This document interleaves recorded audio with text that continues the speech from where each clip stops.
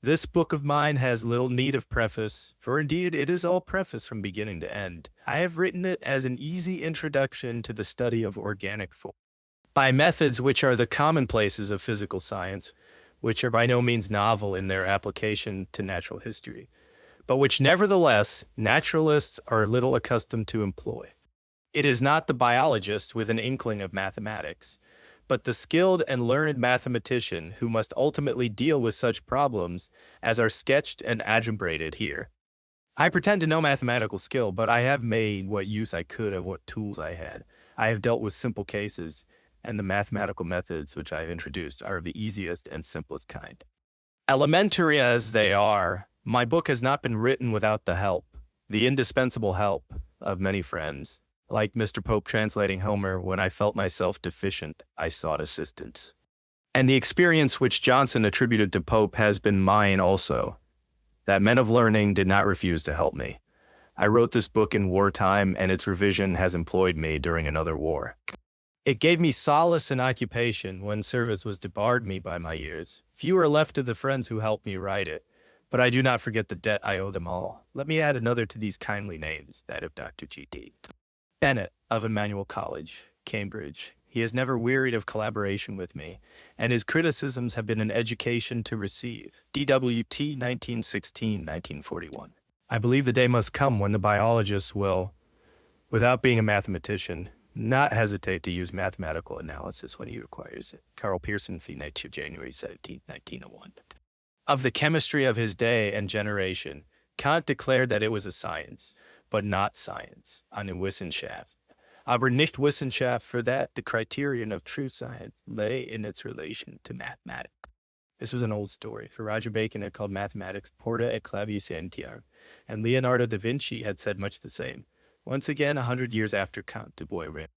Profound student of the many sciences on which physiology is based, recalled the old saying, and declared that chemistry would only reach the rank of science in the high and strict sense.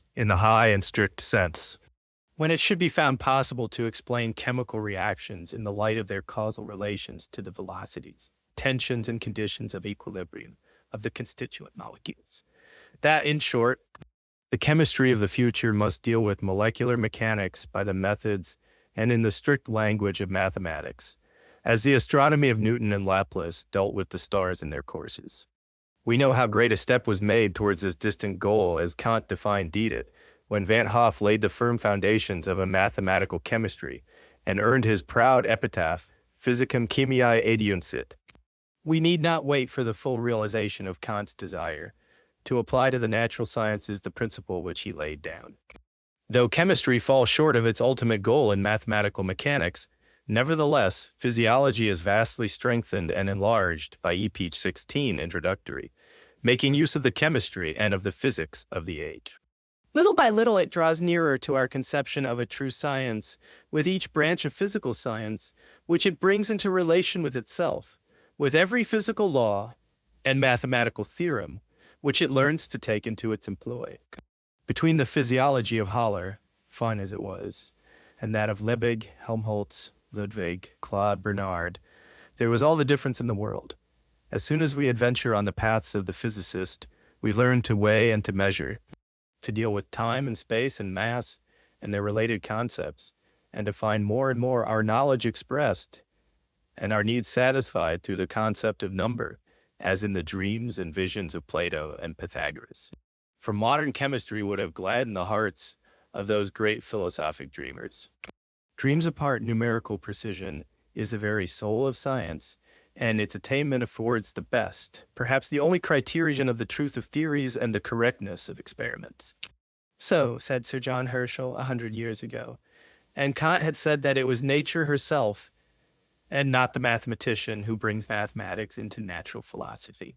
But the zoologist or morphologist has been slow, where the physiologist has long been eager to invoke the aid of the physical or mathematical sciences. And the reasons for this difference lie deep and are partly rooted in old tradition and partly in the diverse minds and temperaments of men. To treat the living body as a mechanism was repugnant and seemed even ludicrous to Pascal, and Goethe, lover of nature as he was, ruled mathematics out of place in natural history. Even now, the zoologist has scarce begun to dream of defining mathematical language, even the simplest organic forms.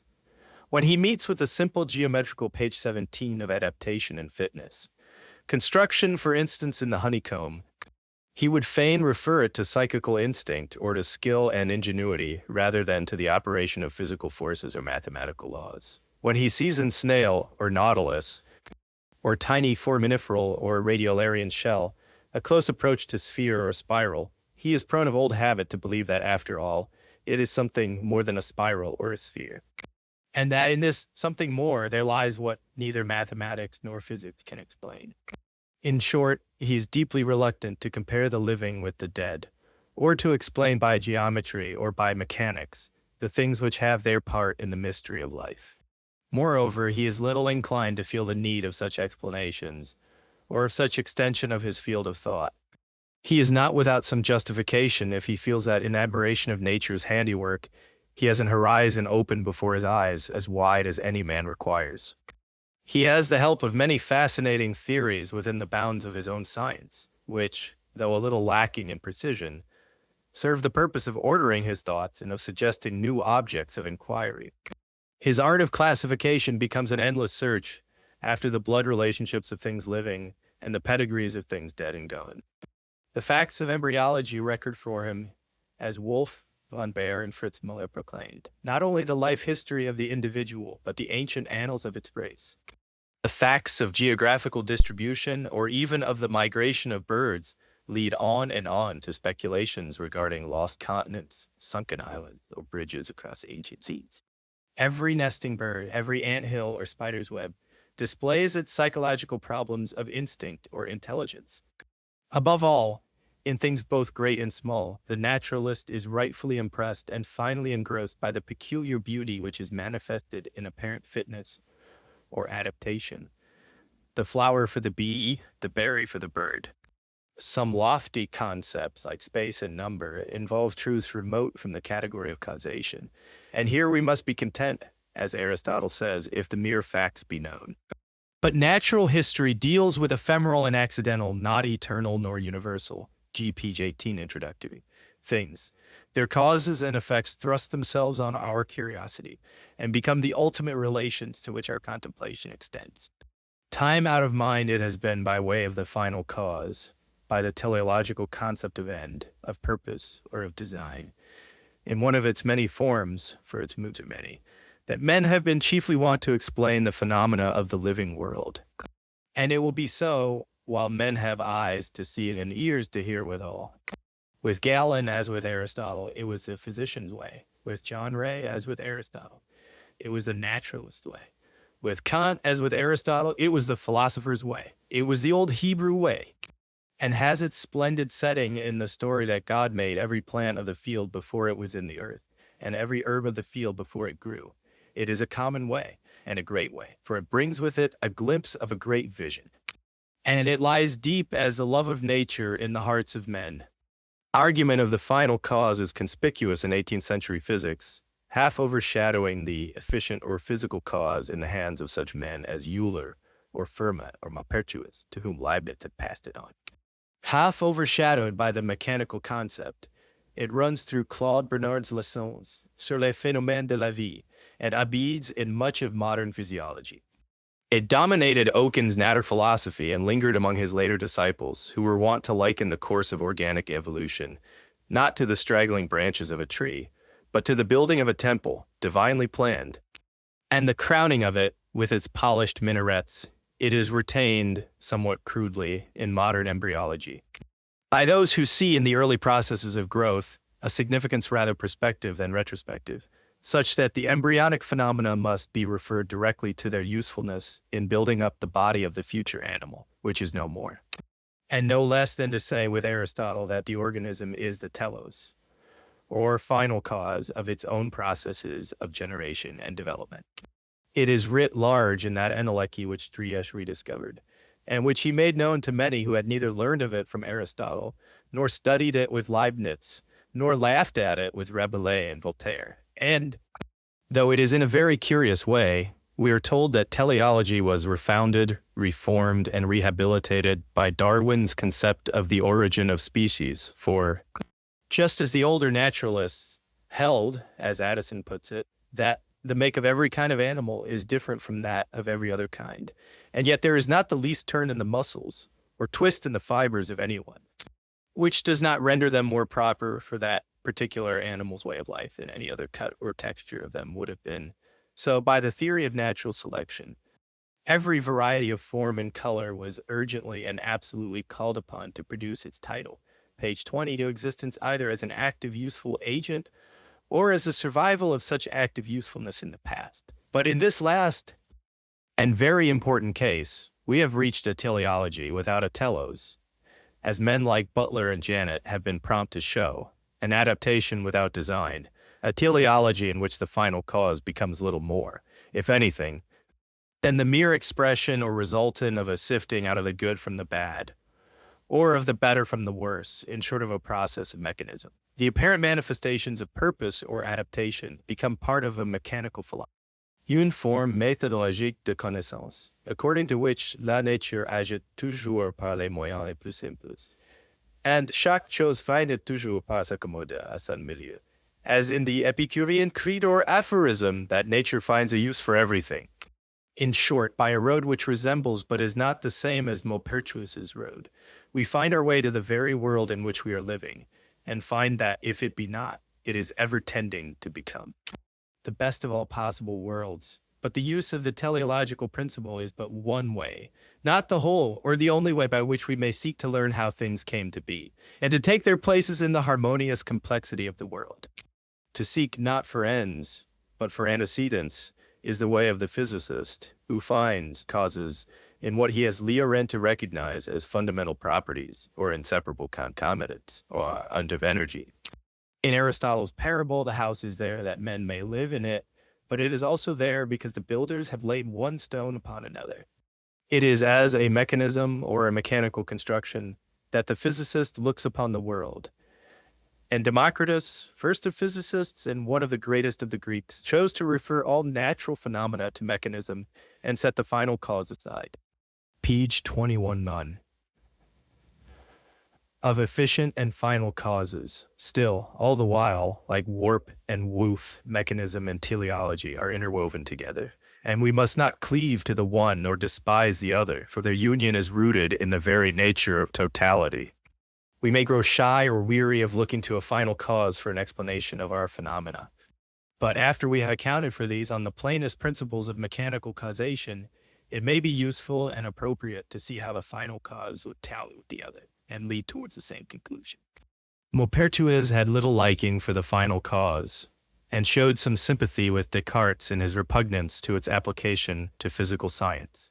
But he found at last, taking the final and the efficient causes one with another, that la harmonie de ces deux attributs est si parfaite que sans doute tous les effets de la nature se pourront et déduire de chacun pris séparément. Une mécanique aveugle est nécessaire sous les desseins de la plus éclairée et la plus libre. Boileau, the father of chemistry, wrote in his latter years a disquisition about the final causes of natural things, wherein it is inquired whether and, if at all, with what cautions a naturalist should admit them. He found that all consideration of final cause is not to be banished from natural philosophy, but on the other hand, that the naturalist who would deserve that name must not let the search and knowledge of final causes make him neglect the industrious indagation of efficient. In our own day, the philosopher neither minimizes nor unduly magnifies the mechanical aspect of the cosmos, nor need the naturalist either exaggerate or belittle the mechanical phenomena, which are profoundly associated with life and inseparable from our understanding of growth and form. When philosophy bids us hearken and obey the lessons both of mechanical and of teleological interpretation, the precept is hard to follow, so that oftentimes it has come to pass, just as in Bacon's day, that a leaning to the side of the final cause hath intercepted the severe and diligent inquiry of all real and physical causes, and has brought it about that the search of the physical cause hath been neglected and passed in silence. So long and so far as fortuitous variation and the survival of the fittest remain ingrained as fundamental and satisfactory hypotheses in the philosophy of biology, so long will these satisfactory and specious causes tend to stay severe and diligent inquiry, to the greater rest and prejudice of future discovery. Long before the great Lord Keeper wrote these words, Roger Bacon had shown how easy it is, and how vain to survey the operations of nature, and idly refer her wondrous works to chance or accident, or to the immediate interposition of God of it, the difficulties which surround the concept of ultimate or real causation. In Bacon's or Newton's sense of the word, the insuperable difficulty of giving any just and tenable account of the relation of cause and effect from the empirical point of view need scarcely hinder us in our physical inquiry. As students of mathematical and experimental physics, we are content to deal with those antecedents, or concomitants, of our phenomena without which the phenomenon does not occur, with causes, in short, which aliae ex alias, aptate necessitate nexe, are no more and no less than conditions sine qua non. Our purpose is still adequately fulfilled inasmuch as we are still enabled to correlate and to equate our particular phenomena with more and more of the physical phenomena around, and so to weave a web of connection and interdependence which shall serve our turn, though the metaphysician withhold from that interdependence the title of causality JD. We come in touch. The reader will understand that I speak, not of the severe and diligent inquiry of variation or fortuity, but merely of the easy assumption that these phenomena are a sufficient basis on which to rest. With the all-powerful help of natural selection, a theory of definite and progressive evolution, FAP tert. Ideo mirabilis actiones naturae quae tota defiunt, in nobis et in rebus coram oculis nostris non percipimus, sed estimamus es Fourier's phrase. In his Theory de la Chaleur, with which Thompson and Tate prefaced their treatise on natural philosophy, Les causes primordiales na page 23 of ultimate causation, with what the schoolmen called a ratio cognoscendi, though the true ratio efficiendi is still enwrapped in many mysteries, and so handled, the quest of physical causes merges with another great Aristotelian theme, the search for relations between things apparently disconnected and for similitude in things to common view unlike. Newton did not show the cause of the apple falling, but he showed a similitude, the more to increase our wonder with an apple, between the apple and the stars. By doing so, he turned old facts into new knowledge, and was well content if he could bring diverse phenomena under 2 or 3 principles of motion, even though the causes of these principles were not yet discovered. Moreover, the naturalist and the physicist will continue to speak of causes just as of old, though it may be with some mental reservations. For as a French philosopher said in a kindred difficulty, "C'est sans la manière de s'exprimer. Et si elles sont interdites, il faut renoncer à parler de ces choses." The search for differences or fundamental contrast between the phenomena of organic and inorganic, of animate and inanimate things, has occupied many men's minds, while the search for community of principles or essential similitudes has been pursued by few. And the contrasts are apt to loom too large, great though they may be. M. Dunan, discussing the problème de la vie in an essay which Bergson greatly commends, declares that les lois physico-chimiques sont aveugles et brutales. Là où elles règnent sous, au lieu d'un ordre et d'un concert, il ne peut y avoir qu'une cohérence et chaos. But the physicist proclaims aloud that the physical phenomena which meet us by the way have their forms not less beautiful and scarce less varied than those which move us to admire. Page 2410, introductory sheet. Keon among living things.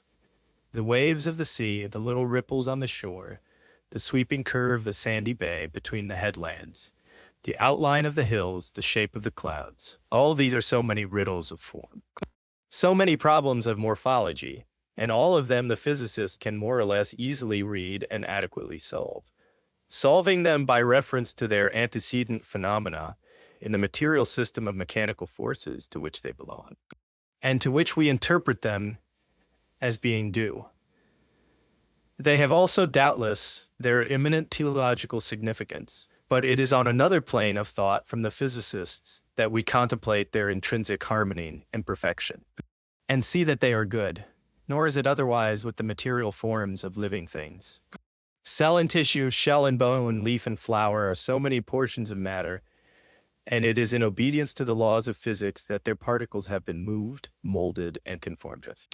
They are no exception to the rule that QL is IEI. Their problems of form are in the first instance mathematical problems. Their problems of growth are essentially physical problems. And the morphologist is, ipso facto, a student of physical science. He may learn from that comprehensive science. As the physiologists have not failed to do, the point of view from which her problems are approached, the quantitative methods by which they are attacked, and the wholesome restraints under which all her work is done, he may come to realize that there is no branch of mathematics, however abstract, which may not someday be applied to phenomena of the real. What I understand by holism is what the Greeks called apphuvia.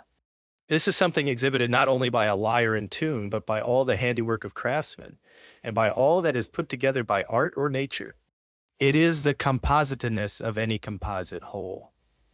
And like the cognate terms KPCs or RVDAs, implies a balance or attunement.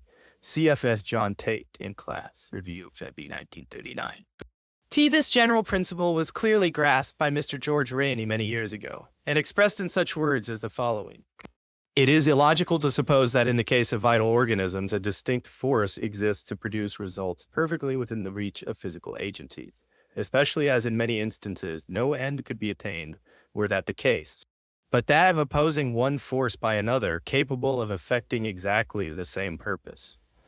On artificial calculi, QJMS trans micro SKSA KVR P49 18.58 TF also Helmholtz in Fritz P9. Mr. George Rainey, a man of learning and originality, was demonstrator of anatomy at St. Thomas's. He followed that modest calling to a great age, and is remembered by a few old pupils with peculiar affection. Page 25 of Evolution and Entropy. He may even find a certain analogy between the slow, reluctant extension of physical laws to vital phenomena and the slow, triumphant demonstration by Tycho Brahe, Copernicus, Galileo, and Newton, all in opposition to the Aristotelian cosmogony, that the heavens are formed of like substance with the earth, and that the movements of both are subject to the selfsame laws.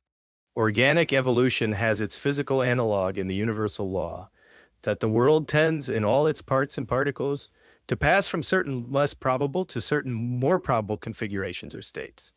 This is the second law of thermodynamics.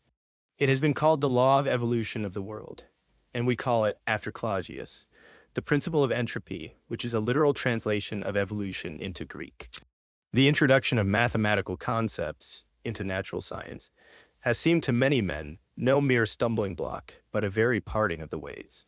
Bichat was a man of genius, who did immense service to philosophical anatomy, but like Pascal, he utterly refused to bring physics or mathematics into biology.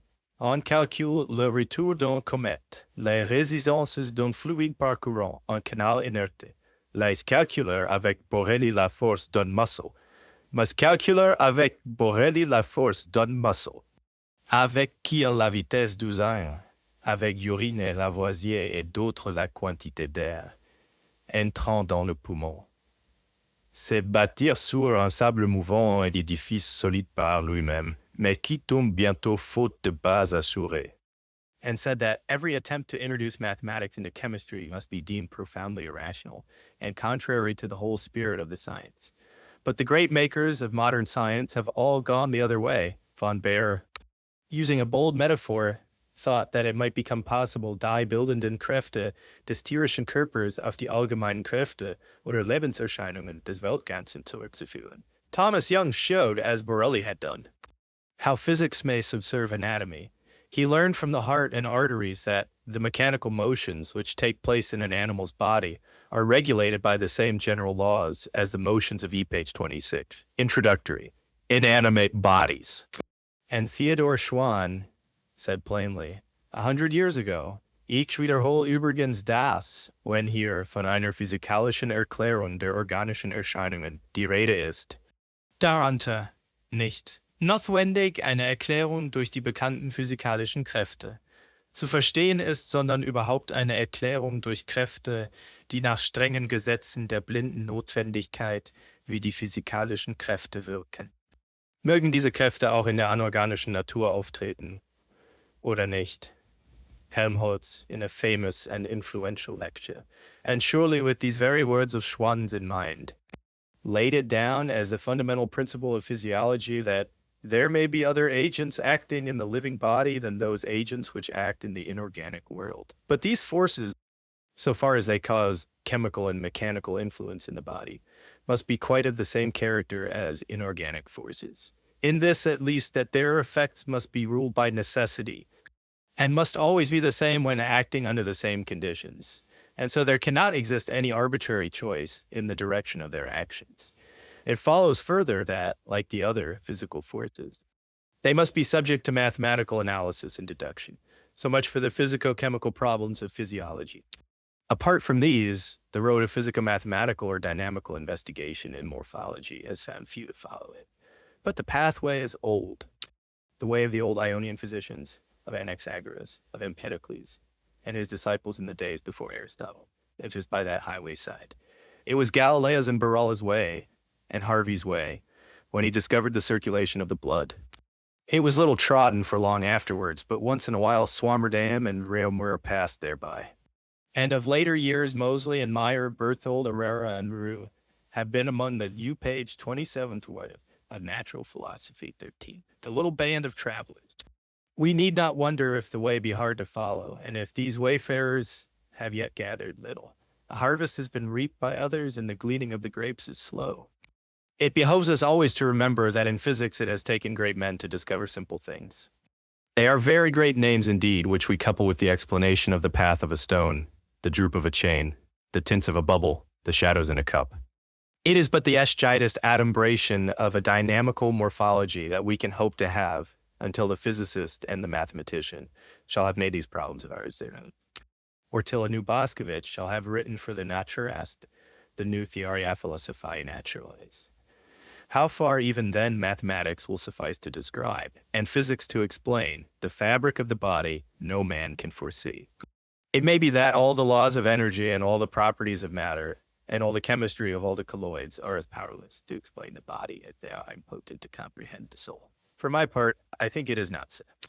Of how it is that the soul informs the body, physical science teaches me nothing, and that living matter influences and is influenced by mind is a mystery without a clue. Consciousness is not explained to my comprehension by all the nerve paths and neurons of the physiologist. Nor do I ask of physics how goodness shines in one man's face, and evil betrays itself in another. But of the construction and growth and working of the body, as of all else that is of the earthy physical science is, in my humble opinion, our only teacher and guide. Often it happens that our physical knowledge is inadequate to explain the mechanical working of the organism. The phenomena are superlatively complex, the procedure is involved and entangled, and the investigation has occupied but a few short lives of men.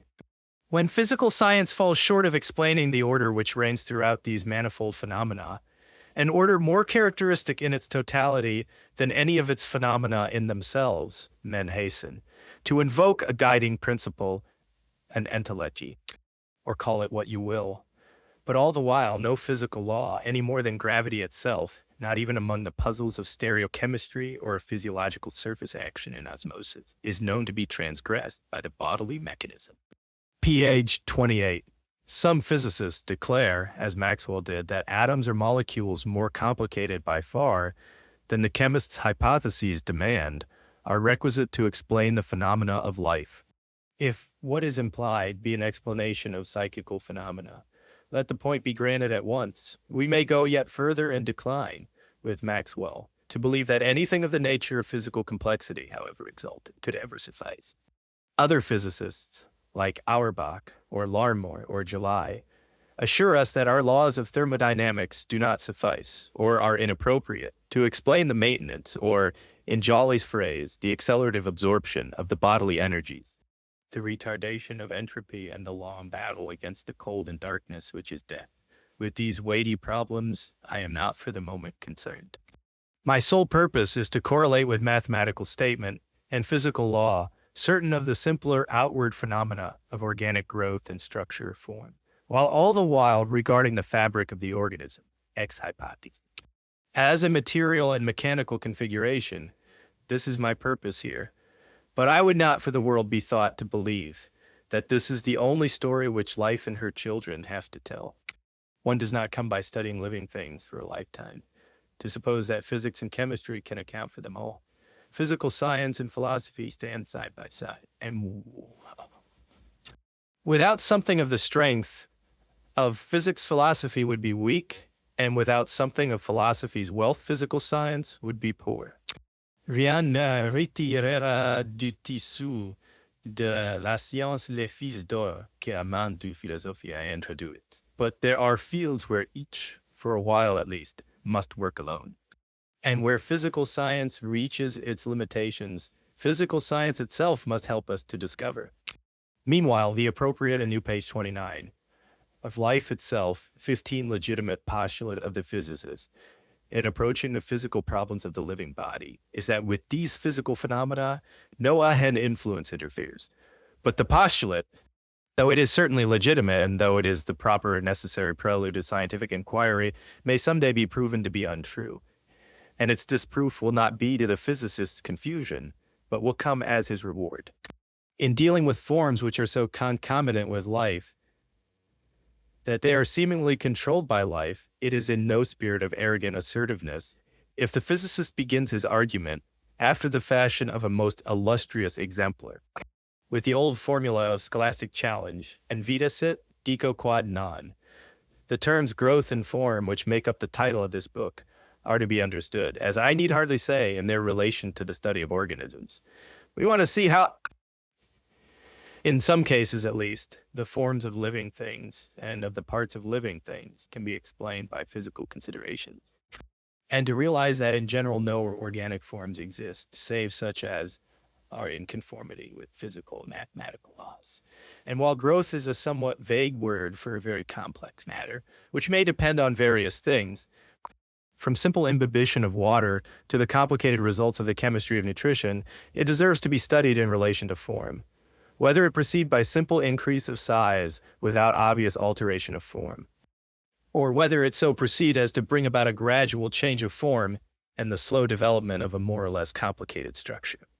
In the Newtonian language of elementary physics, force is recognized by its action in producing or in changing motion, or in preventing change of motion, or in maintaining rest.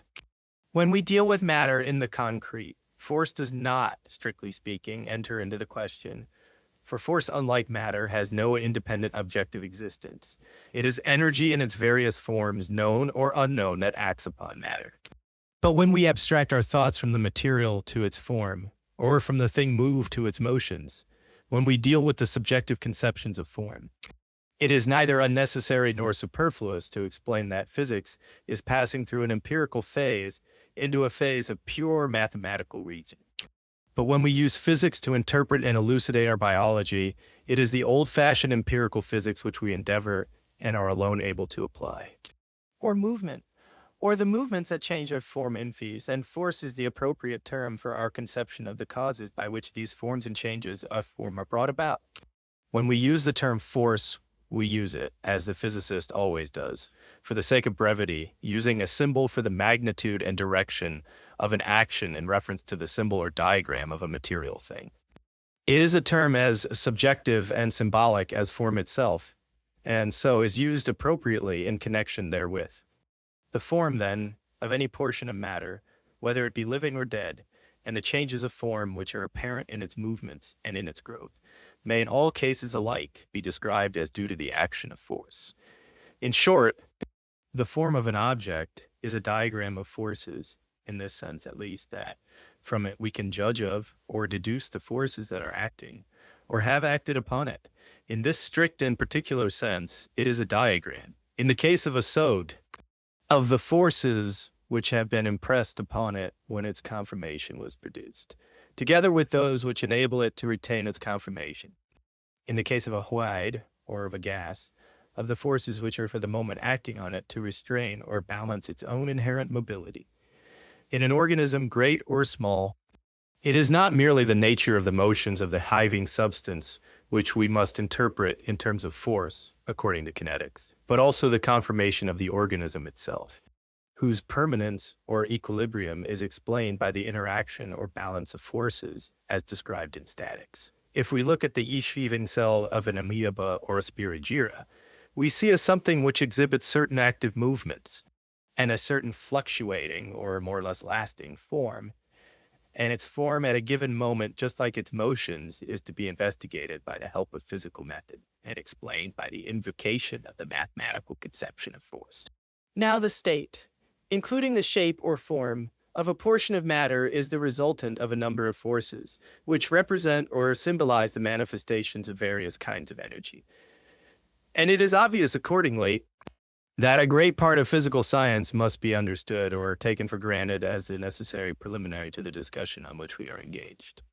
But we may at least try to indicate, very briefly, the nature of the principal forces and the new page 31.1 of matter and energy, principal properties of matter with which our subject obliges us to deal. Let us imagine, for instance, the case of a so-called simple organism such as amoeba, and if our short list of its physical properties and conditions be helpful to our further discussion, we need not consider how far it be complete or adequate from the wider physical point of view.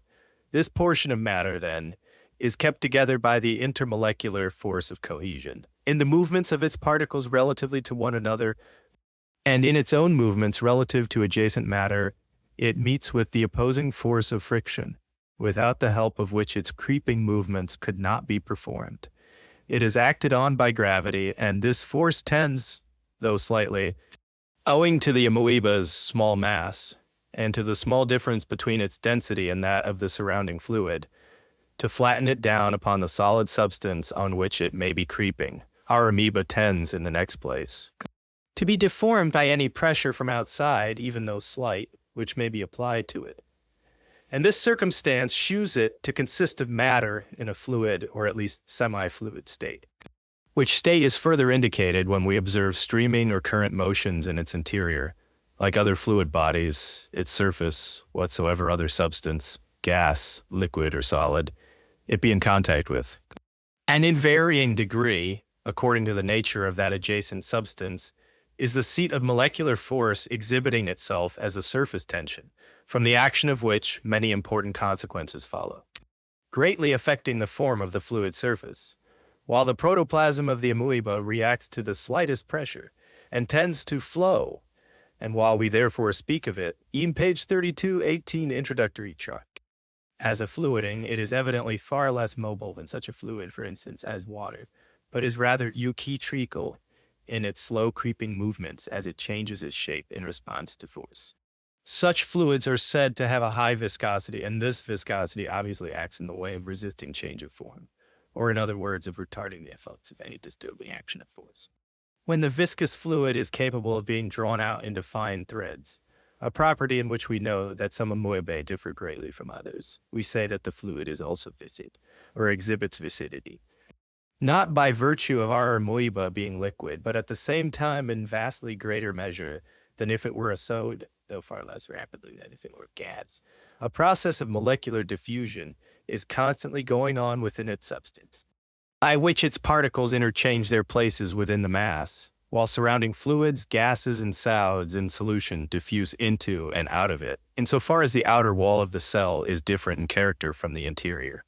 Whether it be a mere pellicle, as in amoeba, or a firm cell wall, as in protococcus, the diffusion which takes place throughout this wall is sometimes distinguished under the term osmosis. Within the cell, chemical forces are at work, and so also in all permeability, to judge by analogy, are electrical forces. And the organism reacts also to forces from without that have their origin in chemical, electrical, and thermal influences. The processes of diffusion and of chemical activity within the cell result by the drawing in of water, salts, and food material with or without chemical transformation into protoplasm in growth. And this complex phenomenon we shall usually, without discussing its nature and origin, describe and picture as a force. Indeed, We shall manifestly be inclined to use the term growth in two senses, just indeed as we do in the case of attraction or gravitation, on the one hand as a process, and on the other as a force. In the attractions or repulsions of the parts of the dividing nucleus, and in the karyokinetic figures which appear in connection with it, we seem to see in operation forces and the effects of forces which have. To say the eye, one of the first statements which Dujardin made about protoplasm, or as he called it, sarcode, was that it was not a fluid, and he relied greatly on this fact to show that it was a living or an organized structure. Page 33, 2, of vital phenomena, least of it, a close analogy with known physical phenomena, and to this matter we shall presently return. But though they resemble known physical phenomena, their nature is still the subject of much Dubietian discussion, and neither the forms produced nor the forces at work can yet be satisfactorily and simply explained. We may readily admit, then, that besides phenomena which are obviously physical in their nature, there are actions visible as well as invisible taking place within living cells which our knowledge does not permit us to ascribe with certainty to any known physical force. And it may or may not be that these phenomena will yield in time to the methods of physical investigation. Whether they do or no, it is plain that we have no clear rule or guidance as to what is vital and what is not. The whole assemblage of so-called vital phenomena, or properties of the organism, cannot be clearly classified into those that are physical in origin and those that are sui generis and peculiar to living things. All we can do, meanwhile, is to analyze bit by bit those parts of the whole to which the ordinary laws of the physical forces more or less obviously and clearly and indubitably apply. But even the ordinary laws of the physical forces are by no means simple and plain. In the winding up of a clock, so Kelvin once said, and in the properties of matter which it involves, there is enough and more than enough of mystery for our limited understanding. The watchspring is much farther beyond our understanding than a gaseous nebula. So said Saint Bonaventure, si per multos annos viveres, adhuc naturam unius festucae, sumus caeso minime criture de mundo ad plenum cognoscere. Without discouragement, that science is plutôt destinée à étudier quoi connaître, à chercher quoi trouver la vérité. Morphology is not only a study of material things and of the forms of material things, but has its dynamical aspect, under which we deal with the interpretation, in terms of force, of the operations of energy. And here it is well worthwhile to remark that, in dealing page 34, with the facts of embryology of the phenomena of inheritance, the common language of the books seems to deal too much with the material elements concerned, as the causes of development, of variation, or of hereditary transmission. Matter as such produces nothing, changes nothing, does nothing. And however convenient it may afterwards be to abbreviate our nomenclature and our descriptions, we must most carefully realize in the outset that the spermatozoon, the nucleus, the chromosomes, or the germ plasma can never act as matter alone, but only as seats of energy and as centers of force. And this is but an adaptation in the light, or rather in the conventional symbolism, of modern science, of the old saying of the philosopher, Archgari fusus malantes jules. Since this book was written, some 25 years ago, certain great physico-mathematical concepts have greatly changed. Newtonian mechanics and Newtonian concepts of space and time are found unsuitable, even untenable or invalid, for the all but infinitely great and the all but infinitely small.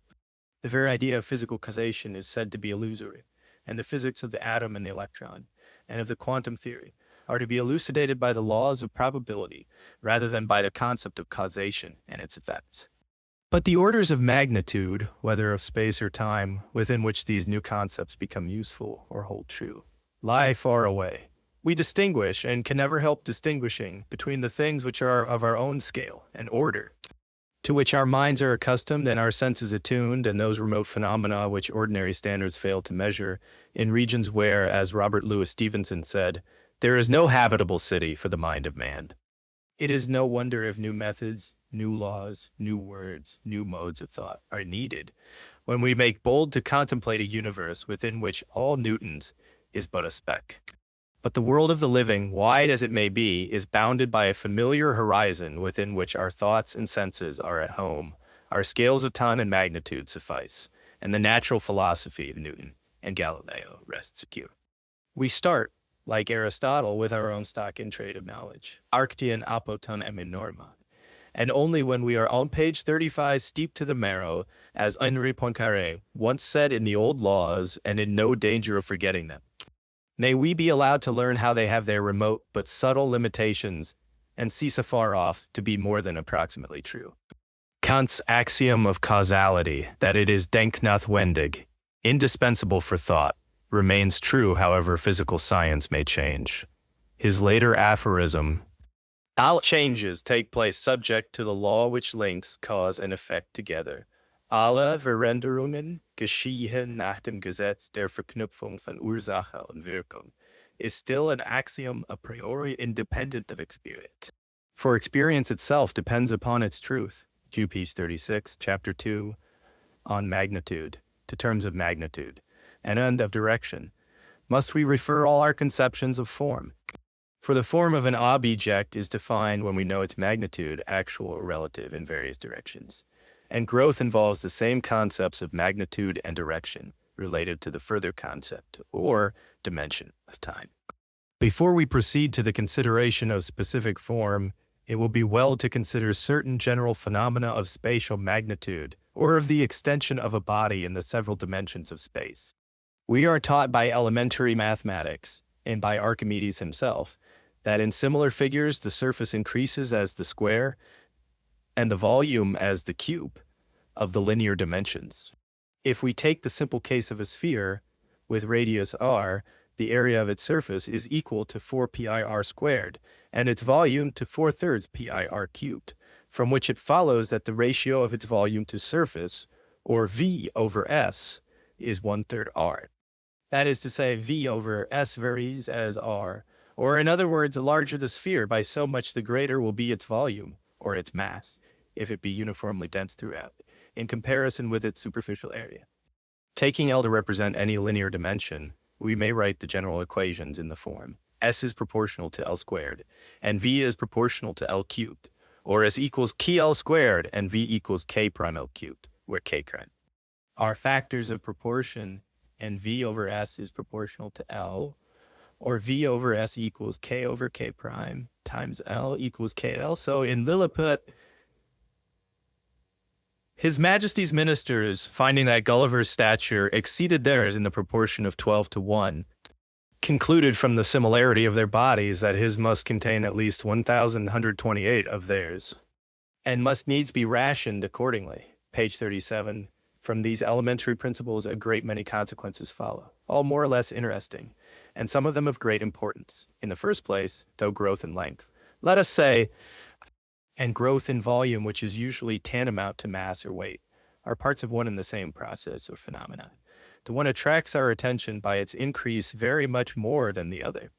For instance, a fish, in doubling its length, multiplies its weight no less than 8 times, and it all but doubles its weight in growing from 4 inches long to 5. We see that and understanding of the correlation between length and weight in any particular species animal. In other words, a determination of K in the formula or equals K times L cubed enables us at any time to translate the one magnitude into the other, and so to speak, to weigh the animal with a measuring rod. This, however, being always subject to the condition that the animal shall in no way have altered its form, nor its specific gravity. That its specific gravity or density should materially or rapidly alter is not very likely. But as long as growth lasts, changes of form, even though inappreciable to the eye, are apt and likely to occur. Now weighing is a far easier and far more accurate operation than measuring, and the measurements which would reveal slight and otherwise imperceptible changes in the form of a fish, slight relative differences between length, breadth, and depth, for instance, would need to be very delicate indeed.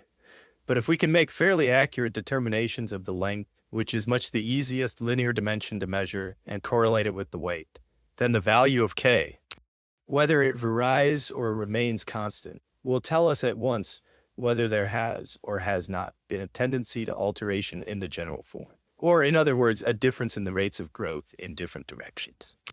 To this subject we shall return when we come to consider more particularly the phenomenon of rate of growth. G. page 38, on magnitude. We are accustomed to think of magnitude as a purely relative matter. We call a thing big or little with reference to what it is want to be, as when we speak of a small elephant or a large rat. And we are apt accordingly to suppose that size makes no other or more essential difference, and that Lilliput and Brobdingnag are all alike, according as we look at them through one end of the glass or the other. Gulliver himself declared in Brobdingnag that undoubtedly philosophers are in the right when they tell us that nothing is great and little otherwise than by comparison. And Oliver Heaviside used to say in like manner that there is no absolute scale of size in the universe, for it is boundless towards the great and also boundless towards the small. It is of the very essence of the Newtonian philosophy that we should be able to extend our concepts and deductions from the one extreme of magnitude to the other. And Sir John Herschel said that the student must lay his account to finding the distinction of great and little altogether annihilated in nature. All this is true of number and of relative magnitude. The universe has its endless gamut of great and small, of near and far, of many and few. Nevertheless, in physical science, the scale of absolute magnitude becomes a very real and important thing. And a new and deeper interest arises out of the changing ratio of dimensions when we come to consider the inevitable changes of physical relations with which it is bound up. The effect of scale depends not on a thing in itself, but in relation to its whole environment or milieu. It is in conformity with the thing's place in nature, its field of action and reaction in the universe. Everywhere nature works true to scale, and everything has its proper size accordingly. Men and trees, birds and fishes, stars and star systems have their appropriate dimensions and their more or less narrow range of absolute magnitudes. The scale of human observation and experience lies within the narrow bounds of inches, feet, or miles, all measured in terms drawn from our own selves or our own doings. Scales which include light years, parsecs, angstrom units, or atomic in page 39, the effect of scale, and subatomic magnitudes belong to other orders of things and other principles of cognition. A common effect of scale is due to the fact that of the physical forces, some act either directly at the surface of a body or otherwise in proportion to its surface or area, while others, and above all gravity, act on all particles, internal and external alike, and exert a force which is proportional to the mass, and so usually to the volume of the body. A simple case is that of two similar weights hung by two similar wires. The forces exerted by the weights are proportional to their masses, and these to their volumes, and so to the cubes of the several linear dimensions, including the diameters of the wires. But the areas of cross-section of the wires are as the squares of the said linear dimensions. Therefore, the stresses in the wires per unit area are not identical, but increase in the ratio of the linear dimensions. And the larger the structure, the more severe the strain becomes. Force over area is proportional to L cubed over L squared, which is proportional to L. And the less the wires are capable of supporting it. It often happens that of the forces in action in a system, some vary as one power and some as another of the masses, distances, or other magnitudes involved. The dimensions remain the same in our equations of equilibrium, but the relative values alter with the scale. This is known as the principle of similitude or of dynamical similarity, and its consequences are of great importance. In a handful of matter cohesion, capillarity, chemical affinity, electric charge are all potent. Across the solar system, gravitation rules supreme. In the mysterious region of the nebulae, it may haply be that gravitation grows negligible. To come back to homelier things, the strength of an iron girder obviously varies with the cross-section of its members, and each cross-section varies as the square of a linear dimension. But the weight of the whole structure varies as the cube of its linear dimen. Page 40, it follows at once that if we build two bridges geometrically similar, the larger is the weaker of the two, and is so in the ratio of their linear dimensions. It was elementary engineering experience such as this that led Herbert Spencer to apply the principle of similitude to biology. Dology. But here, before we go further, let us take careful note that increased weakness is no necessary concomitant of increasing size. There are exceptions to the rule in those exceptional cases where we have to deal only with forces which vary merely with the area on which they impinge. If in a big and a little ship, two similar masts carry two similar sails, the two sails will be similarly strained and equally stressed at homologous places, and alike suitable for resisting the force of the same wind. Two similar umbrellas, however differing in size, will serve alike in the same weather, and the expanse, though not the lever age, of a bird's wing may be enlarged with little alteration. The principle of similitude had been admirably applied in a few clear instances by Lesage, a celebrated 18th century physician, in an unfinished and unpublished work. Lesage argued, for example, that the larger ratio of surface to mass in a small animal would lead to excessive transpiration, were the skin as porous as our own, and that we may thus account for the hardened or thickened skins of insects and many other small terrestrial animals. Again, since the weight of a fruit increases as the cube of its linear dimensions, while the strength of the stalk increases as the square, it follows that the stalk must needs grow out of apparent due proportion to the fruit.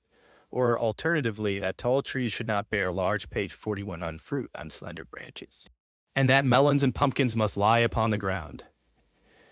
And yet again that in quadrupeds, a large head must be supported on a neck which is either excessively thick and strong like a bull's, or very short like an elephant's. But it was Galileo who, well nigh 300 years ago, had first laid down this general principle of similitude.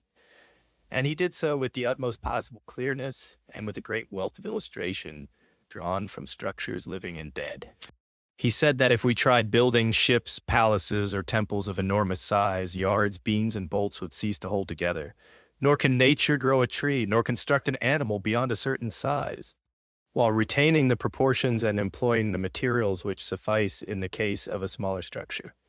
The thing will fall to pieces of its own weight unless we either change its relative proportions, which will at length cause it to become clumsy, monstrous, and inefficient, or else we must find new material, harder and stronger than was used before.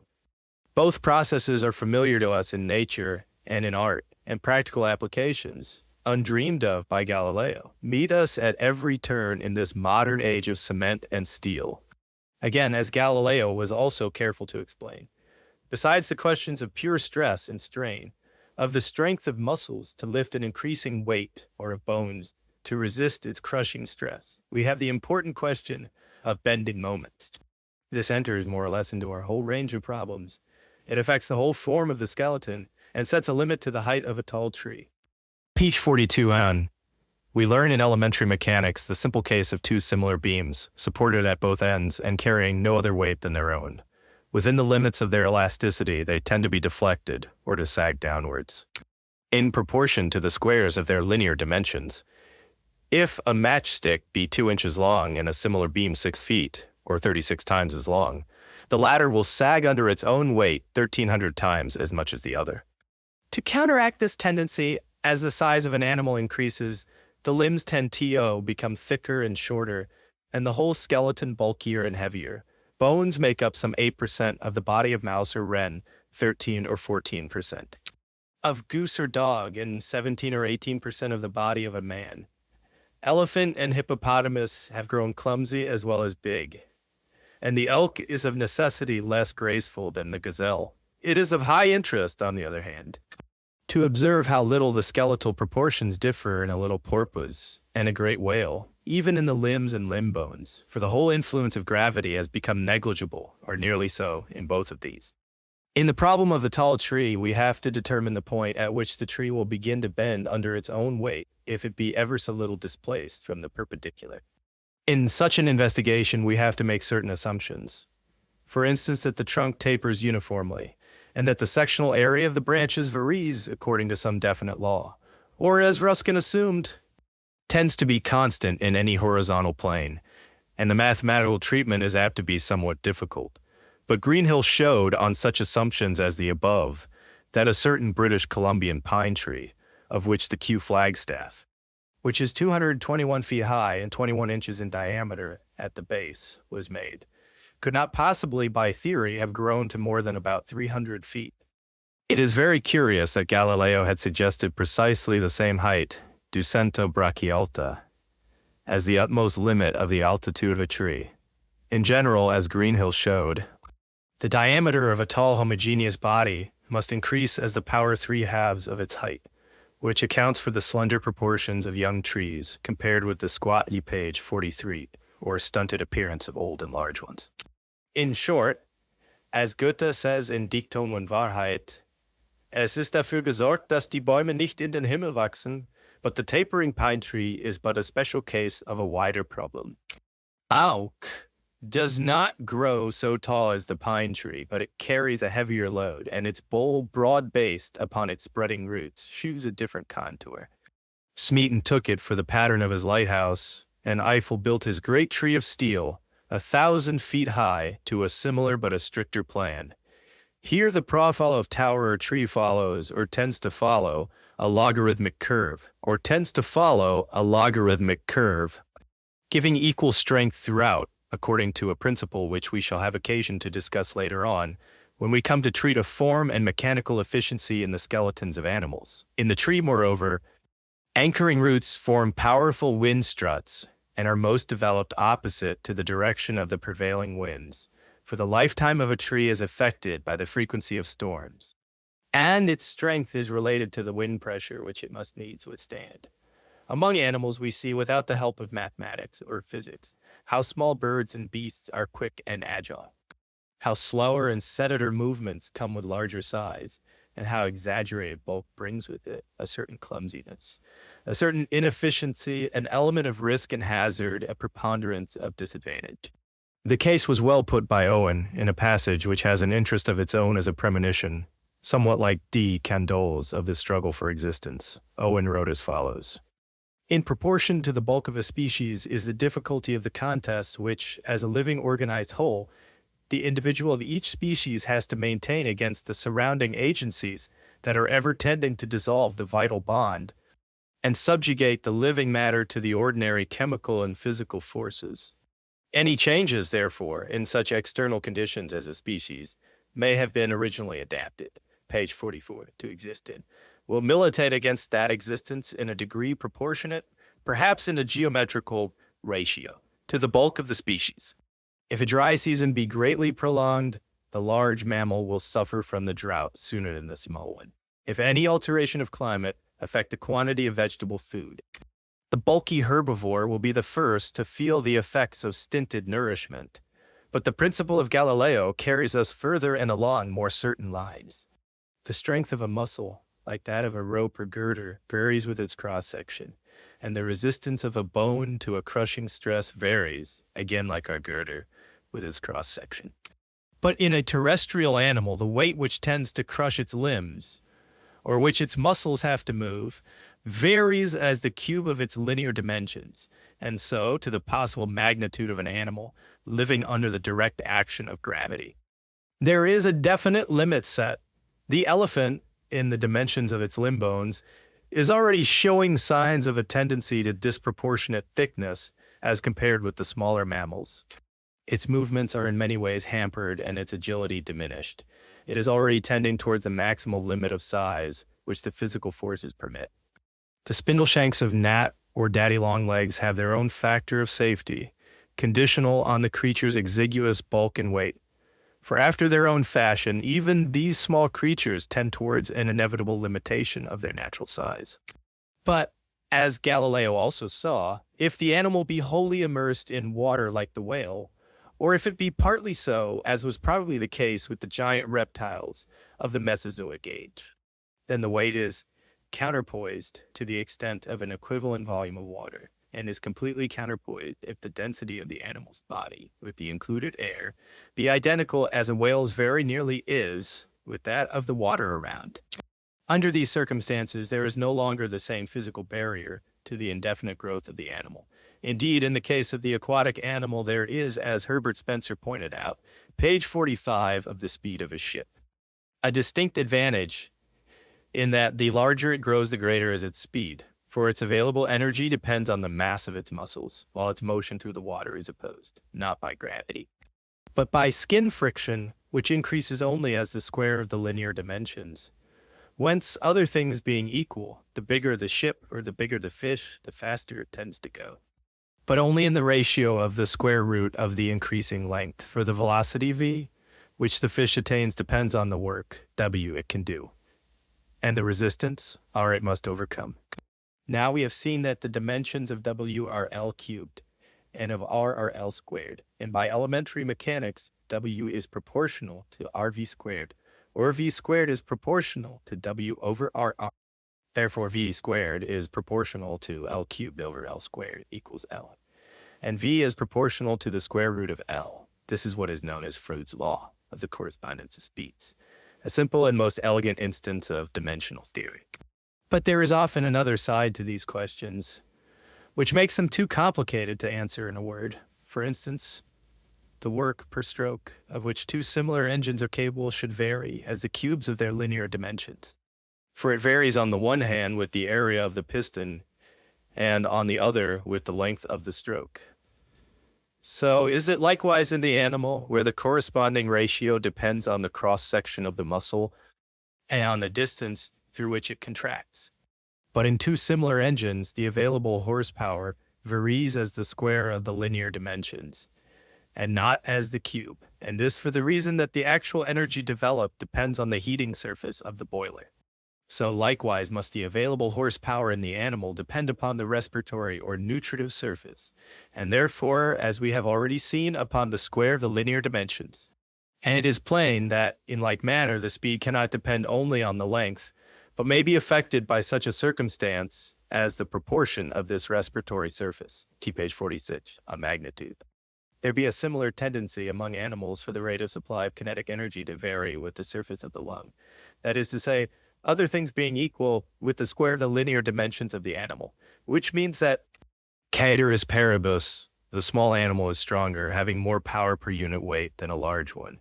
We may, of course, departing from the condition of similarity, increase the heating surface of the boiler by means of an internal system of tubes, without increasing its outward dimensions, and in this very way nature increases the respiratory surface of a lung by a complex system of branching tubes and minute air cells. But nevertheless, in two similar and closely related animals, as also in two steam engines of the same make, the law is bound to hold that the rate of working tends to vary with the square of the linear dimensions, according to Freud's law of steamship comparison. Built for speed, the difficulty is got over by increasing the size and number of the boilers, till the ratio between boiler room and engine room is far beyond what is required in an ordinary small vessel. But though we find lung space increased among animals where greater rate of working is required, as in general among birds, I do not know that it can be shown to increase, as in the overboiler ship, with the size of the animal, and in a ratio which outstrips that of the other bodily dimensions. If it be the case, then, that the working mechanism of the muscles should be able to exert a force proportionate to the cube of the linear bodily dimensions, page 47 of Freud's law. D. While the respiratory mechanism can only supply a store of energy at a rate proportional to the square of the said dimensions, the singular result ought to follow that, in swimming for instance, the larger fish ought to be able to put on a spurt of speed far in excess of the smaller one, but the distance traveled by the year's end should be very much alike for both of them. And it should also follow that the curve of fatigue is a steeper one, and the staying power less in the smaller than in the larger individual. This is the case in long-distance racing, where neither draws far ahead until the big winner puts on his big spurt at the end, on which is based an aphorism of the turf, that a good big one is better than a good little one. For an analogous reason, wise men know that in the varsity boat race, it is prudent and judicious to bet on the heavier good. Consider again the dynamical problem of the movements of the body and the limbs. The work done, W, in moving a limb whose weight is P over a distance S is measured by PS. P varies as the cube of the linear dimensions, and S, in ordinary locomotion, varies as the linear dimensions, that is to say, as the length of limb. W is proportional to PS proportional to L cubed times L equals L to the fourth. But the work done is limited by the power available, and this varies as the mass of the muscles, or as L cubed. And under this limitation, neither P nor S increase, as they would otherwise tend to do. The limbs grow shorter, relatively, as the animal grows bigger, and spiders, daddy-long-legs, and such like long-limbed creatures attain no great size. let us consider more closely the actual energies of the body. 100 years ago, in Strasbourg, a physiologist and a mathematician were studying the temperature of warm-blooded animals.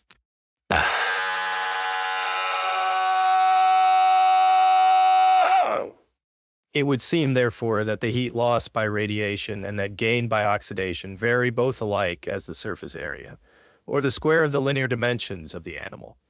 But this result is paradoxical.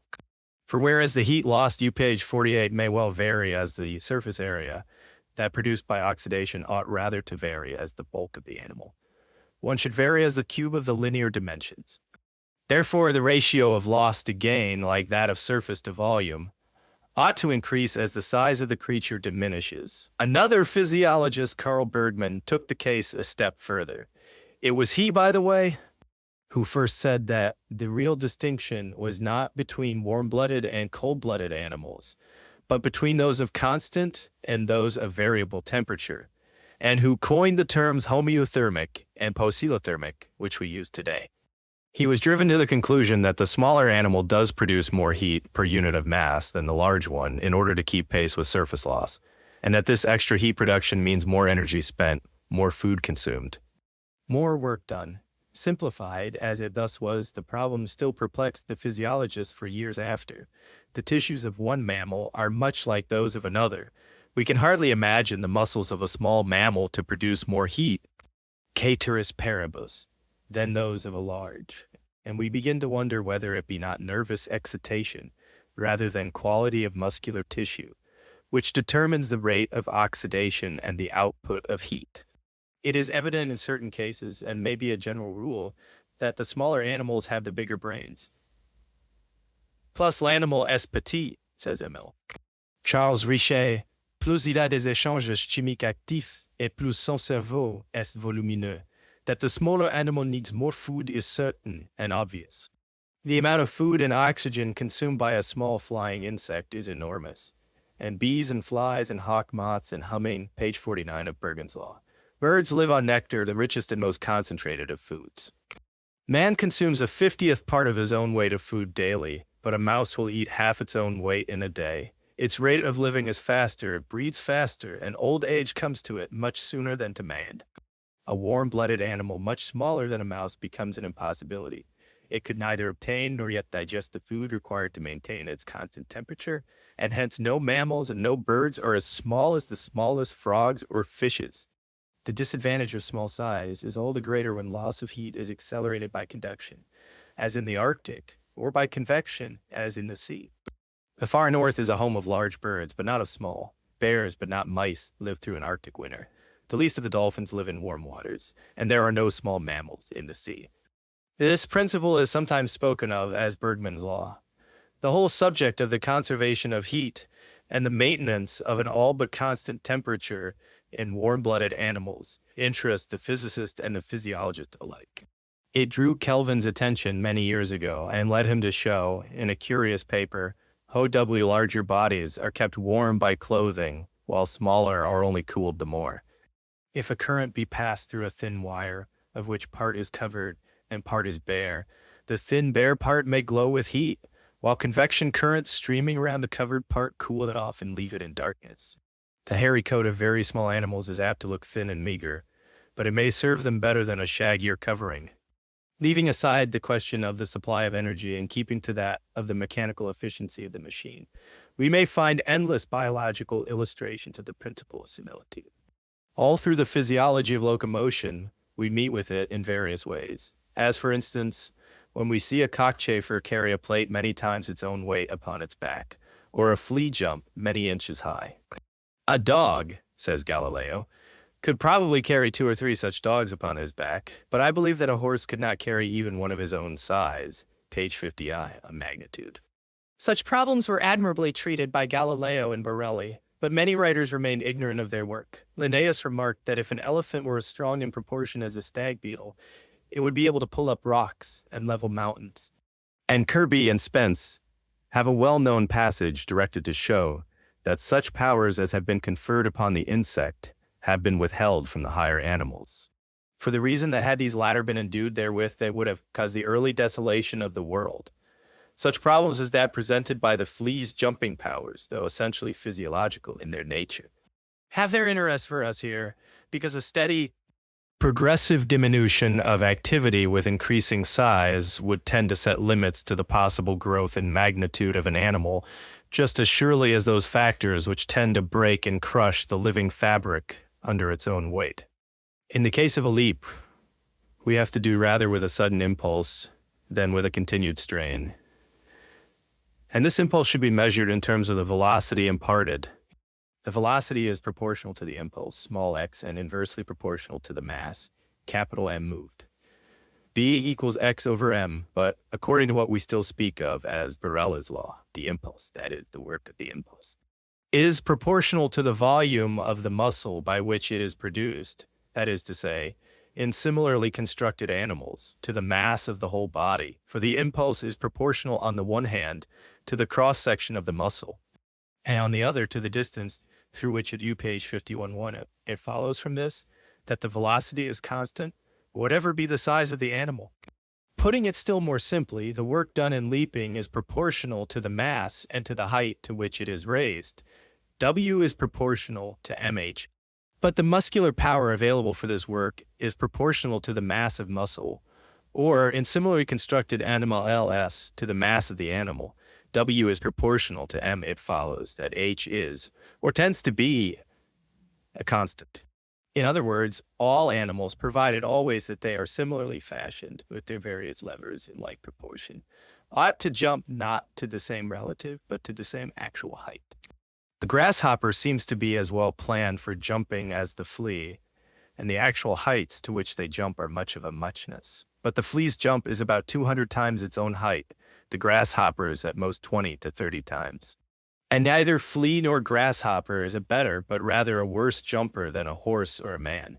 As a matter of fact, Borelli is careful to point out that in the act of leaping, the impulse is not actually instantaneous, like the blow of a hammer, but takes some little time, during which the levers are being extended by which the animal is being propelled forwards. And this interval of time will be longer in the case of the longer levers of the larger animal. To some extent, then, this principle acts as a corrective to the more general one, and tends to leave a certain balance of advantage in regard to leaping power on the side of the larger animal. But on the other hand, the question of strength of materials comes in once more, and the factors of stress and strain and bending moment make it more and more difficult for nature to endow the larger animal with the length of lever with which she has provided the grasshopper or the flea. To Kirby and Spencer, it seemed that this wonderful strength of insects is doubtless the result of something peculiar in the structure and arrangement of their muscles, and principally their extraordinary, page 52, power of contraction. This hypothesis, which is so easily seen on physical grounds to be unnecessary, has been amply disproved in a series of excellent papers by Felix Plateau. From the impulse of the preceding case, we may pass to the momentum created or destroyed under similar circumstances by a given force acting for a given time. mv equals ft. We know that m is proportional to L cubed and t equals L over v, so that L cubed v equals FL over squared equals F over L squared. But whatsoever force be available, the animal may only exert so much of it as is in proportion to the strength of his own limbs, that is to say, to the cross-section of bone, sinew, and muscle. And all of these cross-sections are proportional to L squared, the square of the linear dimensions. The maximal force, F max, which the animal dare exert is proportional, then to L squared. Therefore, F max over L squared equals constant. And the maximal speed which the animal can safely reach, namely V max equals F max over L, is also constant or independent, ceteris paribus, of the dimensions of the animal. A spurt or effort may be well within the capacity of the animal, but far beyond the margin of safety, as trainer and athlete well know. This margin is a narrow one, whether for athlete or racehorse. Both run a constant risk of overstrain, under which they may pull a muscle, lacerate a tendon, or even break down a bone.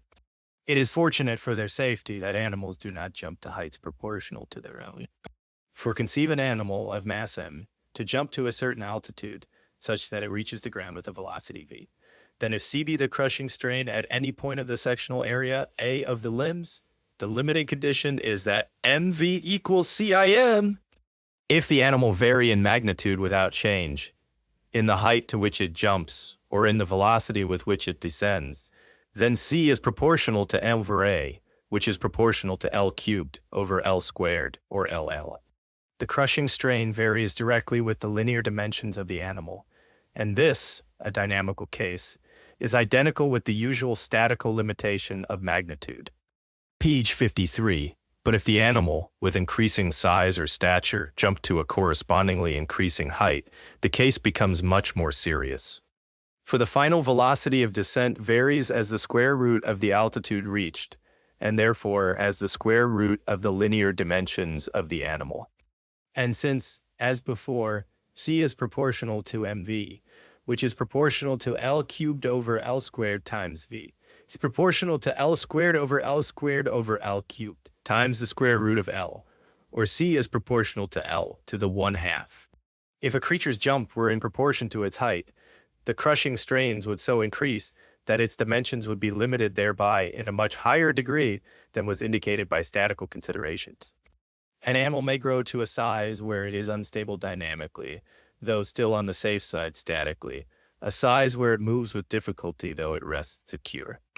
It is by reason of dynamical rather than of statical relations that an elephant is of braver deportment than a mouse. An apparently simple problem, much less simple than it looks, lies in the act of walking, where there will evidently be great economy of work if the legs swing with the help of gravity, that is to say, on. Nevertheless, we may convince ourselves by counting our steps that the leg does actually tend to swing, as a pendulum does, at a certain definite rate. So on the same principle, but to the slower beat of a longer pendulum, the scythe swings smoothly in the mower's hands. To walk quicker, we step out. We cause the leg pendulum to describe a greater arc. But it does not swing or vibrate faster until we shorten the pendulum and begin to run. Now let two similar individuals, A and B, walk in a similar fashion. That is to say, with a similar angle of swing, figure 1. The arc through which the leg swings, or the amplitude of each step, will then vary as the length of leg, say as over B, and so as the height or other linear dimension, L of the man. But the time of swing varies inversely as the square EOP page 54 root of the pendulum length, or square root of a over square root of B. Therefore, the velocity, which is measured by amplitude over time, or over B times square root of B over square root of E, will also vary as the square root of the linear dimensions, which is Froude's law over again. Figure 1, the smaller man, or smaller animal, goes slower than the larger, but only in the ratio of the square roots of their linear dimensions. Whereas if the limbs moved alike, irrespective of the size of the animal, if the limbs of the mouse swung no faster than those of the horse, then the mouse would be as slow in its gait or slower than the tortoise. And Delisle saw a fly walk 3 inches in half a second. This was good steady walking. When we walk 5 miles an hour, we go about 88 inches in a second, or 88 over 6 equals 14.7 times the pace of M. Delisle's fly. We should walk at just about the fly's pace if our stature were 1 over 14.7 squared, or 1 over 216 of our present height, say 72 over 216 inches, or 1/3 of an inch high. Let us note in passing that the number of legs does not matter, any more than the number of wheels to a coach. The centipede runs none the faster for all his 100 legs. But the leg comprises a complicated system of levers, by whose various exercise we obtain very different results. For instance, by being careful to rise upon our instep, we increase the length or amplitude of our stride, and improve our speed very materially. And it is curious to see how nature lengthens this metatarsal joint, or instep lever, in horse and hare and greyhound, in ostrich and in kangaroo, and in every speedy animal. Furthermore, in running, we bend and so shorten the leg in order to accommodate it to a quicker rate of pendulum swing. In short, the jointed structure, page 55 of rate of walking, of the leg permits us to use it as the shortest possible lever while it is swinging, and as the longest possible lever when it is exerting its propulsive force. The bird's case is of peculiar interest. In running, walking, or swimming, we consider the speed which an animal can attain, and the increase of speed which increasing size permits of. But in flight there is a certain necessary speed, a speed relative to the air, which the bird must attain in order to maintain itself aloft, and which must increase as its size increases. It is highly probable, as Lanchester remarks, that Lilienthal met his untimely death in August 1896, not so much from any intrinsic fault in the design or construction of his machine, but simply because his engine fell somewhat short of the power required to give the speed necessary for its stability. 25 years ago, when this book was written, the bird or the aeroplane was thought of as a machine whose sloping wings, held at a given angle and driven horizontally forward, deflect the air downwards and derive support from the upward reaction. In other words, the bird was supposed to communicate to a mass of air a downward momentum equivalent in unit time to its own weight, and to do so by direct and continuous impact. The downward momentum is then proportional to the mass of air thrust downwards, and to the rate at which it is so thrust or driven, the mass being proportional to the wing area and to the speed of the bird, and the rate being again proportional to the flying speed, so that the momentum varies as the square of the bird's linear dimensions and also as the square of its speed. But in order to balance its weight, this momentum must also be proportional to the cube of the bird's linear dimensions. Therefore, the bird's necessary speed, such as enables it to maintain level flight, must be proportional to the square root of its linear dimensions. And the whole work done must be proportional to the power 3 1/2 of the said linear dimensions. The case stands so far as follows: m the mass of air deflected downwards, m the momentum so communicated, w the work done, all in unit time, w the weight, and v the velocity of the. We know that the pendulum theory is not the whole story, but only an important first approximation to a complex phenomenon. Page 56, bird, L, a linear dimension, the form of the bird being supposed constant, m equals w equals L cubed, but m equals mv squared v, therefore m equals L squared v squared equals L cubed, and therefore v equals the square root of L, and w equals mv equals L to the 3/2. The gist of the matter is, or seems to be, that the work which can be done varies with the available weight of muscle, that is to say, with the mass of the bird, but the work which has to be done varies with mass and distance. So the larger the bird grows, the greater the disadvantage under which all its work is done. The disproportion does not seem very great at first sight, but it is quite enough to tell. It is as much as to say that every time we double the linear dimensions of the bird, the difficulty of flight, or the work which must needs be done in order to fly, is increased in the ratio of 2 cubed to 2 to the 3/2, or 1 to the square root of 2, or say 1 to 1.4. If we take the ostrich to exceed the sparrow in linear dimensions as 25 to 1, which seems well within the mark, the ratio would be that between 25 to the 3/2 and 25 cubed, or between 5 to the 7th and 5 to the 6th. In other words, flight would be 5 times more difficult for the larger than for the smaller bird. But this whole explanation is doubly inadequate. For one thing, it takes no account of gliding flight, in which energy is drawn from the wind, and neither muscular power nor engine power are employed. And we see that the larger birds, vulture, albatross, or solan goose, depend on gliding more and more. Secondly, the old simple account of the impact of the wing upon the air, and the manner in which a downward momentum is communicated and support obtained, is now known to be both inadequate and aerodynamics. For the science of flight, or aerodynamics, has grown out of the older science of hydrodynamics. Both deal with the special properties of a fluid, whether water or air, and in our case to be content to think of the air as a body of mass m, to which a velocity v is imparted, is to neglect all its fluid properties, how the page 57 of flight, fish or the dolphin swims, and how the bird flies are up to a certain point analogous problems, and streamlining plays an essential part in both. But the bird is much heavier than the air, and the fish has much the same density as the water, so that the problem of keeping afloat or aloft is negligible in the one, and all important in the other. Furthermore, the one fluid is highly compressible, and the other, to all intents and purposes, incompressible. And it is this very difference which the bird, the aeroplane, takes special advantage of, and which helps or even enables it to fly. It remains as true as ever that a bird, in order to counteract gravity, must cause air to move downward, and obtains an upward reaction thereby. But the air displaced downward beneath the wing accounts for a small and varying part, perhaps a third, perhaps a good deal less, of the whole force derived, and the rest is generated above the wing in a less simple way. For, as the air streams past the slightly sloping wing, as smoothly as the streamlined form and polished surface permit, it swirls round the front or leading edge, and then streams swiftly over the upper surface of the wing. While it passes comparatively slowly, checked by the opposing slope of the wing across the lower side. And this is as much as to say that it tends to be compressed below and rarefied above. In other words, that partial vacuum is formed above the wing and follows it wherever it goes, so long as the streamlining of the wing and its angle of incidence are suitable, and so long as the bird travels fast enough through the air. The bird's way is exerting a downward force upon the air, in one way just as in the other.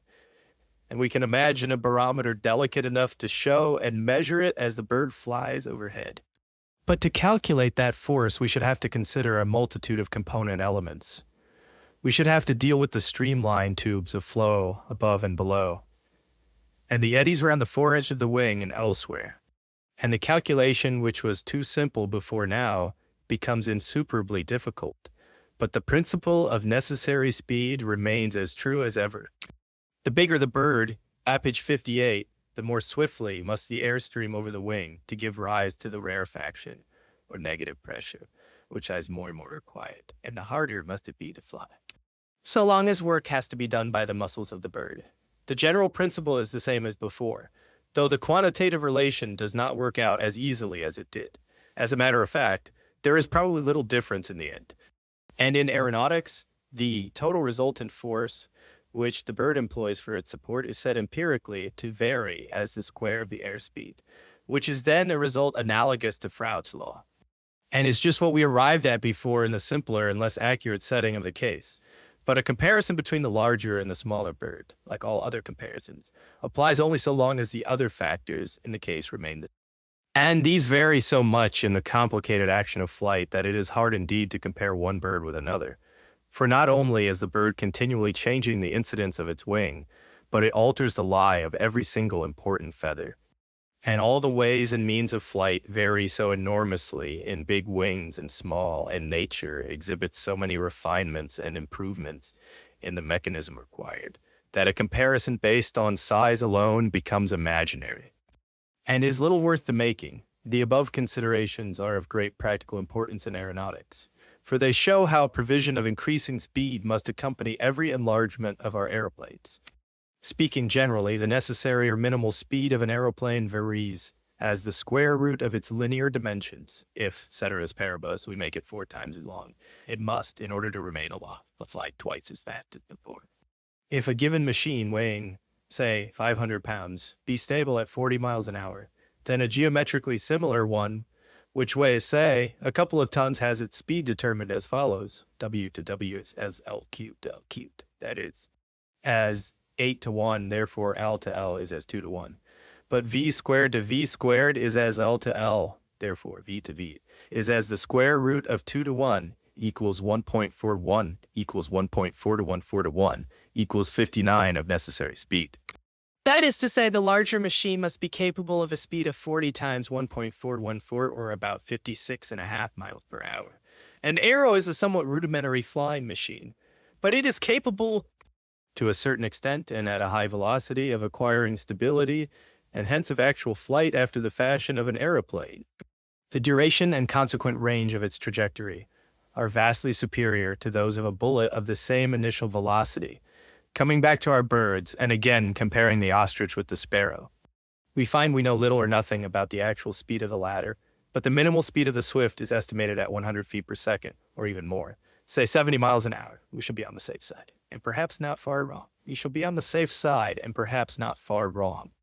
To take 20 miles an hour as the sparrow's minimal speed, and it will then follow that the ostrich, of 25 times the sparrow's linear dimensions, would have to fly, if it flew at all, with a minimum velocity of 5 times 20, or 100 miles an hour.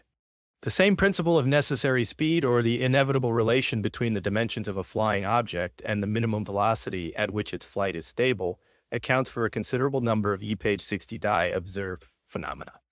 It tells us why the larger birds have a marked difficulty in rising from the ground. That is to say, in acquiring to begin with the horizontal velocity necessary for their support, and why accordingly, as Moyard and others have observed, the heavier birds, even those weighing no more than a pound or two, can be effectually caged in small enclosures open to the sky. It explains why, as Mr. Abel Chapman says, all ponderous birds, wild swans and geese, great bustard and capercailzie, even blackcock fly faster than they appear to do, while light-built types with a big wing area, such as herons and harriers, possess no turn of speed at all. For the fact is that the heavy birds must fly quickly or not at all. It tells us why very small birds, especially those as small as hummingbirds, and a fortiori the still smaller insects, are capable of stationary flight, a very slight and scarcely perceptible velocity relatively to the air being sufficient for their ability. And again, since it is in all these cases velocity relatively to the air which we are speaking of, we comprehend the reason why one may always tell which way the wind blows by watching the direction in which a bird starts to fly. The wing of a bird or insect, like the tail of a fish or the blade of an oar, gives rise at each impulsion to a swirl or vortex, which tends, so to speak, to cling to it and travel along with it. And the resistance which wing or oar encounter comes much more from these vortices than from the viscosity of the fluid. We learn as a corollary to this that vortices form only at the edge of oar or wing. It is only the length and not the breadth of these which matters. A long, narrow oar outpaces a broad one, and the efficiency of the long, narrow wing of albatross, swift, or hawk moth is so far accounted for.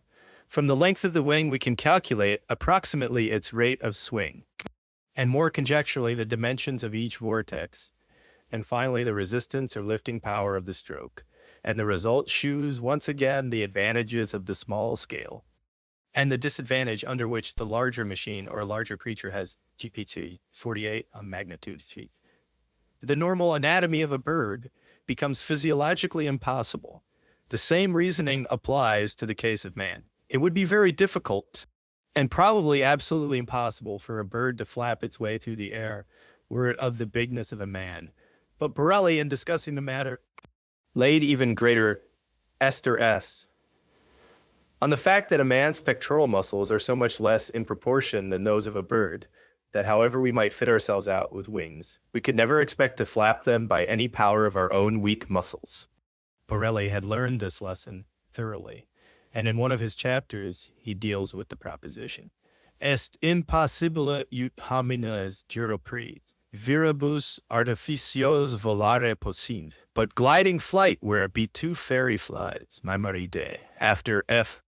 Enoch, X20, wind force and gravitational energy take the place of muscular power, is another story, and its limitations are of another kind. Nature has many modes and mechanisms of flight, in birds of one kind and another in bats and beetles, butterflies, dragonflies, and whatnot, and gliding seems to be the common way of birds, and the flapping flight, remigio alarum, of sparrow and of crow to be the exception rather than the rule. But it were truer to say that gliding and soaring, by which energy is captured from the wind, are modes of flight little needed by the small birds, but more and more essential to the large. Borel had proved so convincingly that we could never hope to fly proprius viribus, that all through the 18th century, men tried no more to fly at all. It was in trying to glide that the pioneers of aviation, Cayley, Wenham, and Moyar Giovanni, Alfonso Borelli, De Motu Animalium, I, Prop CC P285. The part on the flight of birds is issued by the Royal Aeronautical Society as No. 6 of its Aeronautical Classics, page 63 of Gliding Flight. Langley, Lilienthal, and the Wrights, all careful students of birds, renewed the attempt, and only after the Wrights had learned to glide did they seek to add power to their glider. Flight, as the Wrights declared, is a matter of practice and of skill, and skill in gliding has now reached a point which more than justifies all Leonardo da Vinci's attempts to fly. Birds show infinite skill and instinctive knowledge in the use they make of the horizontal acceleration of the wind, and the advantage they take of ascending currents in the air. Over the hot sands of the Sahara, wherever here and there hot air is going up and cooler coming down, birds keep as best they can to the one or glide quickly through the other. So we may watch a big dragonfly planing slowly down a few feet above the heated soil, and only every 5 minutes or so regaining height with a vigorous stroke of his wings. The albatross uses the upward current on the lee side of a great ocean wave. So, on a lesser scale, does the flying fish, and the seagull flies in curves, taking every advantage of the varying wind velocities at different levels over the sea. An Indian vulture flaps his way up for a few laborious yards, then catching an upward current soars in easy spirals to 2,000 feet. Here he may stay, effortless, all day long and come down at sunset. Nor is the modern sailplane much less efficient than a soaring bird, for a skillful pilot in the tropics should be able to roam all day long at will. A bird's sensitiveness to air pressure is indicated in other ways besides. Heavy birds, like duck and partridge, fly low and apparently take advantage of air pressure reflected from the ground. Water hen and dipper follow the windings of the stream as they fly up or down. A beeline would give them a shorter course, but not so smooth a journey. Some small birds, wagtails, woodpeckers, and a few others, fly, so to speak, by leaps and bounds.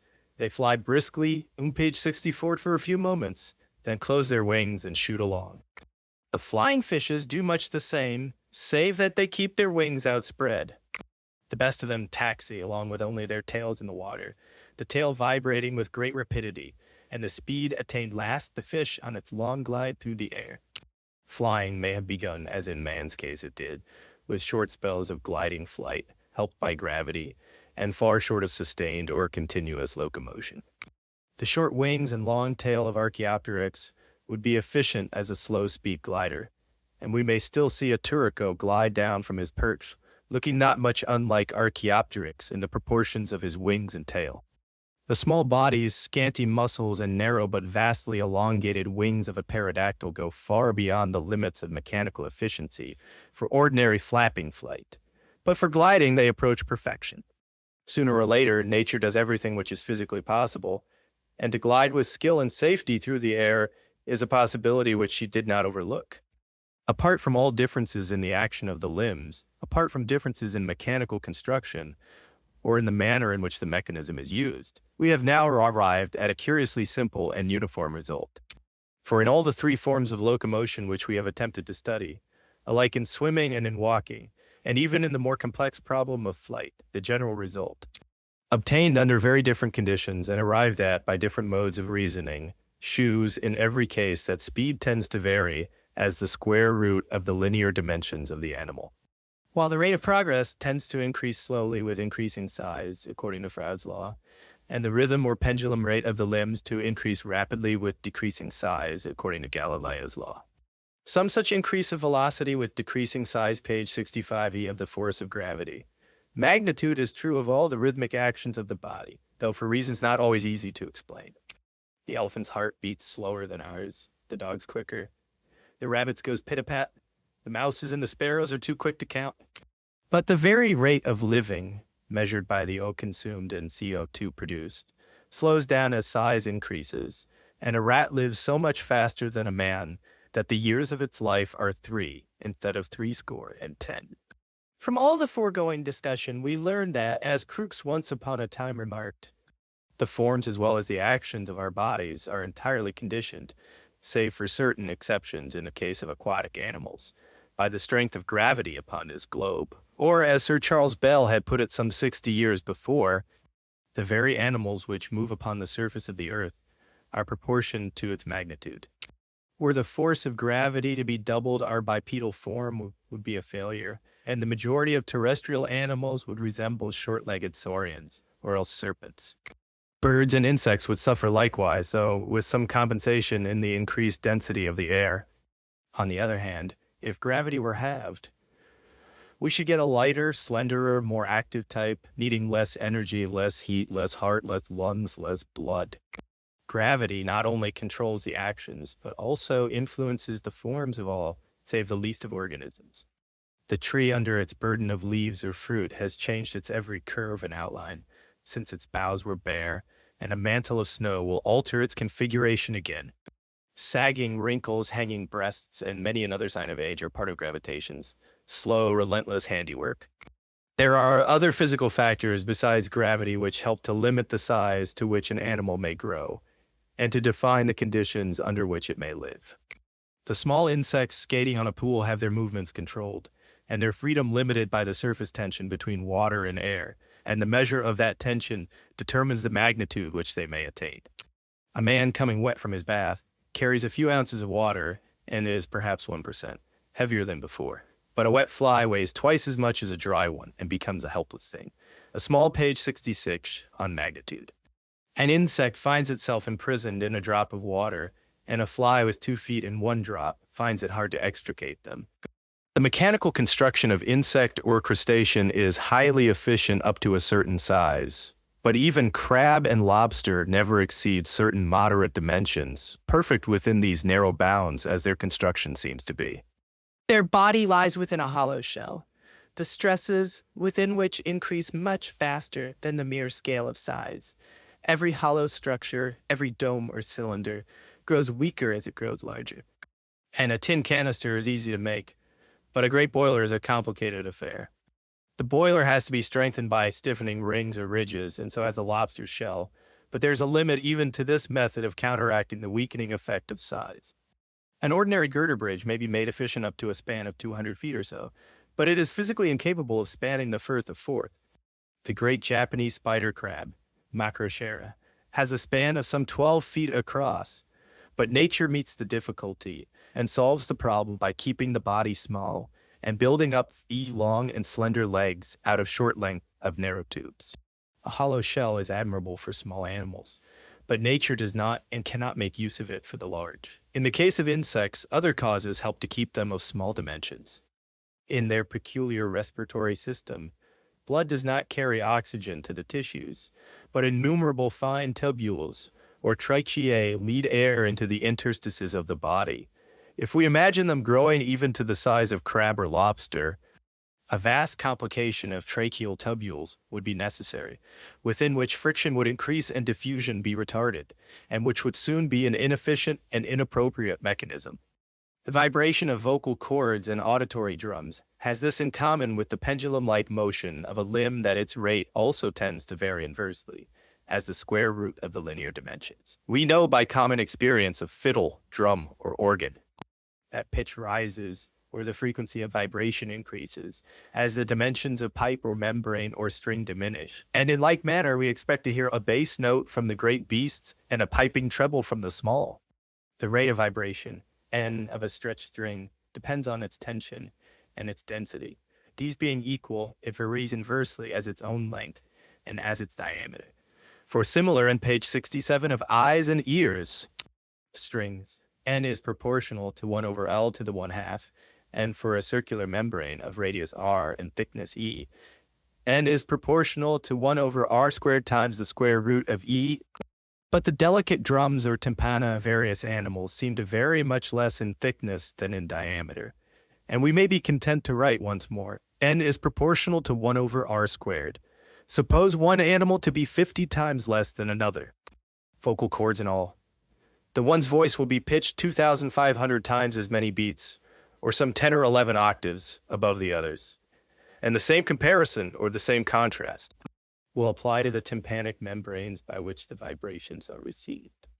But our own perception of musical notes only reaches to 4,000 vibrations per second, or thereby. A squeaking mouse or bat is heard by few, and to vibrations of 10,000 per second, we are all of us stone deaf. Structure apart, mere size is enough to give the lesser birds and beasts a music quite different to our own. The hummingbird, for aught we know, may be singing all day long. A minute insect may utter and receive vibrations of prodigious rapidity. Even its little wings may be hundreds of times a second. Far more things happen to it in a second than to us. 1,000th part of a second is no longer negligible, and time itself seems to run a different course to ours. The eye and its retinal elements have ranges of magnitude and limitations of magnitude of their own. A big dog's eye is hardly bigger than a little dog's. A squirrel's is much larger, proportionally, than an elephant's, and a robin's is but little less than a pigeon's or a crow's. For the rods and cones do not vary with the size of the animal, but have their dimensions optically limited by the interference patterns of the waves of light, which set bounds to the production of clear retinal images. True, the larger animal may want a larger field of view, but this makes little difference, for but a small area of the retina is ever needed or used. The eye, in short, can never be very small, and need never be very big. It has its own conditions and limitations apart from the size of the animal.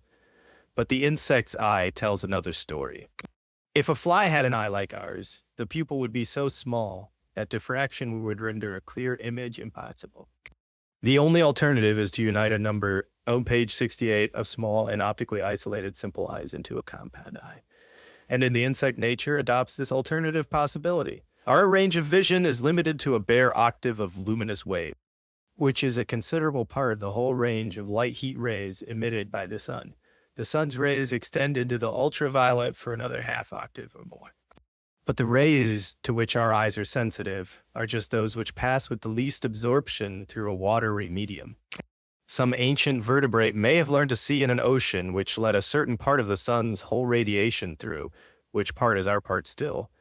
Or perhaps the watery media of the eye itself account sufficiently for the selective filtrate. In either case, the dimensions of the retinal elements are so closely related to the wavelengths of light, or to their interference patterns, that we have good reason to look upon the retina as perfect of its kind, within the limits which the properties of light itself impose. And this perfection is further illustrated by the fact that a few light quanta, perhaps a single one, suffice to produce a sensation. The hard eyes of insects are sensitive over a wider range. The bee has two visual optima, one coincident with our own, the other, in principle, one, high up in the ultraviolet. And with the latter, the bee is able to see that ultraviolet which is so well reflected by many flowers that flower photographs have been taken to a filter which passes these but transmits no other rays. When we talk of light and of magnitudes whose order is that of a wavelength of light, the subtle phenomenon of color is near at hand. The hues of living things are due to sundry causes. Where they come from chemical pigmentation, they are outside our theme, but oftentimes there is no pigment at all, save perhaps as a screen or background, and the tints are those proper to a scale of wavelengths or range of magnitude. In birds, these optical colors are of two chief kinds. One kind includes certain vivid blues, the deep page 69 blue of a blue jay, an Indian roller, or a macaw. To the other belong the iridescent hues of mother of pearl of the hummingbird, the peacock, and the dove. For the dove's gray breast shews many colors, yet contains but one. Colors eins y plurs nec esse plus uno, as Cicero said. The jay's blue feather shews a layer of enamel-like cells beneath a thin, horny cuticle, and the cell walls are spongy with innumerable tiny air-filled pores. These are about 0.3 microns in diameter. In some birds, even a little less, and so are not far from the limits of microscopic vision. A deeper layer carries dark brown pigment, but there is no blue pigment at all. If the feather be dipped in a fluid of refractive index equal to its own, the blue utterly disappears, to reappear when the feather dries. This blue is like the color of the sky. It is Tyndall's blue, such as is displayed by turbid media, cloudy with dust motes, or tiny bubbles of a size, comparable to the wavelengths of the blue end of the spectrum. The longer waves of red or yellow pass through, the shorter violet rays are reflected or scattered. The intensity of the blue depends on the size and concentration of the particles, while the dark pigment screen enhances the effect. Rainbow hues are more subtle and more complicated. But in the peacock and the hummingbird, we know for certain that the colors are those of Newton's rings and are produced by thin plates or films covering the barbules of the feather. The colors are such as are shown by films about 1/2 micron thick, more or less. They change towards the blue end of the spectrum as the light falls more and more obliquely, or towards the red end if you soak the feather and cause the thin plates to swell. The barbules of the peacock's feather are broad and flat, smooth and shiny, and their cuticular layer splits into 3 very thin transparent films, hardly more than 1 micron thick, all 3 together. The gorgeous tints of the hummingbirds have had their places in Newton's scale defined, and the changes which they exhibit at varying incidents have been predicted, page 70 on magnitude, and explained. The thickness of each film lies on the very limit of microscopic vision, and the least change or irregularity in this minute dimension would throw the whole display of color out of gear. No phenomenon of organic magnitude is more striking than this constancy of size. None more remarkable than that these fine lamellae should have their tenuity so sharply defined, so uniform in feather after feather, so identical in all the individuals of a species, so constant from one generation to another. A simpler phenomenon, and one which is visible throughout the whole field of morphology, is the tendency, referable doubtless in each case to some definite physical cause, for mere bodily surface to keep pace with volume through some alteration of its form. The development of villi on the lining of the intestine, which increase its surface much as we enlarge the effective surface of a bath towel, the various valvular folds of the intestinal lining, including the remarkable spiral valve of the shark's gut, the lobulation of the kidney in large animals. The development of gills in the larger crustacea and worms, though the general surface of the body suffices for respiration in the smaller species. All these and many more are cases in which a more or less constant ratio tends to be maintained between mass and surface, which ratio would have been more and more departed from with increasing size, had it not been for such alteration of surface form. A leafy wood, a grassy sward, a piece of sponge, a reef of coral, are all instances of a like phenomenon. In fact, a deal of evolution is involved in keeping due balance between surface and mass as growth goes on. In the case of very small animals and of individual cells, the principle becomes especially important, in consequence of the molecular forces whose resultant action is limited to the superficial layer.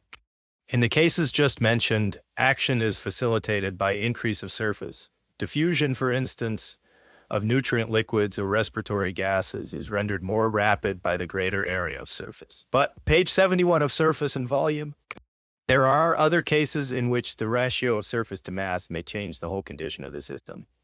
Iron rusts when exposed to moist air, but it rusts ever so much faster and is soon eaten away if the iron be first reduced to a heap of small filings. This is a mere difference of degree. But the spherical surface of the raindrop and the spherical surface of the ocean, though both happen to be alike in mathematical form, are two totally different phenomena, the one due to surface energy, and the other to that form of mass energy which we ascribe to gravity. The contrast is still more clearly seen in the case of waves, for the little ripple, whose form and manner of propagation are governed by surface tension, is found to travel with a velocity which is inversely as the square root of its length, while the ordinary big waves, controlled by gravitation, have a velocity directly proportional to the square root of their wavelength. In like manner, we shall find that the form of all very small organisms is independent of gravity, and largely, if not mainly due to the force of surface tension, either as a direct result of the continued action of surface tension on the semi-fluid body, or else as the result of its action at a prior stage of development, in bringing about a form which subsequent chemical changes have rendered rigid and lasting. In either case, we shall find a great tendency in small organisms to assume either the spherical form or other simple forms related to ordinary inanimate surface tension phenomena, which forms do not recur in the external morphology of large animals.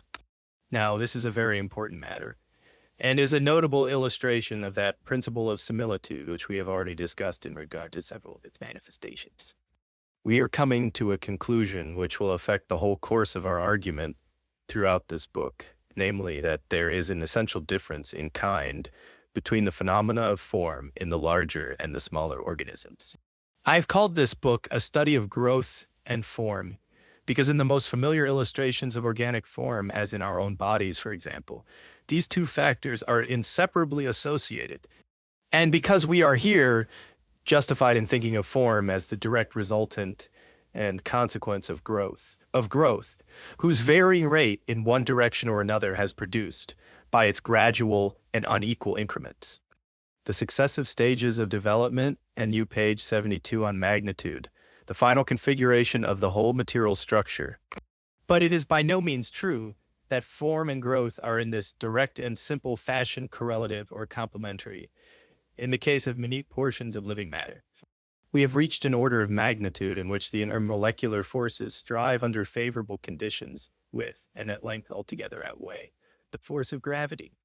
and also those other forces leading to movements of convection, which are the prevailing factors in the larger material aggregate. However, we shall require to deal more fully with this matter in our discussion of the rate of growth, and we may leave it meanwhile in order to deal with other matters more or less directly concerned with the magnitude of the cell.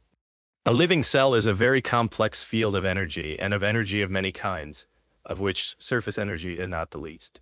Now, the whole surface energy of the cell is by no means restricted to its outer surface, for the cell is a very heterogeneous structure, and all its protoplasmic alveoli and other visible, as well as invisible, heterogeneities make up a great system of internal surfaces, every part of which one phase comes in contact with another phase, and surface energy is manifested accordingly. But still, the external surface is a definite portion of the system, with a definite phase of its own, and however little we may know of the distribution of the total energy of the system, it is at least plain that the conditions which favor equilibrium will be greatly altered by the changed ratio of external surface to mass, which a mere change of magnitude produces in the cell. In short, the phenomenon of division of the growing cell, however it be brought about, will be precisely what is wanted to keep fairly constant the ratio between surface and mass, and to retain or restore the balance between surface energy and the other forces of the system.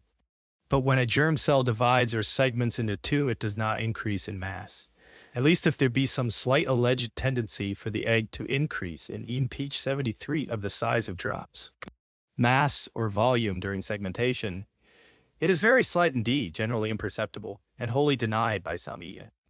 The growth or development of the egg from a one-celled stage to stages of two or many cells is thus a somewhat peculiar kind of growth.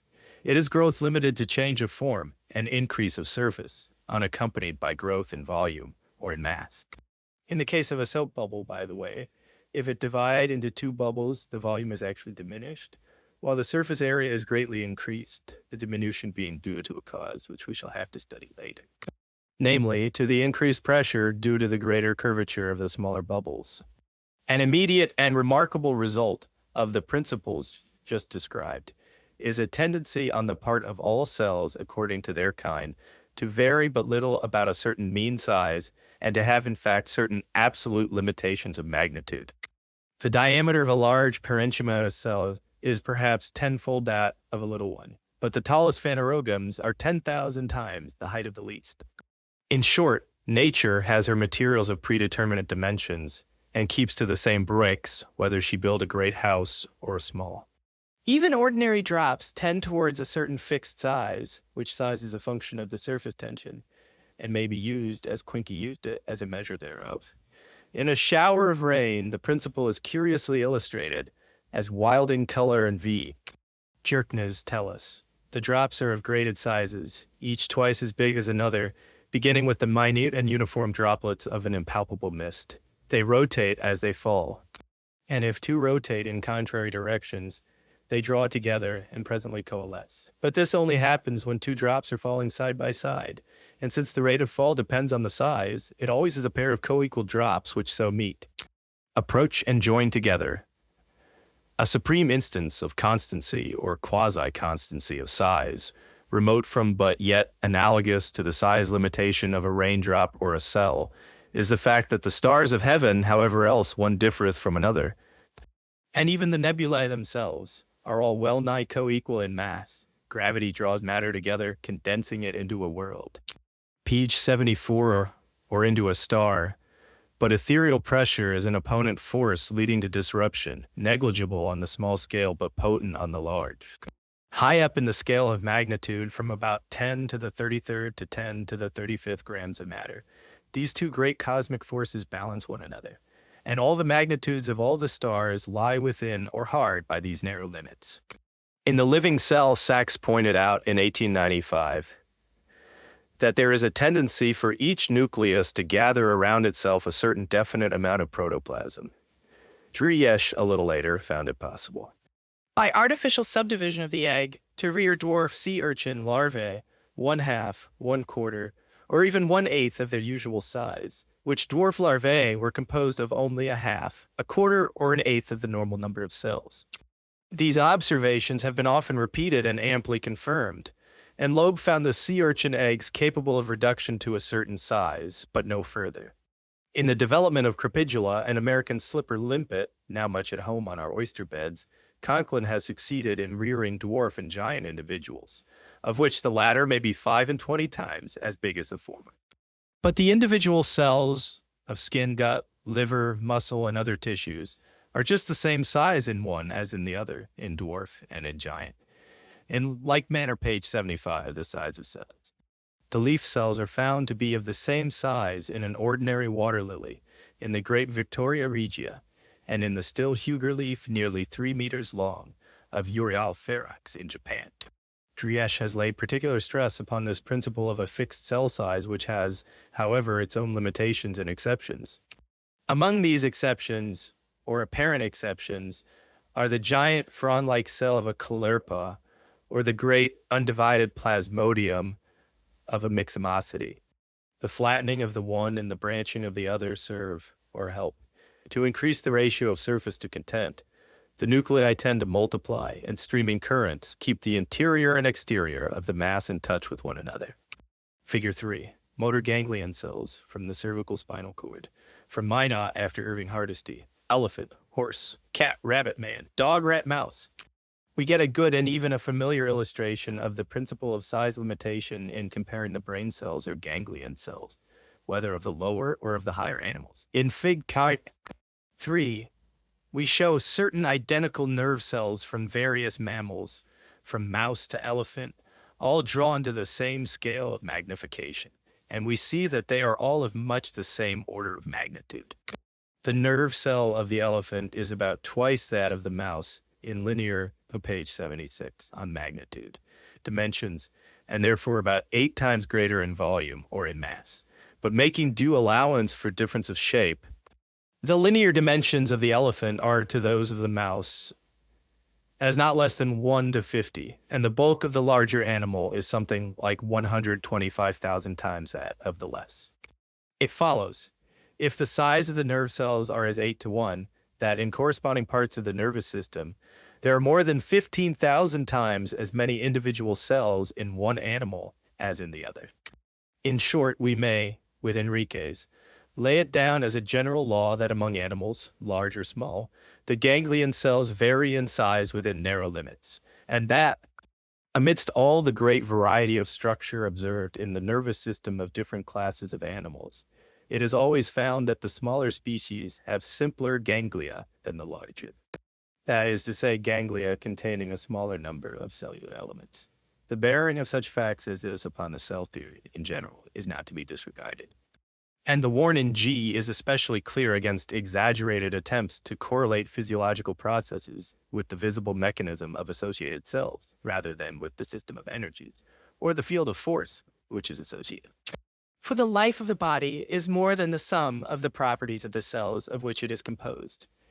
As Goethe said, das lebendiges Histoire in Elementes zerlegt. Aber man kann es aus diesen nicht wieder zusammenstellen und beleben. Among certain microscopic organisms, such as the Rotifera, which have the least average size and the narrowest range of size of all the metazoa, we are still more palpably struck by the small number of cells which go to constitute a usually complex organ, such as kidney, stomach, or ovary. We can sometimes number them in a few, key page 77 of the least of organisms. Units, in place of the many thousands which make up such an organ in larger, if not always higher, animals. We have already spoken of the fairy flies, a few score of which would hardly weigh down one of the larger rotifers, and 100,000 would weigh less than one honeybee. Their form is complex, and their little bodies exquisitely beautiful. But I feel sure that their cells are few, and their organs of great histological simplicity. These considerations help, I think, to show that, however important and advantageous the subdivision of the tissues into cells may be from the constructional or from the dynamic point of view, the phenomenon has less fundamental importance than was once, and is often still assigned to it. Just as Sachs showed there was a limit to the amount of cytoplasm which could gather around a nucleus, So Bouverie has demonstrated that the nucleus itself has its own limitations of size, and that in cell division after fertilization, each new nucleus has the same size as its parent nucleus.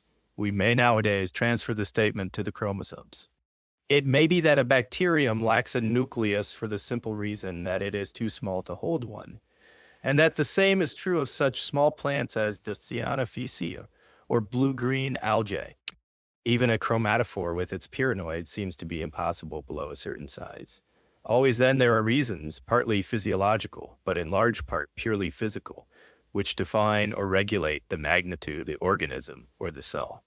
And as we have already found definite limitations to the increase in magnitude of an organism, let us now inquire whether there be not also a lower limit, below which the very existence of an organism becomes impossible. P. 78. A bacillus of ordinary size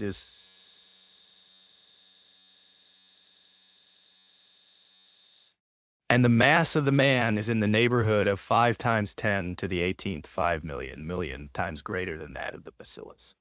If we ask whether there may not exist organisms as much less than the bacillus as the bacillus is less than the man, it is easy to reply that this is quite impossible. For we are rapidly approaching a point where the question of molecular dimensions and of the ultimate divisibility of matter obtrudes itself as a crucial factor in the case. Clerk Maxwell dealt with this matter 70 years ago in his celebrated article Atom. Kali, a Russian chemist, declared in 1893 that the head of a spermatozoon could hold no more than a few protein molecules. And Herrera 10 years later discussed the same topic with great ingenuity. But it needs no elaborate calculation to convince us that the smaller bacteria or micrococci nearly approach the smallest magnitudes which we can conceive to have an organized structure. A few small bacteria are the smallest of visible organisms, and a minute species associated with influenza, P. pneumocinter, is said to be the least of them all. Its size is of the order of 0.1 micron, or rather less, and here we are in close touch with the utmost limits of microscopic vision, for the wavelengths of visible light run only from about 400 to 700 nanomicrons. The largest of the bacteria, B. megatherium, larger than the well-known B. anthracis of splenic fever, has much the same proportion to the least as an elephant to a guinea pig. Size of body is no mere accident. Man, respiring as he does, cannot be as small as an insect, nor vice versa. Only now and then, as in the Goliath beetle, do the sizes of mouse and beetle meet and overlap. The descending scale of mammals stops short at a weight of about 5 grams, that of beetles at a length of about half a millimeter, and every group of animals has its upper and its lower limitations of size. So, not far from the lower limit of our vision does the long series of bacteria come to an end. There remain still smaller particles which the ultramicroscope in part reveals.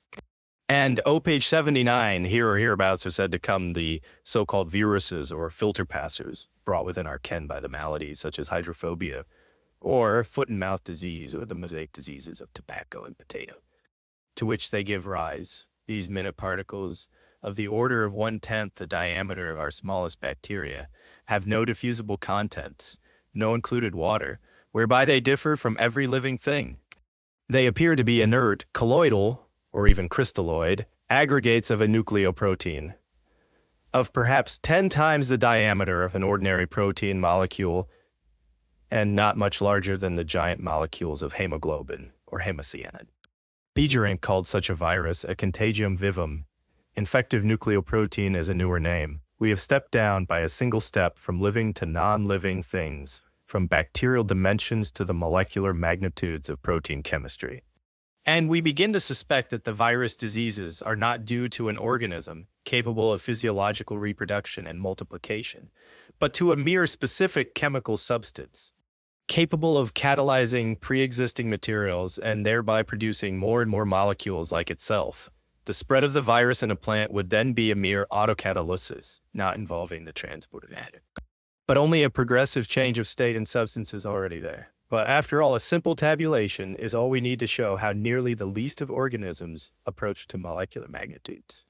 The same table will suffice to show how each main group of animals has its mean and characteristic size, and a range on either side, sometimes greater and sometimes less. Our table of magnitudes is no mere catalog of isolated facts, but goes deep into the relation between the creature and its world. A certain range, and a narrow one, contains mouse and elephant, and all whose business it is to walk and run. This is our own world, T page 8066 on magnitude Chesh, with whose dimensions our hubs, our AMBs, our senses are in tune. The great whales grow out of this range by throwing the burden of their bulk upon the waders. The dinosaurs wallowed in the swamp, and the hippopotamus, the things which linear dimensions of organisms and other objects to page 81.1, until to creep upon wall or ceiling becomes as easy as to walk upon the ground. Fishes, by evading gravity, increase their range of magnitude both above and below that of terrestrial animals. Smaller than all these, passing out of our range of vision and going down to the least dimensions of living things, are protozoa, rotifers, spores, pollen grains, and bacteria. All save the largest of these float rather than swim. They are buoyed up by air or water and fall, as Stokes's law explains, with exceeding slowness. There is a certain narrow range of magnitudes where, as we have partly said, gravity and surface tension become comparable forces, nicely balanced with one another. Here, a population of small plants and animals not only dwell in the surface waters, but are bound to the surface film itself. The whirligig beetles and pond skaters, the larvae of gnat and mosquito, the duckweeds, lemna, the tiny wolfia, and azala. Even in mid-ocean, one small insect, halibates, retains this singular habitat. It would be a long story to tell the various ways in which surface tension is thus taken full advantage of. Gravitation not only limits the magnitude, but controls the form of things. With the help of gravity, the quadruped has its back and its belly and its limbs upon the ground, its freedom of motion in a plane perpendicular to gravitational force, its sense of fore and aft, its head and tail, its bilateral symmetry. Gravitation influences both our bodies and our minds. We owe to it our sense of the vertical, our knowledge of up and down, our conception of the horizontal plane on which we stand, and owe our discovery of two axes therein, related to the vertical as to one another. It was gravity which taught us to think of three-dimensional space. Our architecture is controlled by gravity, but gravity has less influence over the architecture of the bee.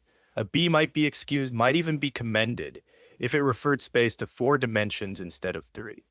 The plant has its root and its stem, but about this vertical or U-page 82 gravitational axis, its radiate symmetry remains, undisturbed by directional polarity, save for the sun. Among animals, radiate symmetry is confined to creatures of no great size, and some form or degree of spherical symmetry becomes the rule in the small world of the protozoon, unless gravity resume its sway through the added burden of a shell. The creatures which swim, walk, or run, fly, creep, or float are, so to speak, inhabitants and natural proprietors of as many distinct and all but separate worlds. Hummingbird and hawk moth may, once in a way, be co-tenants of the same world. But, for the most part, the mammal, the bird, the fish, the insect, and the small life of the sea not only have their zoological distinctions, but each has a physical universe of its own. The world of bacteria is yet another world again, and so is the world of colloids. But through these small lilliputs, we pass outside the range of living things. What we call mechanical principles apply to the magnitudes among which we are at home. But lesser worlds are governed by other and appropriate physical laws of capillarity, adsorption, and electric charge. There are other worlds at the far other end of the scale, in the uttermost depths of space, whose vast magnitudes lie within a narrow range. When the globular star clusters are plotted on a curve, apparent diameter against estimated distance, the curve is a fair approximation to a rectangular hyperbola, which means that, to the same rough approximation, the actual diameter is identical in them all. It is a remarkable thing worth pausing to reflect on, that we can pass so easily and in a dozen lines from molecular magnitudes to the dimensions of a sequoia or a whale. Addition and subtraction, the old arithmetic of the Egyptians, are not powerful enough for such an operation, but the story of the grains of wheat upon the chessboard showed the way, and Archimedes and Napier elaborated page 83t, the arithmetic of multiplication. So passing up and down by easy steps, as Archimedes did when he numbered the sands of the sea, we compare the magnitudes of the great beasts and the small of the atoms of which they are made and of the world in which they dwell. while considerations based on the chemical composition of the organism have taught us that there must be a definite lower limit to its magnitude, other considerations of a purely physical kind lead us to the same conclusion. For our discussion of the principle of similitude has already taught us that long before we reach these, all but infinitesimal magnitudes, the dwindling organism will have experienced great changes in all its physical relations, and must at length arrive at conditions surely incompatible with life, or what we understand as life in its ordinary development and manifestation. We are told, for instance, that the powerful force of surface tension or capillarity begins to act within a range of about 1/500,000th of an inch, or say 0.05 mu. A soap film or a film of oil on water may be attenuated to far less magnitudes than this. The black spots on a soap bubble are known, by various concordant methods of measurement, to be only about 6 times 10 to the -7th centimeters, or about 6 mu thick. And Lord Rayleigh and M. Devoe have obtained films of oil of 2 mu, or even 1 mu in thickness. But while it is possible for a fluid film to exist of these molecular dimensions, it is certain that long before we reach these magnitudes, there arise conditions of which we have little knowledge, and which it is not easy to imagine. A bacillus lives in a world, or on the borders of a world, far other than our own, and preconceptions drawn from our experience are not valid there. Even among inorganic, non-living bodies, there comes a certain grade of minuteness at which the ordinary properties become modified, for instance. While under ordinary circumstances, crystallization starts in a solution about a minute solid fragment, or crystal D page 84 of the Salt. Ostwald has shown that we may have particles so minute that they fail to serve as a nucleus for crystallization, which is as much as to say that they are too small to have the form and properties of a crystal. And again, in his thin oil films, Lord Rayleigh noted the striking change of physical properties which ensues when the film becomes attenuated to one, or something less than one, close-packed layer of molecules, and when, in short, it no longer has the properties of matter and mass. These attenuated films are now known to be monomolecular, the long-chain molecules of the fatty acids standing close-packed, like the cells of a honeycomb, and the film being just as thick as the molecules are long.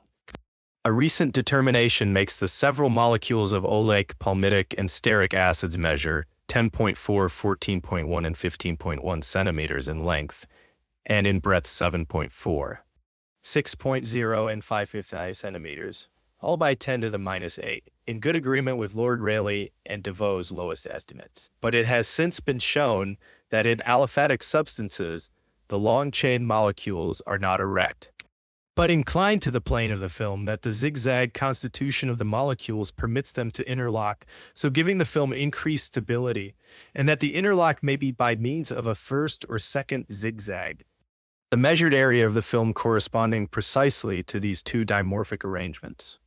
The film may be lifted onto a polished surface of metal, or even on a sheet of paper, and one monomolecular layer so added to another. Even the complex protein molecule can be unfolded to form a film 1 amino acid molecule thick. The whole subject of monomolecular layers, the nature of the film, whether condensed, expanded, or gaseous, its astonishing sensitiveness to the least impurities, and the manner of spreading of the one liquid over the other, has become of great interest and importance through the work of Irving Langmuir, Devoe, N.K. Adam, and others, and throws new light on the whole subject of molecular magnitudes. The surface tension of a drop, as Laplace conceived it, is a cumulative effect, the statistical average, of countless molecular attractions. But we are now entering on dimensions where the molecules are few. The free surface energy of a body begins to vary with the radius, when that radius is of an order comparable to intermolecular distance, and the whole expression for such energy tends to vanish away when the radius of the drop or particle is less than 0.01 micron, or 10 millimicrons. The qualities and properties of our page 85 of minute magnitudes. Particle suffer an abrupt change here. What then can we attribute in the way of properties to a corpuscle or organism as small or smaller than, say, 0.05 or 0.03 mil?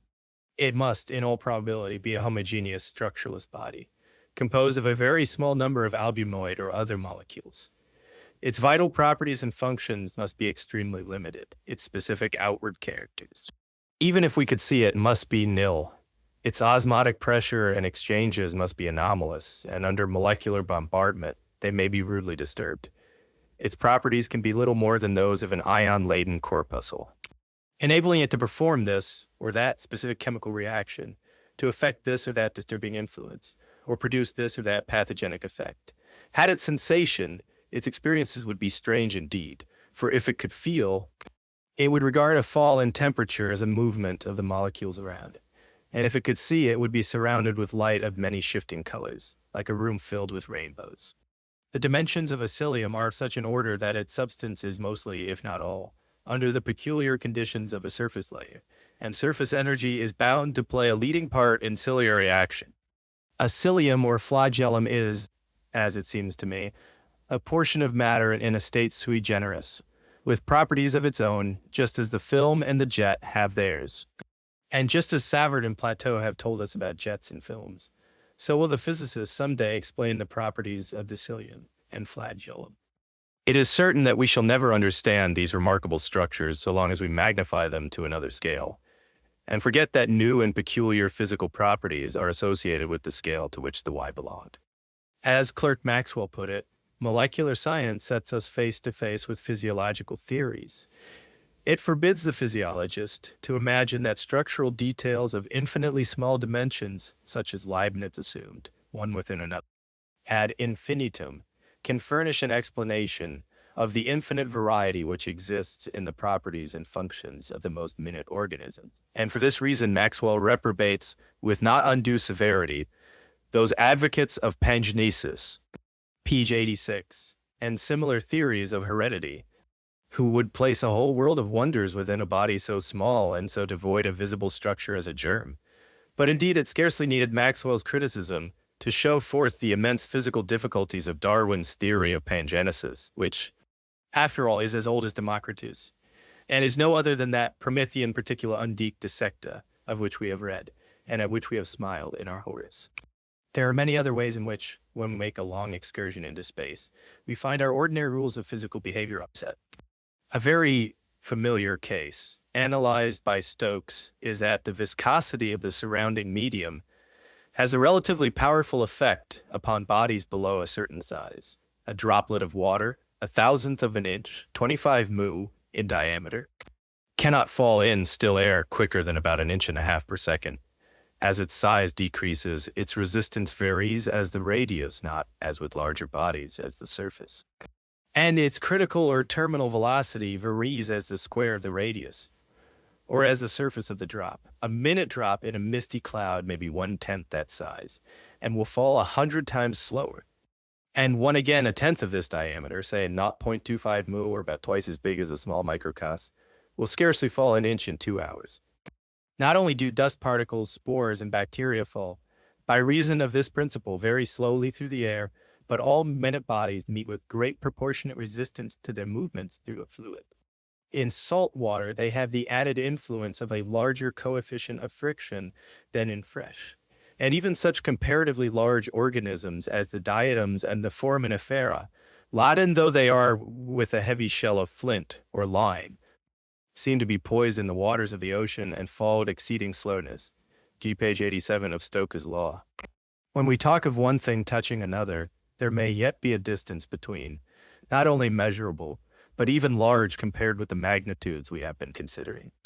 Two polished plates of glass or steel resting on one another are still about 4 microns apart, the average size of the smallest dust, and when all dust particles are sedulously excluded, the one plate sinks slowly down to within 0.3 microns of the other, an apparent separation to be accounted for by minute irregularities at the polished surfaces. The Brownian movement has also to be reckoned with, that remarkable phenomenon studied more than a century ago by Robert Brown, Humboldt's facile Princeps Botanicorum, and discoverer of the nucleus of the cell. It is the chief of those fundamental phenomena which the biologists have contributed or helped to contribute to the science of physics. The quivering motion, accompanied by rotation and even by translation, manifested by the fine granular particle issuing from a crushed pollen grain, and which Brown proved to have no vital significance but to be manifested by all minute particles whatsoever, was for many years unexplained. 30 years and more after Brown wrote, it was said to be due either directly to some calorical changes continually taking place in the fluid, or to some obscure chemical action between the solid particles and the fluid which is indirectly promoted by heat. Soon after these words were at page 88 on magnitude.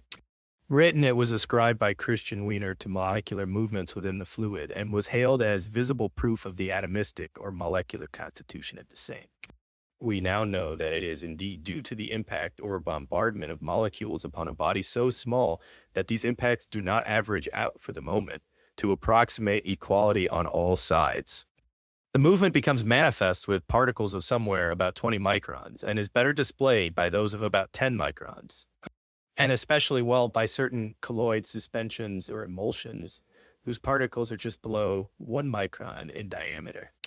The bombardment causes our particles to behave just like molecules of unusual size, and this behavior is manifested in several ways. Firstly, we have the quivering movement of the particles. Secondly, their movement backwards in short, straight disjointed paths.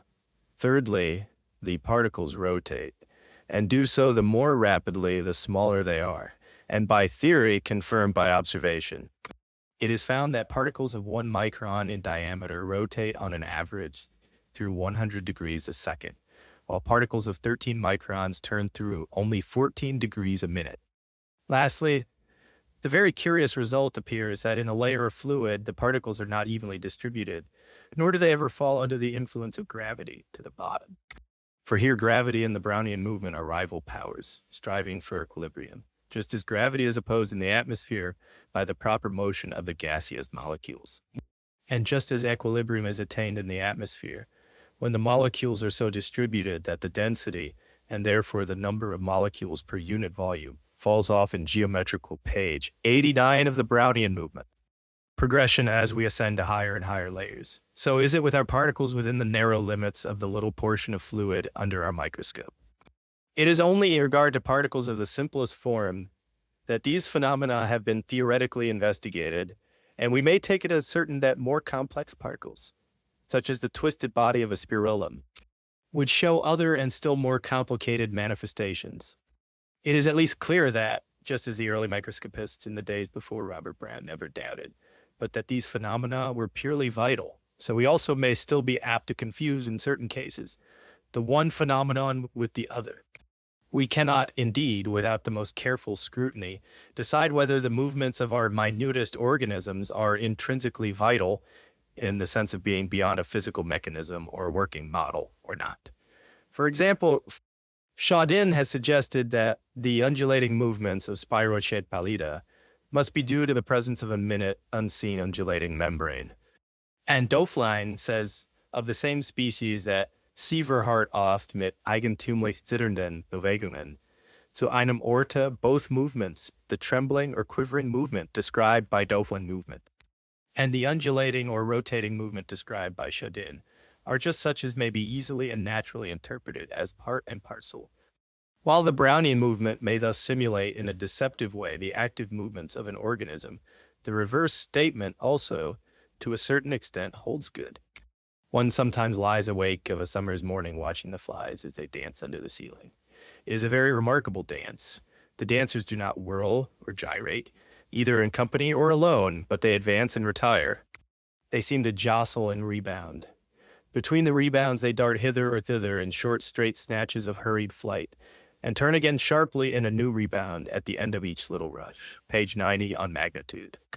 Their motions are erratic, independent of one another, and devoid of common purpose. This is a vastly magnified picture or simulacrum of the Brownian movement. The parallel between the two cases lies in their complete irregularity, but this in itself implies a close resemblance. One might see the same thing in a crowded marketplace, always provided that the bustling crowd had no business whatsoever. In like manner, Lucretius, and Epicurus before him, watched the dust motes quivering in the beam and saw in them a mimic representation, simulacrum, et imago, of the eternal motions of the atoms. Again, the same phenomenon may be witnessed under the microscope in a drop of water swarming with paramucia or such like infusoria. And here the analogy has been put to a numerical test, following with a pencil the track of each little swimmer and dotting its place every few seconds to the beat of a metronome. Karl Pschibram found that the mean successive distances from a common baseline obeyed with great exactitude the Einstein formula, that is to say, the particular form of the law of chance, which is applicable to the case of the Brownian movement. The phenomenon is, of course, merely analogous, and by no means identical with the Brownian movement, for the range of motion of the little active organisms, whether they be gnats or infusoria, is vastly greater than that of the minute particles which are passive under bombardment. Nevertheless, Pschibram is inclined to think that even his comparatively large infusoria are small enough for the molecular bombardment to be a stimulus, even though not the actual cause of their irregular and interrupted movements. Q page 91 Matudum, of the effects of Scale 77 George Johnston Stoney, the remarkable man to whom we owe the name and concept of the electron, went further than this. For he supposed that molecular bombardment might be the source of the life energy of the bacteria. He conceived the swifter moving molecules to dive deep into the minute body of the organism, and this in turn to be able to make use of these importations of energy. We draw near the end of this discussion. We found, to begin with, that scale had a marked effect on physical phenomena, and that increase or diminution of magnitude might mean a complete change of statical or dynamical equilibrium. In the end, we begin to see that there are discontinuities in the scale, defining phases in which different forces predominate and different conditions prevail. Life has a range of magnitude, narrow indeed, compared to that with which physical science deals, but it is wide enough to include three such discrepant conditions as those in which a man, an insect, and a bacillus have their being and play their several roles. Man is ruled by gravitation and rests on Mother Earth. A water beetle finds the surface of a pool a matter of oufe and death, a perilous entanglement or an indispensable support. In a third world, where the bacillus heaves, gravitation is forgotten, and the viscosity of the hide, the resistance defined by Stokes's law, the molecular shocks of the Brownian movement, doubtless also the electric charges of the ionized medium, make up the physical environment and have their potent and immediate influence on the organism. The predominant factors are no longer those of our scale. We have come to the edge of a world of which we have no experience, and where all our preconceptions must be recast. Phil, Mag, April 1890, page 92, chapter 3, The Rate of Growth. When we study magnitude by itself, apart from the gradual changes to which it may be subject, we are dealing with a something which may be adequately represented by a number, or by means of a line of definite length. It is what mathematicians call a scalar phenomenon. When we introduce the conception of change of magnitude which varies as we pass from one point to another in space, or from one instant to another in time, our phenomenon becomes capable of representation by means of a line of which we define both the length and the direction. It is in this particular aspect what is called a vector phenomenon. When we deal with magnitude in relation to the dimensions of space, our diagram plots magnitude in one direction against magnitude in another, length against height, for instance, or against breadth. And the result is what we call a picture or outline, or more correctly, a plane projection of the object. In other words, what we call form is a ratio of magnitudes referred to direction in space. When in dealing with magnitude, we refer its variations to successive intervals of time, or when, as it is said, we equate it with time, we are then dealing with the phenomenon of growth. And it is evident that this term growth has wide meanings. For growth may be positive or negative. A thing may grow larger or smaller, greater or less. And by extension of the concrete signification of the word, we easily and legitimately apply it to non-material things, such as temperature, and say, for instance, that a body grows hot or cold. When in a two-dimensional diagram, we represent a magnitude, for instance, length, in relation to time, or plot length against time, as the phrase is, we get that kind of vector diagram, which is known as a curve of growth. We see that the phenomenon which we are studying is a velocity, whose dimensions are space divided by time, or L over T. In this phenomenon we shall speak of simply as a rate of growth. In various conventional ways, we convert a two-dimensional into page 93, chapter 3 of change of magnitude. A three-dimensional diagram, we do so, for example, when, by means of the geometrical method of perspective, we represent upon a sheet of paper the length, breadth, and depth of an object in three-dimensional space. But we do it better by means of contour lines, or isoposts. By contour lines superposed upon a map of a country, we show its hills and valleys. And by contour lines, we may show temperature, rainfall, population, language, or any other third dimension related to the two dimensions of the map. Time is always implicit insofar as each map refers to its own date or epoch, but time as a dimension can only be substituted for one of the three dimensions already there. Thus we may superpose upon our map the successive outlines of the coast from remote antiquity, or of any single isotherm or isobar from day to day. And if in like manner we superpose on one another, or even set side by side, the outlines of a growing organism, for instance of a young leaf and an old, we have a three-dimensional diagram which is a partial representation, limited to two dimensions of space, of the organism's gradual change of form or course of development. In such a case, our contours may, for the purposes of the embryologist, be separated by time intervals of a few hours or days, or for the paleontologist by interspaces of unnumbered and innumerable years. Such a diagram represents in two of its three dimensions form, and in two or three of its dimensions growth, and we see how intimately the two concepts are correlated or interrelated to one another. In short, it is obvious that the form of an organism is determined by its rate of growth in various directions. Hence, rate of growth deserves to be studied as a necessary preliminary to the theoretical study of form, and organic form itself is found, mathematically speaking, to be a function of time. To page 9480, the rate of growth. Cheech, at the same time, we need only consider this large part of our subject somewhat briefly, though it has an essential bearing on the problems of morphology. It is in greater degree involved with physiological problems. Also, the statistical or numerical aspect of the question is peculiarly adapted to the mathematical study of variation and correlation. These important subjects we must not neglect. But our main purpose will be served if we consider the characteristics of a rate of growth in a few illustrative cases, and recognize that this rate of growth is a very important specific property with its own characteristic value in this organism, or that in this or that part of each organism, and in this or that phase of its existence. The statement which we have just made, that the form of an organism is determined by its rate of growth in various directions, is one which calls for further explanation and for some measure of clarification. Among organic forms, we shall have many an occasion to see that form may be due in simple cases to the direct action of certain molecular forces, among which surface tension plays a leading part. Now, when surface tension causes, for instance, a minute semifluid organism to assume a spherical form, or gives to a film of protoplasm the form of a catenary or of an elastic curve, or when it acts in various other ways productive of definite contours, just as it does in the making of a drop, a splash, or a jet. This is a process of conformation very different from that by which an ordinary plant or animal grows into its specific form. In both cases, change of form is brought about by the movement of portions of matter, and in both cases it is ultimately due to the action of molecular forces.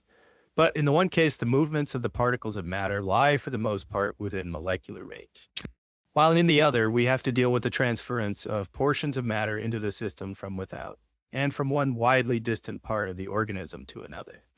It is to this latter class of phenomena that we usually restrict the term growth. It is in regard to them that we are in a position to study the rate of action in different directions and at different times, and to realize that it is on such differences of rate that form and its modifications essentially and ultimately depend. G. page 95 of rate of action. The difference between the two classes of phenomena is akin to the difference between the forces which determine the form of a raindrop and those which, by the flowing of the waters and the sculpturing of the solid earth, have brought about the configuration of a river or a hill. Molecular forces are paramount in the one, and molar forces are dominant in the other. At the same time, it is true that all changes of form inasmuch as they necessarily involve changes of actual and relative magnitude, may in a sense be looked upon as phenomena of growth. And it is also true, since the movement of matter must always involve an element of time, that in all cases the rate of growth is a phenomenon to be considered. Even though the molecular forces which play their part in modifying the form of an organism exert an action which is theoretically all but instantaneous, action is apt to be dragged out to an appreciable interval of time by reason of viscosity or some other form of resistance in the material. From the physical or physiological point of view, the rate of action may be well worth studying even in such cases as these.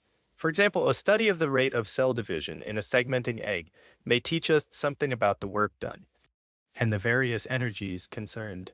But in such cases, the action is, as a rule, so homogeneous, and the form finally attained is so definite and so little dependent on the time taken to effect it, that the specific rate of change, or rate of growth, does not enter into the morphological problem. We are dealing with form in a very concrete way. To Aristotle, it was a metaphysical concept. To us, it is a quasi-mechanical effect on matter of the operation of chemico-physical forces. To page 9682, the rate of growth, chi Aristotle, its form was the essence, the archetype, the very nature of a thing, and matter and form were an inseparable duality. Even now, when we divide our science into physiology and morphology, we are harking back to the old Aristotelian antithesis. To sum up, we may lay down the following general statements.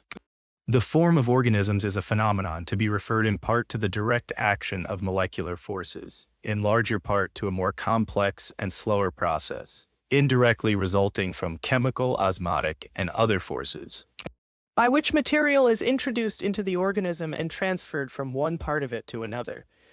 It is this latter complex phenomenon which we usually speak of as growth. Every growing organism, and every part of such a growing organism, has its own specific rate of growth, referred to this or that particular direction.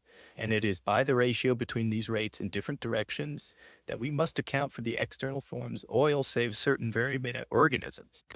This ratio may sometimes be of a simple kind, as when it results in the mathematically definable outline of a shell, or the smooth curve of the margin of a leaf. It may sometimes be a very constant ratio, in which case the organism, while growing in bulk, suffers HEL or no perceptible change in form. But such constancy seldom endures beyond a season, and when the ratios tend to alter, then we have the phenomenon of morphological development, or steady and persistent alteration of form.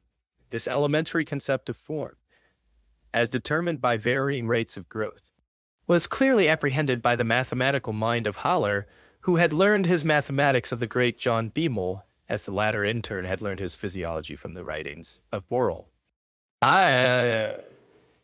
The apparently unlimited extent to which, in the development of the chick, inequalities of growth could and did produce changes of form and changes of anatomical structure, that led Haller to surmise that the process was actually without limits, and that all development was but an unfolding or evolutio, in which no part came into being, which qua in re incomparabilis virio. Alf, Borelli, Vestiges in Systemas. Page 97. The doctrine of preformation had not essentially existed before. In short, the celebrated doctrine of preformation implied on the one hand a clear recognition of what growth can do throughout the several stages of development, by hastening the increase in size of one part, hindering that of another, changing their relative magnitudes and positions, and so altering their forms, while on the other hand, it betrayed a failure inevitable in those days to recognize the essential difference between these movements of masses and the molecular processes which precede and accompany them, and which are characteristic of another order of magnitude. The general connection between growth and form has been recognized by other writers besides Haller. Such a connection is implicit in the proportional diagrams by which Dürer and his brother artists illustrated the changes in form, or of relative dimensions which marked the child's growth to boyhood and to manhood. The same connection was recognized by the early embryologists and appears as a survival of the doctrine of preformation in Pander's study of the development of the chick, and long afterwards. The embryological aspect of the case was emphasized by his, who pointed out that the foldings of the blastoderm by which the neural and amniotic folds are brought into being, were the resultant of unequal rates of growth in what to begin with was a uniform layer of embryonic tissue. If a sheet of paper be made to expand here and contract there, as by moisture or evaporation, the plane surface becomes dimpled or folded, or buckled by the said expansions and contractions, and the distortions to which the surface of the germinal disc is subject are, as his shewed once and for all, precisely analogous. There are page 98 the rate of growth. Certain nostoc algae, in which unequal growth, ceasing towards the periphery of a disc and increasing here and there within, gives rise to folds and bucklings curiously like those of our own ears, which indeed owe their shape and characteristic folding to an identical or analogous cause. An experimental demonstration comparable to the actual case is obtained by making an artificial blastoderm of little pills or pellets of dough, which are caused to grow at varying rates by the addition of varying quantities of yeast. Here, as Roux is careful to point out, it is not only the growth of the individual cells, but the traction exercised on one another through their mutual interconnections, which brings about foldings, wrinklings, and other distortions of the structure. But this again, or such as this, had been in Haller's mind, and formed an essential part of his embryological doctrine, for he has no sooner treated of incrementum, or celeritas incrementi, than he proceeds to deal with the contributory and complementary phenomena of expansion, traction, and retractio, and pressure, and the more subtle influences which he denominates via derivationes et revulsiones, these latter being the secondary and correlated effects on growth in one part, brought about by such changes as are produced, for instance, in the circulation, by the growth of another. We have to do with growth. With exquisitely graded or balanced growth, and with forces subtly exerted by one growing part upon another, in so wonderful a piece of work as the development of the eye, as its primary vesicle expands and then dimples in, as the lens appears and fits into place, as the secondary vesicle closes over to form iris and pupil, and in all the rest of the story. Let us admit that, on the physiological side, Haller's or his methods of explanation carry us but a little way. Yet even this little way is something gained, nevertheless. I can well remember, page 99, the harsh criticism, and even contempt which his doctrine met with, not merely on the ground that it was inadequate, but because such an explanation was deemed wholly inappropriate and was utterly disavowed. Oscar Hertwig, for instance, asserted that, in embryology, when we find one embryonic stage preceding another, the existence of the former is, for the embryologist, an all-sufficient causal explanation of the latter. We consider, he says, that we are studying and explaining a causal relation when we have demonstrated that the gastrula arises by invagination of a blastosphere, or the neural canal by the infolding of a cell plate so as to constitute a tube for Hertwig. Then, as Rouge remarks, the task of investigating a physical mechanism in embryology, der Ziel das Wirken zu erforschen, has no existence at all. For Balfour also, as for Hertwig, the mechanical or physical aspect of organic development had little or no attraction. In one notable instance, Balfour himself adduced a physical or quasi-physical explanation of an organic process. When he referred the various modes of segmentation of an ovum, complete or partial, equal or unequal, and so forth, to the varying amount or varying distribution of food yolk associated with the germinal protoplasm of the egg. But in the main, like all the other embryologists of his day, Balfour was engrossed in the page 100, the rate of growth, problems of phylogeny, and he expressly defined the aims of comparative embryology as exemplified in his own textbook, as being twofold. 1, to form a basis for phylogeny, and 2, to form a basis for organogeny, or the origin and evolution of organs. It has been the great service of Roux and his fellow workers of the school of Entwicklungsmechanik and of many other students to whose work we shall refer to try, as his tried, to import into embryology, wherever possible, the simpler concept physics, to introduce along with them the method of experiment, and to refuse to be bound by the narrow limitations which such teaching as that of Hertwig would of necessity impose on the work and the thought and the whole philosophy of the biologist. Before we pass from this general discussion to study some of the particular phenomena of growth, let me give an illustration from Darwin of a point of view which is in marked contrast to Haller's simple, but essentially mathematical conception of form.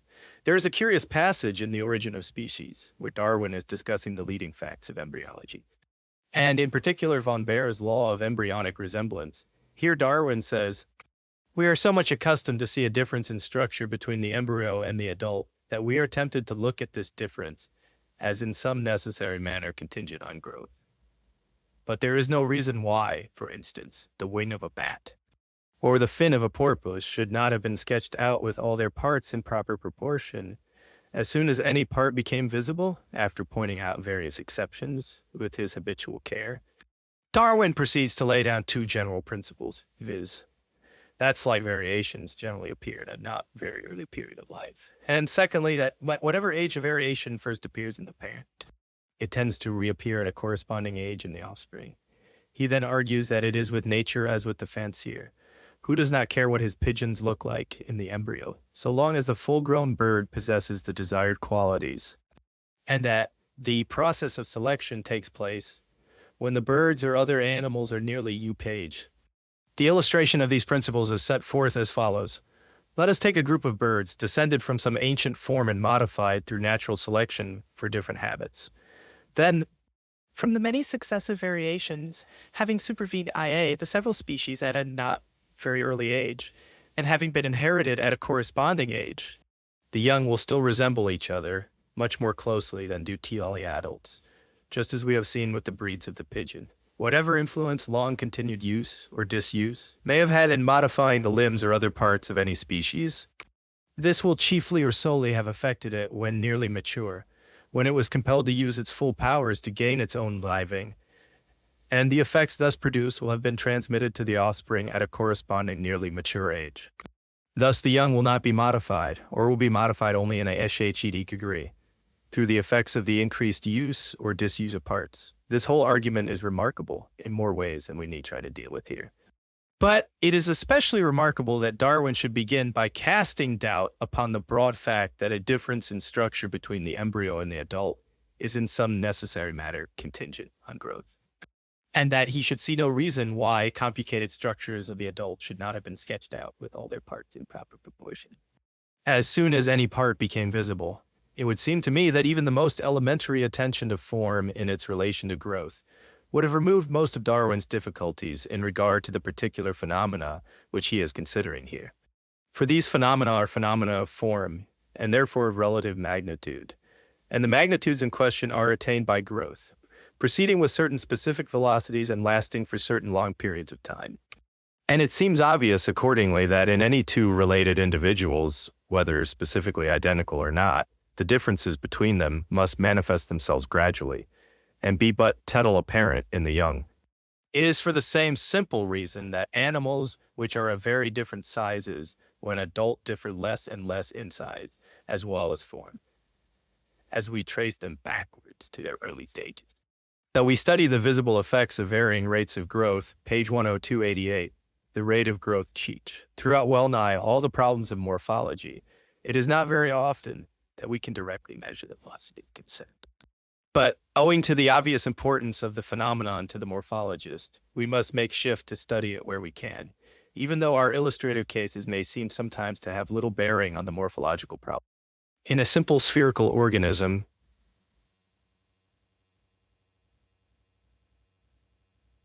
such as the single spherical cell of Protococcus or of Orbolina, growth is reduced to its simplest terms, and indeed becomes so simple in its outward manifestations that it loses interest to the morphologist. The rate of growth is measured by the rate of change in length of a radius, i.e. f greater r, r-it, and from this we may calculate, as already indicated, the rate in terms of surface and of volume. The growing body remains of constant form by the symmetry of the system, because that is to say, on the one hand, the pressure exerted by the growing protoplasm is exerted equally all directions, after the manner of a hydrostatic pressure, which indeed it actually is. While on the other hand, the skin or surface layer of the cell is sufficiently homogeneous to exert an approximately uniform resistance. Under these simple conditions, then the rate of growth is uniform in all directions, and does not affect the E form of the organism, But in a larger or a more complex organism, the study of growth and of the rate of growth presents us with a variety of problems. And the whole phenomenon, apart from its physiological interest, becomes a factor of great morphological importance. We no longer find that growth tends to be uniform in all directions, nor have we any reason to expect it should. The resistances which it meets with are no longer uniform. In one direction, but not in others, it will be opposed by the important resistance of gravity. Within the growing system itself, all manner of structural differences come into play and set up unequal resistances to growth in one direction or another. At the same time, the actual sources of growth, the chemical and osmotic forces which lead to the intussusception of new matter, are not uniformly distributed. One tissue or one organ may well increase, while another does not. A set of bones, their intervening cartilages, and their surrounding muscles may all be in rerum naturalium. Historia utilest mensuras definere, et numeros halera elam physio set P258 on 1760. pH 103 capable of very different rates of increment. The changes of form which result from these differences in rate are especially manifested during that phase of life when growth itself is rapid, when the organism, as we say, is undergoing its development. When growth in general has slowed down, the differences in rate between different parts of the organism may still exist and may be made manifest by careful observation and measurement, but the resultant change of form is less apt to strike the eye. Great! As are the differences between the rates of growth in different parts of a complex organism. The marvel is that the ratios between them are so nicely balanced as they are, and so capable of keeping the form of the growing organism all but unchanged for long periods of time, or of slowly changing it in its own harmonious way. There is the nicest possible balance of forces and resistances in every part of the complex body. And when this normal equilibrium is disturbed, then we get abnormal growth in the shape of tumors and exostoses, and other malformations and deformities of every kind. The rate of growth in man will serve us as well as another organism for our first illustrations of rate of growth.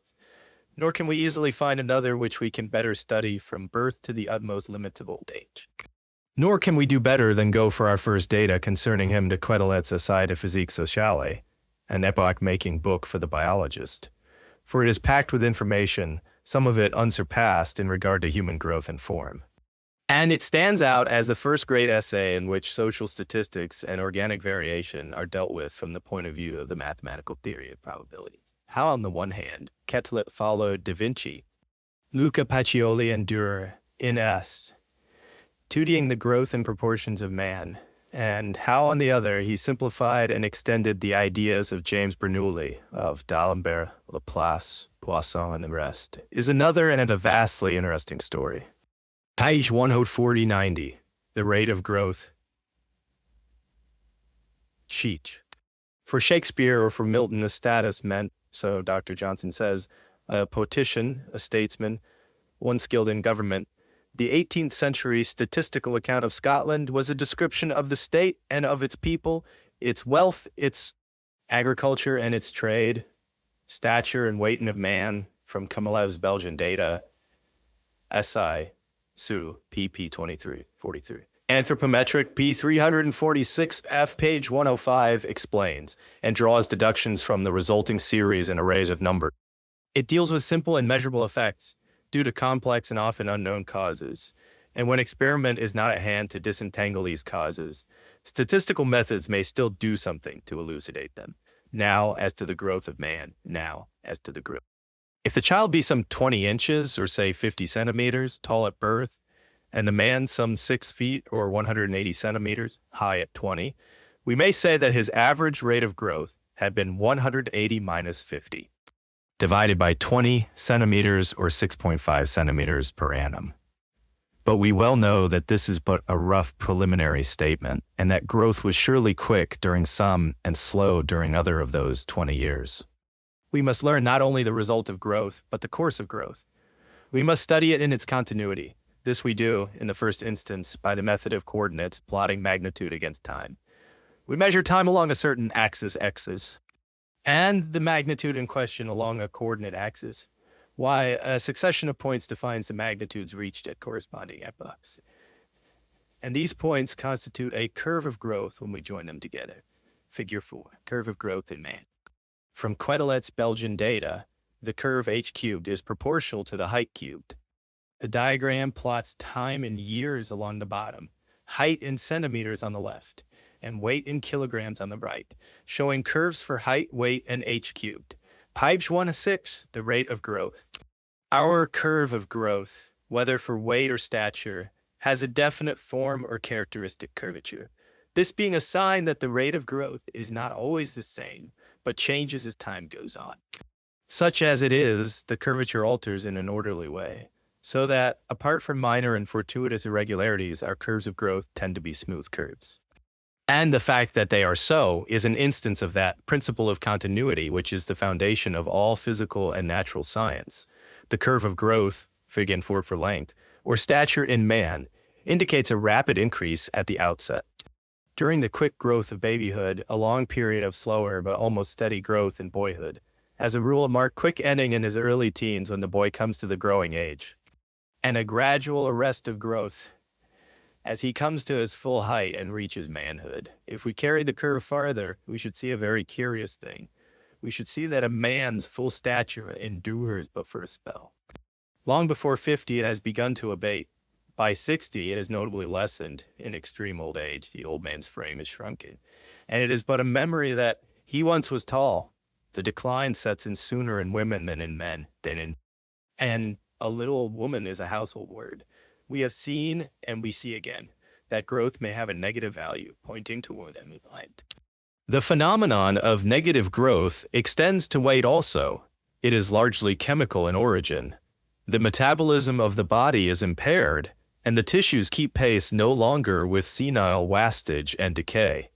We must be very careful, however, how we interpret such a table as this, for it records the character of a population, and we are apt to read in it the life history of the individual. The two things are not necessarily the same.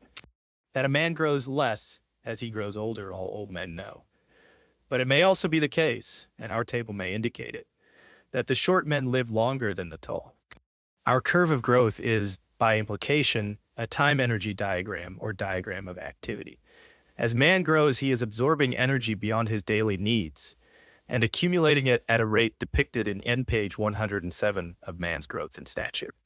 Our curve, till the time comes when he accumulates no longer and is constrained to draw upon his dwindling store. But in part, the slow decline in stature is a sign of the unequal contest between our bodily powers and the unchanging force of gravity, which draws us down when we would fain rise up. We strive against it all our days, in every movement of our limbs, in every beat of our hearts. Gravity makes a difference to a man's height, and no slight one, between the morning and the evening. It leaves its mark in sagging wrinkles, drooping mouth, and hanging breasts. It is the indomitable force which defeats us in the end, which lays us on our deathbed and lowers us to the grave. But the grip in which it holds us is the title by which we live. Were it not for gravity, one man might hurl another by a puff of his breath into the depths of space, beyond recall for all eternity. Side by side with the curve which represents growth in length, or height or stature, our diagram shews a corresponding curve of weight. That this curve is of a different shape from the former one is accounted for in the main, though not wholly, by the fact which we have already dealt with, that in similar bodies volume, and therefore weight, varies as the cubes of the linear dimensions, and drawing a third curve to represent the cubes of the corresponding heights. It now resembles the curve of weight pretty closely, but still they are not quite the same. There is a change of direction or point of inflection in the curve of weight at 1 or 2 years old. And there are certain other features in our curves which the scale of the diagram does not make clear, and all these differences are due to the fact that the child is changing shape as he grows. That other linear dimensions grow somewhat differently from EPH 108, the rate of growth, annual increment of stature in centimeters from Belgian, French, and American statistics. This page presents several comparative tables of growth by age. They list height and annual increment for boys and girls across different populations, and also include measures of variability. Rather than reading every figure, here is what the tables show overall. Height increases rapidly in early childhood. The yearly increment gradually declines through mid-childhood and then rises again during the adolescent growth spurt. In the adolescent years, boys' peak annual increase tends to occur later than girls, and boys continue increasing in height for longer into the later teens. The tables also indicate that variability in growth is relatively modest in early years, increases somewhat around the pubertal period, and then decreases again as growth tapers off to adulthood. Page 109 length or stature, and in short that infant, boy and man are not similar figures.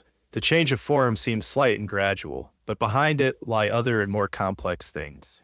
The changing ratio between height and weight implies changes in the child's metabolism, in the income and expenditure of the body.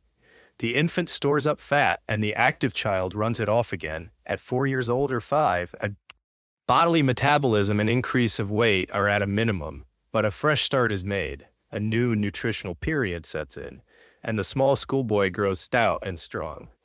Our curve of growth shews at successive epochs of time the height or weight which has been reached by then. It plots changing magnitude, y, against advancing time, x. It is essentially a cumulative or summation curve. It sums up or integrates all the successive magnitudes which have been added in all the foregoing intervals of time. Where the curve is steep, it means that growth was rapid, and when growth ceases, the curve becomes a horizontal line. It follows that by measuring the slope or steepness of our curve of growth at successive epochs, we shall obtain a picture of the successive velocities or growth rates. The steepness of a curve is measured by its gradient, or we may roughly estimate it by taking for equal intervals of time, strictly speaking, for each infinitesimal interval of time, the increment added during that interval. And this amounts in practice to taking the differences between the values given for the successive epochs or ages, which we have begun by studying. Plotting these successive differences against time, we obtain a curve, each point on which represents a certain rate at a certain time. And while the former curve showed a continuous succession of v-varying magnitudes, this shews a succession of varying velocities. The mathematician calls it a curve of first differences. We may call it a curve of annual or other increments. But we shall not go wrong if we call it a curve of the rate, or rates of growth, or still more simply, a velocity curve. Page 110, the rate of growth. We have now obtained two different but closely related curves based on the selfsame facts or observations and illustrating them in different ways. One is the inverse of the other. One is the integral and one the differential of the other, and each makes clear to the eye phenomena which are implicit but are less conspicuous in the other. We are using mathematical terms to describe or designate them, but these curves of growth are more complicated than the curves with which mathematicians are wont to deal. In our study of growth, we may well hope to find curves simpler than these. Figure 5. Annual increments of growth in man, from Quetelet's Belgian data, but in the successive annual increments of a boy's growth as Figure 5 exhibits them. We are dealing with no one continuous operation, such as a mathematical formula might define, but with a succession of events changing as times and circumstances change. Our curve of increments or first differences for man's stature. Figure 5 is based, perforce, on annual measurements, and growth alters quickly enough at certain ages to make annual intervals unduly long. Nevertheless, our curve shews several important things. It suffices to show, for length or stature, that the growth rate in early infancy is such as is never afterwards reattained. From this high early velocity, the rate on the whole falls away. Until growth itself, page 111, human stature 97, comes to an end. But it does so subject to certain important changes and interruptions, which are much the same whether we draw them from Quetelet's Belgian data or from the British. American and other statistics of later writers, the curve falls fast and steadily during the first couple of years of the child's HFEA. It runs nearly level during early boyhood, from 4 or 5 years old to 9 or 10, 6. Then, after a brief but unmistakable period of depression, during which growth slows down, still more see the boy enters on annual increments of stature and of weight in man after Quetelet. See table PIs 90, page 112 between them, are significant enough There is some tendency for growth in weight to fall off or fluctuate at 4 or 5 years old before the small boy goes to school. But there is, or should be, little retardation of weight when growth in height slows down before he enters on his teens. The healthy lad puts on weight again more and more rapidly for some little while after growth in stature has slowed down, and normal increase of weight goes on more slowly while the man is filling out long after growth in stature has come to an end. But somewhere about 30 he begins losing weight a little, and such subsequent slow changes as men commonly undergo, we need not stop to deal with. The differences in stature and build between one race and another are in like manner a question of growth rate in the main. Let us take a single instance and compare the annual increments of growth in Chinese and English boys. The curves are much the same in form, but differ in amplitude and phase. The English boy is growing faster all the while. But the minimal rate and the maximal rate come later by a year or more than in the Chinese curve fix. Quetelet was not the first to study man's growth in stature, nor was he the first student of social statistics and demography.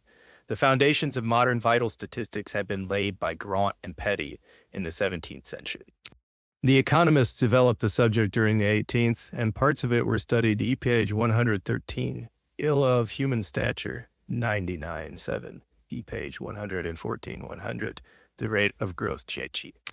Eagerly in the early 19th, when the exhaustion of the armies of France and the evils of factory labor in England drew attention to the stature and physique of man, and to the difference between the healthy and the stunted child. A friend of Buffon's, the Count Philibert Guénaud de Montbéliard, kept careful measurements of his own son, and Buffon published these in 1777 in a supplementary volume of the Histoire naturelle F1. The child was born in April 1759. It was measured every 6 months. Key page 115, growth in infancy. B, the steady growth in early boyhood. C, the period of rapid growth which accompanies puberty. Buffon, with his usual wisdom, adds some remarks of his own, which include two notable discoveries. He had observed that a man's stature is measurably diminished by fatigue, and the loss soon made up for in repose. Long afterward, Quetelet said, To the same effect, il y a là la croissance, et le matin est un peu plus grand que le soir. Buffon asked whether growth varied with the seasons, and Montbéliard's data gave him his reply. Growth was quicker from April to October than during the rest of the year, showing that à la chaleur, qui agit généralement sur le développement de tous les êtres organisés, influe considérablement sur l'accroissement du corps humain. Between 5 years old and 10, the child grew 7 inches during the 5 summers, but during the 5 winters only 4. There was a like difference again, though not so great. While the boy was growing quickly in his teens, but there were no seasonal differences at all from birth to 5 years old, when the child was doubtless sheltered from both heat and cold. On rate of growth, in man and woman, that growth follows a different course in boyhood and in girlhood is a matter of common knowledge. But differences in the curves of growth are not very apparent on the scale of our diagrams. They are better seen in the annual increments, or FR's differences, and we may further simplify the comparison by representing the girl's weight or stature as a percentage of the boy's. Taking weight to begin with, figure 9. The girl's growth rate is steady in childhood, from 2 or 3 to 6 or 7 years old. P page 116, 4, 6, 8, 10, 12, 14, 16, 18, 19, age fig. From Quetelet's data, Can 15, age fig, 10 percentage ratio of female weight and stature to male. From Quetelet's Belgian data, 23, page 117, just as is the boy's. But her curve stands on a lower level, for the little maid is putting on less weight than the boy. B, later on, her rate accelerates. C, sooner than does his, but it never rises quite so high. D. After a first maximum at 11 or 12, her rate of growth slows down a little, then rises to a second maximum when she is 16 or 17. After the boy's phase of quickest growth is over and done. Figure 11. Relative weight of American boys and girls. From Simmons and Todd's data, the chart shows the percentage ratio of female weight to male weight by age. This second spurt of growth, this increase of vigor and of weight in the girl of 17 or 18, Quetelet's figures indicate and common observation confirms. Last of all, while men stop adding to their weight about the age of 30 or before, this does not happen to women. They increase in weight, though slowly, till much later on, until there comes a final phase in both sexes alike when weight and height and strength decline together. From R.M. Fleming's data, this page contains a table comparing boys and girls by age, showing three things. First, stature in centimeters. Second, annual increment in centimeters and the percentage difference. And third, the coefficient of variability of stature for boys and girls, with the difference between them. Jew page 119, ill of growth in childhood, 105 stature and weight of American children. Ohio, from Catherine Simmons and T. Wingate Todd's data, E page 120, steadily, and the lad of 16 is some 15%, heavier than the last. The disparity tends to diminish for a while, when the maid of 17 has her second spurt of growth, but it increases again, though slowly, until at 5 and 20 the young woman is no more than 4/5 the weight of the man.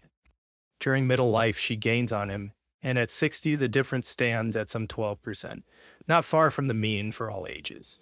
But the old woman shrinks and dwindles, and the difference tends to increase again, figure 12. Annual increments of stature in boys and girls. From Quetelet's data, smooth curves. The rate of increase of stature, like stature itself, differs notably in the two sexes, and the differences, as in the case of weight, are mostly a question of phase, figure 12. The little girl is adding rather more to her stature than the boy at 4 years old. But she grows page 121 ill of growth in childhood, 107 slower than he does for a few years thereafter. 6. At 10 years old, the girl's growth rate begins to rise, see a full year before the boys. At 12 or 13, the rate is much acquis for both, but it has reached its maximum for the girl. The boy's rate goes on rising, and at 14 or 15, they are growing twice as fast as the girls. So much for the annual increments as a rough measure of the rates of growth. In actual stature, the baby girl is some 2 or 3% below the boy at birth. She makes up the difference, and there is 7-9 age fig 13. Ratio of female stature to male. To 13-15 from Simmons and Todd's data. From R.M. Fleming's data, good evidence to show that she is by a very little the taller for a while, at about 5 years old or 6. At 12 or 13, she is very generally the taller of the two, and we call it her gawky age, fig 13. Man and woman differ in length of life, just threes. They do in weight and stature. More baby boys are born than girls by nearly 5%. The numbers draw towards equality in their teens. After GP 2220, the women begin to outnumber the men. And at 85, there are twice as many women as men left in the world. Men have pondered over the likeness and the unlikeness between the short lifetimes and the long. And some take it to be fallacious to measure all alike by the common timepiece of the sun. Life, they say, has a varying timescale of its own, and by this modulus, the sparrow lives as long as the eagle and the dayfly as the man. The timescale of the living has in each case so strange a property of logarithmic decrement that our days and years are long in childhood, but an old man's minutes hasten to their end. On prenatal and postnatal growth, the rates of growth which we have so far studied are based on annual increments, or first differences between yearly determinations of magnitude.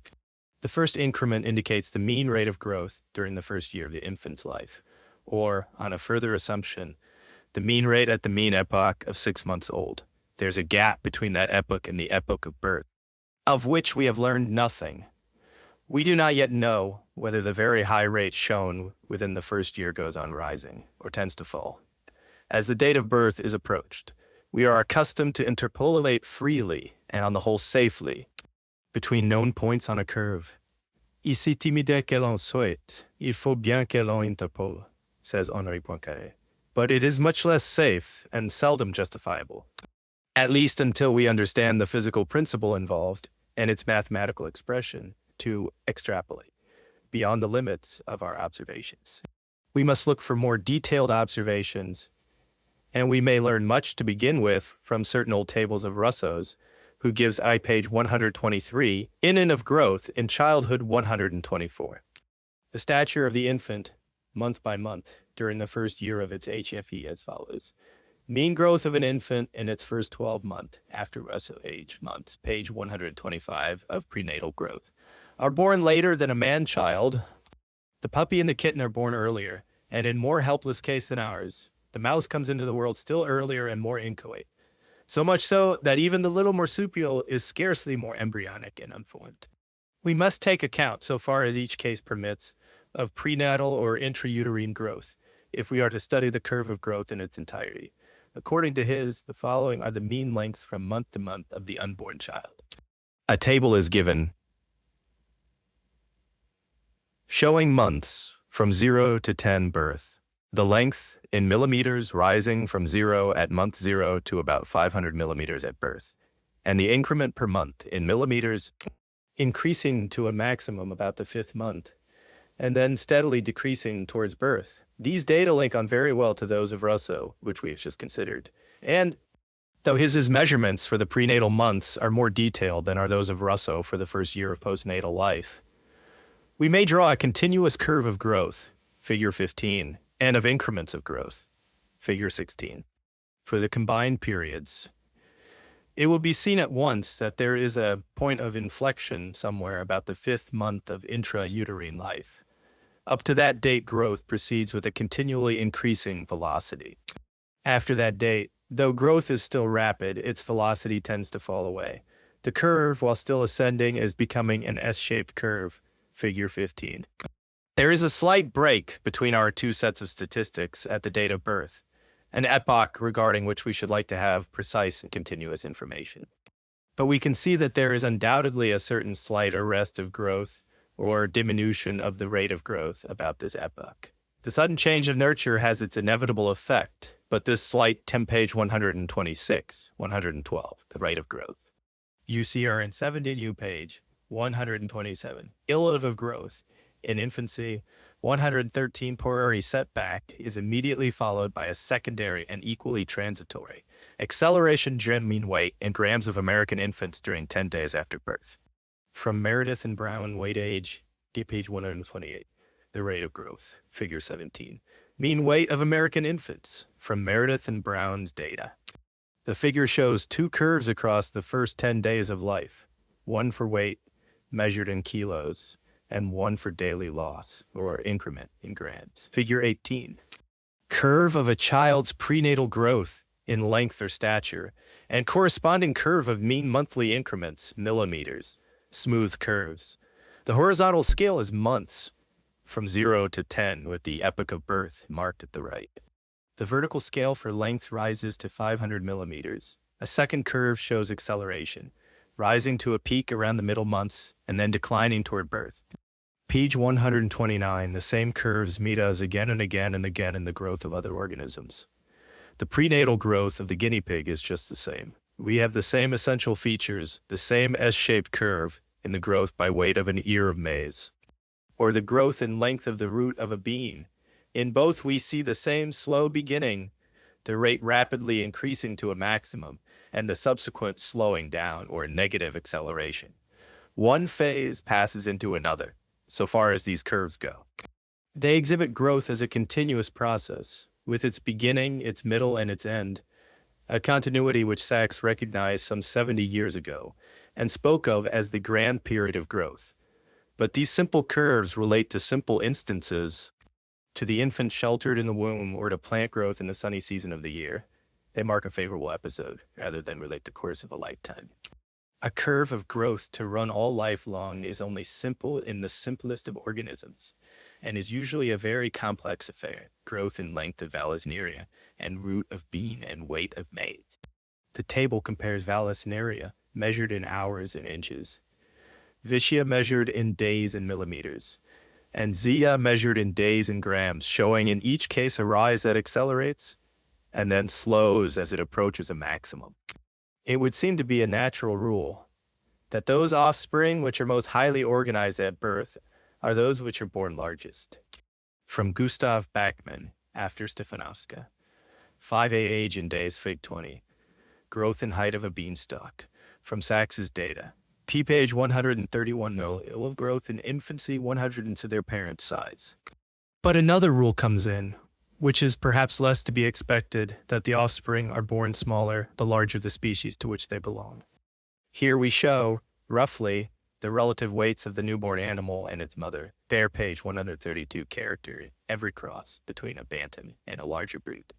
The bantam is not produced by selecting smaller and smaller specimens of a larger breed, as an older school might have supposed, but always by first crossing with bantam blood, so introducing the character of smallness or retarded growth, and then segregating the desired types among the dwarfish offspring. In fact, Darwinian selection plays a small and unimportant part in the process. From the whole of the foregoing discussion, we see that rate of growth is a specific phenomenon, deep-seated in the nature of the organism. Wolf and dog, horse and ass, nay, man and woman, grow at different rates under the same circumstances, and pass at different epochs through, like phases of development. Much the same might be said of mental or intellectual growth.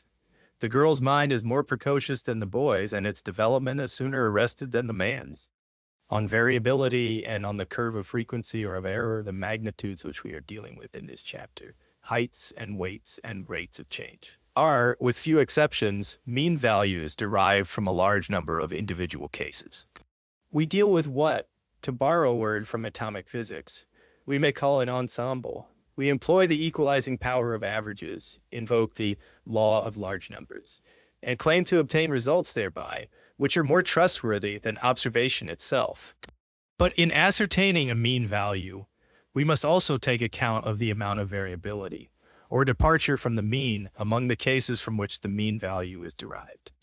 This leads on far beyond our scope, but we must spare it a passing word. It was this identical phenomenon in the case of man which suggested to Quetelet the page 133 of variability. Statistical study of variation led Francis Galton to inquire into the laws of natural inheritance and served Carl Pearson as the foundation of his science of biometrics. When Quetelet tells us that the mean stature of a 10-year-old boy is 1.275 meters, this is found to imply not only that the measurements of all his 10-year-old boys group themselves about this mean value of 1.275 meters, but that they do so in an orderly way, many departing little from that mean value, and fewer departing more and more. In fact, when all the measurements are grouped and plotted so as to show the number of instances, y, at each gradation of size x, we obtain a characteristic configuration, mathematically definable, called the curve of frequency, or of error. Figure 21. The normal curve of frequency or of error, sigma minus sigma, the standard deviation. This is a very remarkable fact. That a curve of stature should agree closely with the normal curve of error amazed Galton, and as he said, formed the mainstay of his long and fruitful inquiry into natural inheritance. The curve is a thing apart, sui generis. It depicts no course of events, it is no time or vector diagram. It merely deals with the variability and variation of magnitudes. And by magnitudes we mean anything which can be counted or measured, a regimen of men. A basket of page 134 nuts, the florets of a daisy, the stripes of a zebra, the nearness of shots to the bullseye. It thereby illustrates one of the most far-reaching, some say one of the most fundamental of nature's laws. We find the curve of error manifesting itself in the departures from a mean value, which seems itself to be merely accidental, as for instance, the mean height or weight of 10-year-old English boys. But we find it no less well displayed when a certain definite or normal number is indicated by the nature of the case. For instance, the medusae, or jellyfishes, have a radiate symmetry of 8 nodes and internodes. But even so, the number 8 is subject to variation, and the instances have more or less grouped themselves in a Gaussian curve. Number of tentaculocysts in Medusae, Ephyra, and Aurelia. The table that follows shows counts and percentage frequencies across different specimens, with the great majority clustered at 8 tentaculocysts and smaller numbers tapering off on either side. The curve of error is a bell-shaped curve, a courbe en cloche. It rises to a maximum, falls away on either side, has neither beginning nor end. It is normally symmetrical, for lack of cause to make it otherwise. It falls off faster and then slower the farther it departs from the mean or middle line. It has a point of inflection of necessity on either side. On either side, where it changes its curvature and from being concave to the middle line spreads out to become convex. Page 135. If we pour a bushel of corn out of a sack, the outline or profile of the heap resembles such a curve. And well nigh every hill and mountain in the world is analogous, even though remotely, to that heap of corn. Causes beyond our ken have cooperated to place and allocate each grain or pebble, and we call the result a random distribution and attribute it to fortuity or chance. Galton devised a very beautiful experiment in which a sloping tray is beset with pins and sand or millet seed poured in at the top. Every falling grain has its course deflected again and again. The final distribution is emphatically a random one, and the curve of error builds itself up before our eyes. The curve as Princeps Mathematicorum, who in turn was building on Laplace, is at once empirical and theoretical, and Lippmann is said to have remarked to Poincaré, les expérimentateurs s'imaginent que c'est un théorème de mathématiques. Et les mathématiciens d'être un fait expérimental. It is theoretical insofar as its equation is based on certain hypothetical considerations. Visetera 1. That the arithmetic mean of a number of variants is their best or likeliest average. An axiom which is obviously true in simple cases, but not necessarily in all. 2. That fortuity implies the absence of any predominant, decisive, or overwhelming cause, and connotes rather the coexistence and joint effect of small, undefined but independent causes, many or few. Page 136, the rate of growth, producing their several variations, deviations, or errors, and potent in their combinations, permutations, and interferences. We begin to see why bodily dimensions lend or submit themselves to this masterful law. Stature is no single simple thing. It is compounded of bones, cartilages, and other elements, variable each in its own way, some lengthening as others shorten, each playing its little part like a single pin in Galton's toy, towards a fortuitous resultant, the beautiful regularity in the statures of a population, says Galton, whenever they are statistically marshaled in the order of their heights, is due to the number of variable and quasi-independent elements of W. Each stature is the sum. In a bag full of pennies fresh from the mint, each coin is made by the single stroke of an identical die, and no ordinary weights and measures suffice to differentiate them. But in a bag full of old-fashioned, handmade nails, a slow succession of repeated operations has drawn the rod and cut the lengths and hammered out head, shaft, and point of every single nail, and a curve of error depicts the differences between them. The law of error was formulated by Gauss for the sake of the astronomers, who aimed at the highest possible accuracy and strove so to interpret their observations as to eliminate or minimize their inevitable personal and instrumental errors. It had its roots also in the luck of the gaming table, and in the discovery by 18th century mathematicians that chance might be defined in terms of mathematical precision or mathematical law. It was Quetelet who, beginning as astronomer and meteorologist, applied the law of frequency of error for the first time to biological statistics, with which in name and origin it had nothing whatsoever to do. The intrinsic significance of the theory of probabilities and the law of error is hard to understand. It is sometimes said that to forecast the future is the main purpose of statistical study, and expectation or expectancy is a common theme. But all the theory, page 137 of the law of error, in the world enables us to foretell no single unknown thing, not even the turn of a card or the fall of a die. The theory of probabilities is a development of the theory of combinations and only deals with what occurs or has occurred in the long run among large numbers and many permutations thereof. Large numbers simplify many things. 1,000,000 men are easier to understand than one man out of 1,000,000. As David Hume said, what depends on a few persons is in a great measure to be ascribed to chance, or to secret and unknown causes.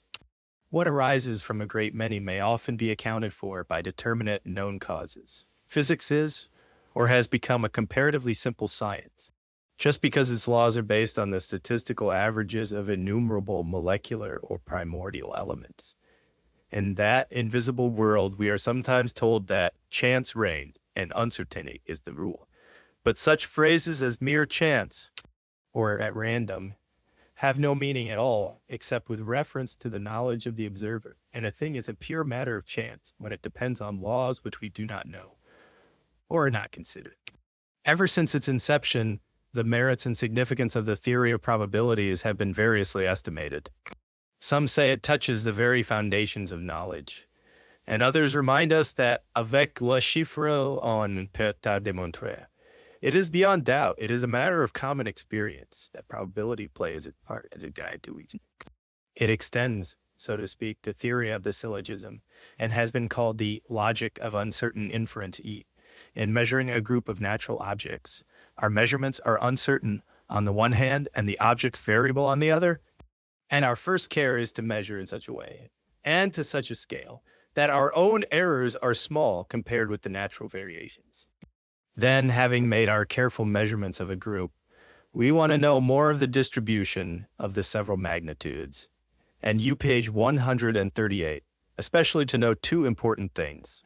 We want a mean value as a substitute for the true value, if there be such a thing. Let us use the arithmetic mean to begin with. About this mean, the observed values are grouped like a target hit by skillful or unskillful shots. We want some measure of their inaccuracy, some measure of their spread or scatter or dispersion. And there are more ways than one of measuring and of representing this. We do it visibly and graphically every time we draw the curve or polygon frequency. But we want a means of description or tabulation in words or in numbers. We find it, according to statistical mathematics, in the so-called index of variability or standard deviation, sigma, which merely means the average deviation from the mean. But we must take some precautions in determining this average. For in the nature of things, these deviations are both by excess and defect. They are partly positive and partly negative. And their mean value is the mean of the variance themselves. Their squares, however, are all positive, and the mean of these takes account of the magnitude of each deviation with no risk of canceling out the positive and negative terms. But the dimension of this average of the squares is wrong. The square root of this average of squares restores the correct dimension, and the result is the useful index of variability, or of deviation, which is called sigma. This standard deviation divides the area under the normal curve nearly into equal halves, and nearly coincides with the point of inflection on either side. It is the simplest algebraic measure of dispersion. As the mean is the simplest arithmetical measure of position, when we divide this value by the mean, we get a figure on page 139.3, the coefficient of variability, which is independent of any particular units, and which is called the coefficient of variability. Carl Pearson, measuring the amount of variability in the weight and height of man, found this coefficient to run as follows. In male newborn infants, for weight 15.6 and for stature 6.5. In male adults, for weight 10.8 and for stature 3.6. Here, the amount of variability is thrice as great for weight as for stature among grown men, and about 2.5 times as great in infancy.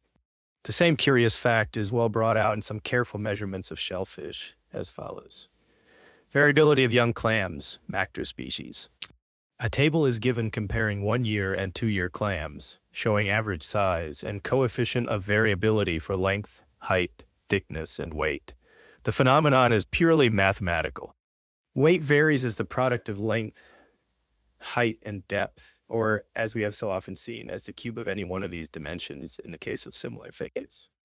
It is then a mathematical rather than a biological fact that, for small deviations, the variability of the whole tends to be equal to the sum of that of the three constituent dimensions. For if weight W varies as height x, breadth y, and depth z, we may write W equals c times iz. Whence differentiating dw over w equals dx over x plus dg over x plus dz. We see that among the shellfish, there is much more variability in the younger than in the older brood. This may be due to page 140i, the rate of growth. Inequality of age, for in a population only a few weeks old, a few days sooner or later in the date of birth would make more difference than later on. But a more important matter, to be seen in mankind, is that variability of stature runs pari passu, or nearly so with the rate of growth, or curve of annual increments. The curve of variability descends when the growth rate slackens, and rises high when in late boyhood growth is speeded up. In short, the amount of variability in stature or in weight is correlated with, or is a function of, the rate of growth in these magnitudes. Judging from the evidence at hand, we may say that variability reaches its height in man about the age of 13 or 14, rather earlier in the girls than in the boys, and rather earlier in the case of stature than of weight. The difference in this respect between the boys and the girls is now on one side, now on the other. In infancy, variability is greater in the girls. The boys show it the more at 5 or 6 years old. About 10 years old, the girls have it again. From 12 to 16, the boys are much the more variable. But by 17, the balance has swung the other way. Coefficient of variability sigma over men times 100 in man at various ages. A table follows, giving the coefficient of variability for stature and for weight at different ages, comparing British, American, and Japanese boys and girls, and also listing mean values. Page 141, the coefficient of variability. Figure 22. Variability in stature, boys. After Fleming, Bowditch, and Nagai, the vertical axis is coefficients of variability. The horizontal axis is age from 5 to 18. The chart shows 3 curves, labeled English, American, and Japanese. Figure 23, coefficient of variability in stature, excess or defect of this coefficient in the boy over the girl. Data from R.M. Fleming and from Nagai. The vertical axis is difference ranging from -1 to +2, with a 0 line across the graph. The horizontal axis is age in years, from 3 to 18. The chart shows 2 curves labeled British and Japanese. Page 142, 128. The rate of growth Chichto. The amount of variability is bound to differ from one race or nationality to another, and we find big differences between the Americans and the Japanese, both in magnitude and phase. Fig 22.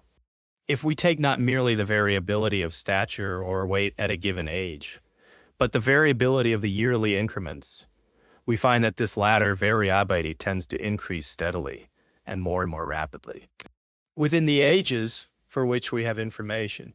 And this phenomenon is in the main easy of explanation.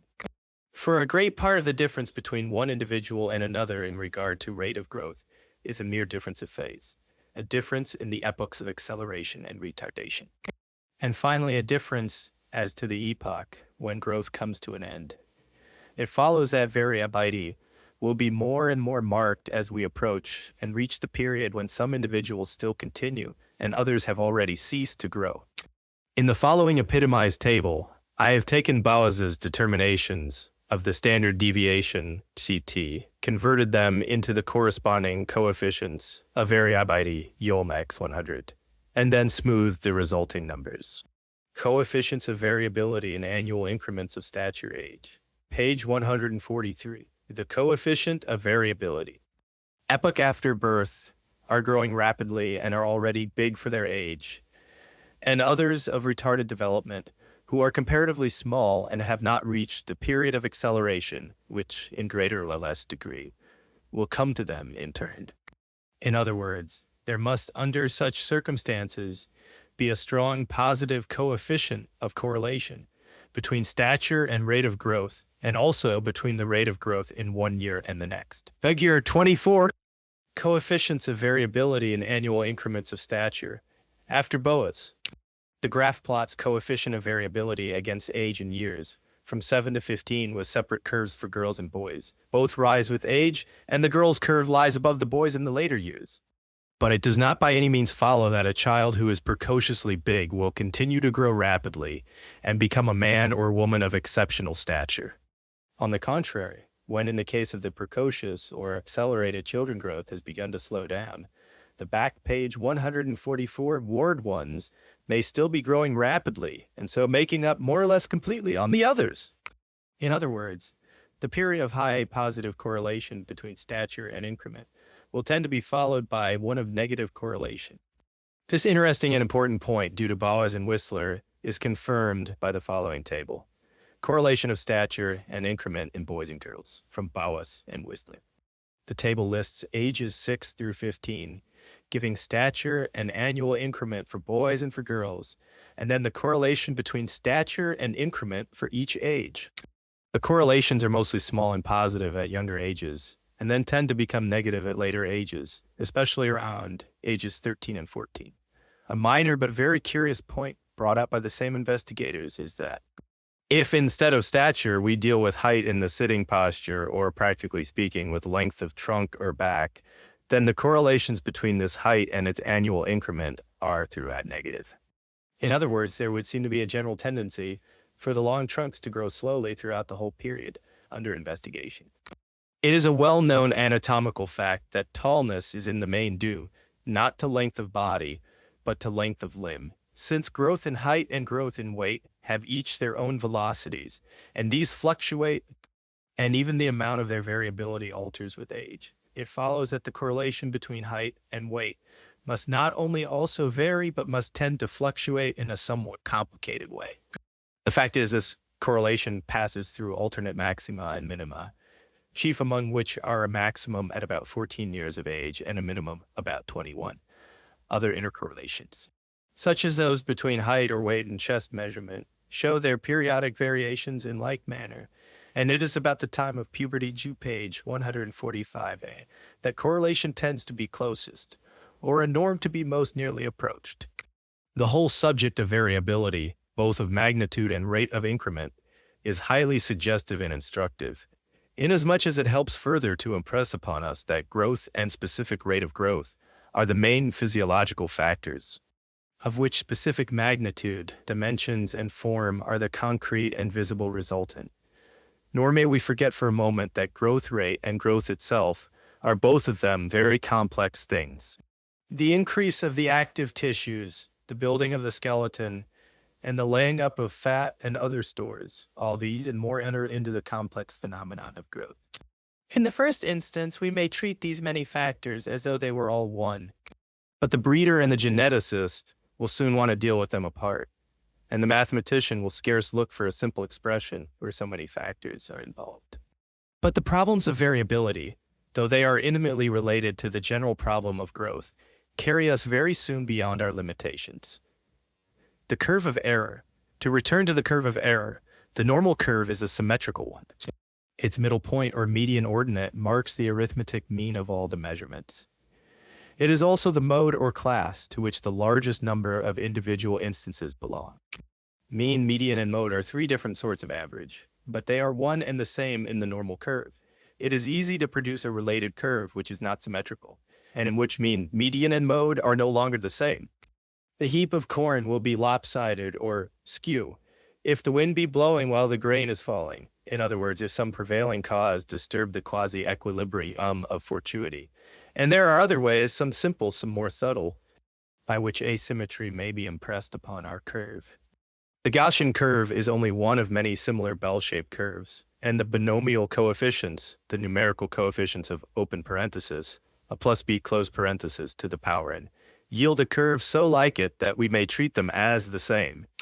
The E page 146. The Gaussian curve extends, in theory, to infinity at either end, and this infinite extension or asymptotism has its biological significance. We know that this or that athletic record is lowered, slowly but continually, as the years go by. This is due in part, doubtless, to increasing skill and improved technique. But quite apart from these, the record would slowly fall as more and more races are run, owing to the indefinite extension of the Gaussian curve. On the other hand, while the Gaussian curve extends in theory to infinity, the fact that variation is always limited, and that extreme variations are infinitely rare, is one of the chief lessons of the law of frequency.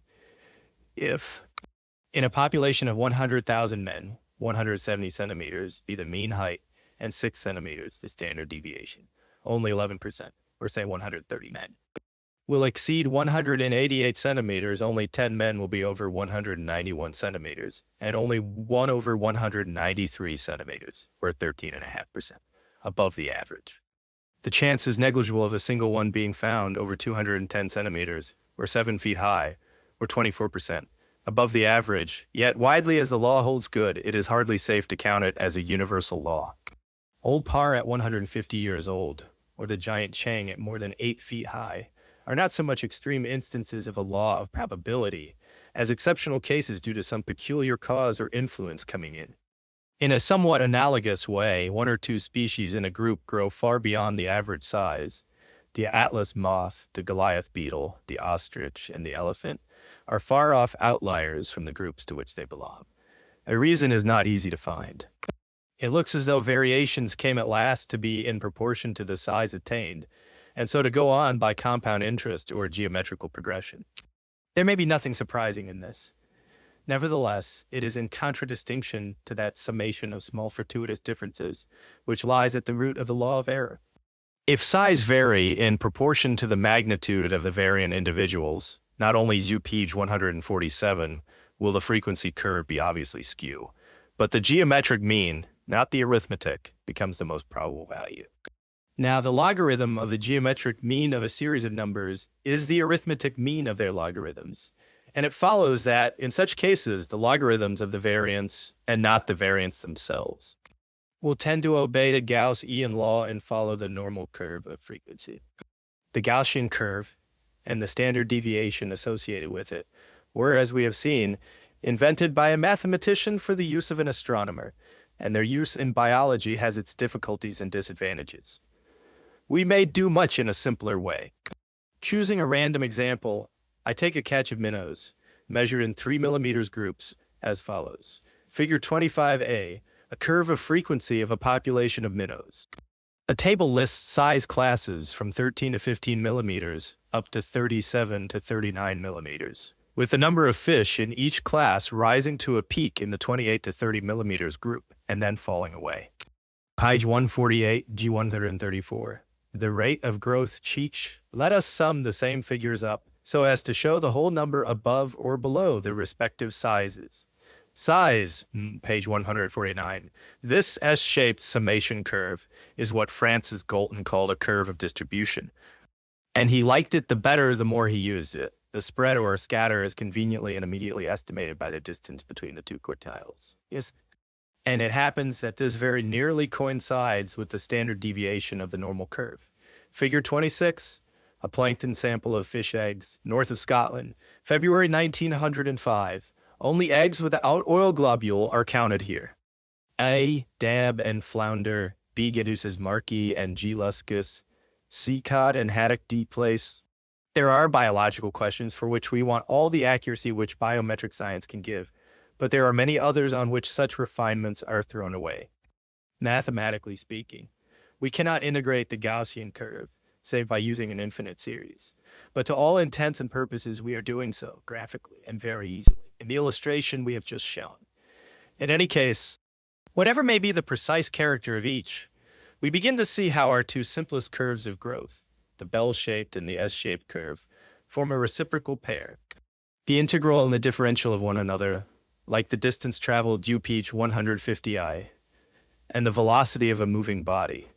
If y equals e to minus x squared be the ordinate of the one z equals the integral of e to the minus x squared dx is that of the other. There is one more kind of frequency curve which we must take passing note of. We begin by thinking of our curve, whether symmetrical or skew, as the outcome of a single homogeneous group. But if we happen to have two distinct but intermingled groups to deal with, differing by ever so little in kind, age, place or circumstance, leaves of both oak and beech, heights of both men and women, this heterogeneity will tend to manifest itself in two separate cups, or modes, on the common curve, which is then indeed two curves rolled into one, which is then indeed two curves rolled into one, each keeping something of its own individuality.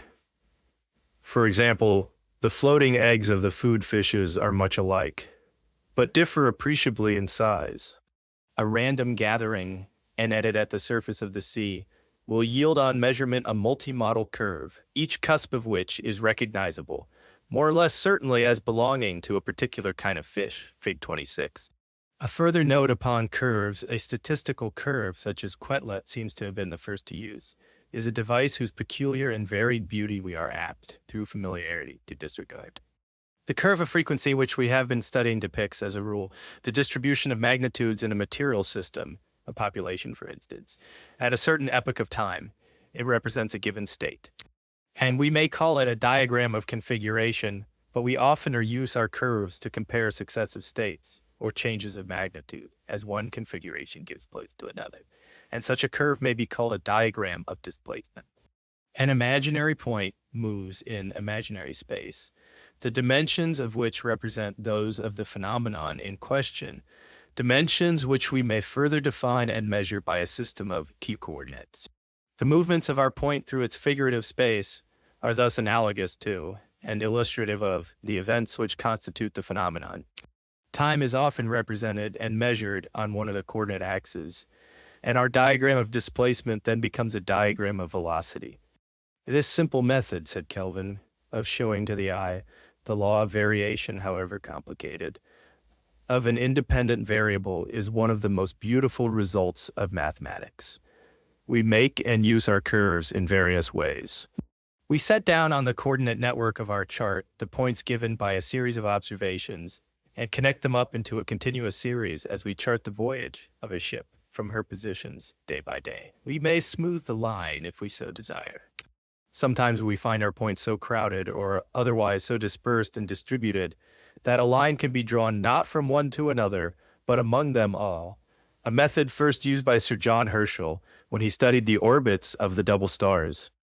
His delicate observations were affected by errors, at first sight without rhyme or reason, but a curve drawn where the points lay thickest embodied the common lesson of them all.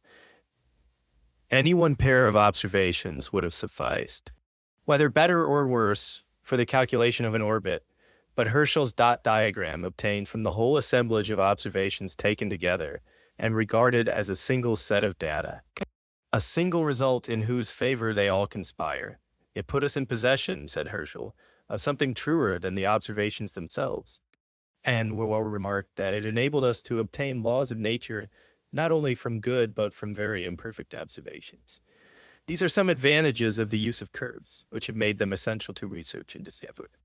It is often helpful and sometimes necessary to smooth our curves, to page 152, whether at freehand or by help of mathematical rules. It is one way of getting rid of non-essentials. And to do so has been called the very keynote of mathematics. A simple rule, first used by Gauss, is to replace each point by a mean between it and its two or more neighbors, and so to take a floating or running average. In so doing, we trade once more on the principle of continuity and recognize that in a series of observations, each one is related to another and is part of the contributory evidence on which our knowledge of all the rest depends. But all the while, we feel like Gaussian smoothing gives us a practical or descriptive result rather than a mathematical one. Some curves are more elegant than others. We may have to rest content with points in which no order is apparent, as when we plot the daily rainfall for a month or two. For this phenomenon is one whose regularity only becomes apparent over long periods. When average values lead at last to statistical uniformity, but the most irregular of curves may be instructive if it coincide with another not less irregular, as when the curve of a nation's birth rate in its ups and downs follows or seems to follow the price of wheat or the spots upon the sun. It seldom happens, outside of the exact sciences, that we comprehend the mathematical aspect of a phenomenon enough to define, by formulae and constants, the curve which illustrates it. But, failing such thorough comprehension, we can at least speak of the trend of our curves and put into words the character and the course of the phenomena they indicate. We see how this curve, or that indicates a uniform velocity, a tendency towards acceleration or retardation, a periodic or non-periodic fluctuation, a start from or an approach to a limit. When the curve becomes, or approximates to, a mathematical one, the types are few to which it is likely to belong. A straight line, a parabola or hyperbola, an exponential or a logarithmic curve like x equals a y to the power b. A sine curve or a sinusoid, damped or no, suffice for a wide range of phenomena. We merely modify our scale and change the names of our coordinates. Page 153 of statistical curves. The curves we mostly use, other than the Gaussian curve, are time diagrams. Each has a beginning and an end, and one and the same curve may illustrate the life of a man, the economic history of a kingdom, the schedule of a train between one station and another. What it then shews is a velocity, an acceleration, and a subsequent negative acceleration, or retardation.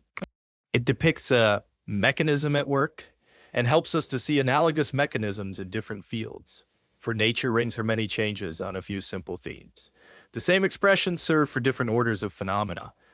The swing of a pendulum, the flow of a current, the attraction of a magnet, the shock of a blow, have their analogues in a fluctuation of trade, a wave of prosperity, a blow to credit, a tide in the affairs of men.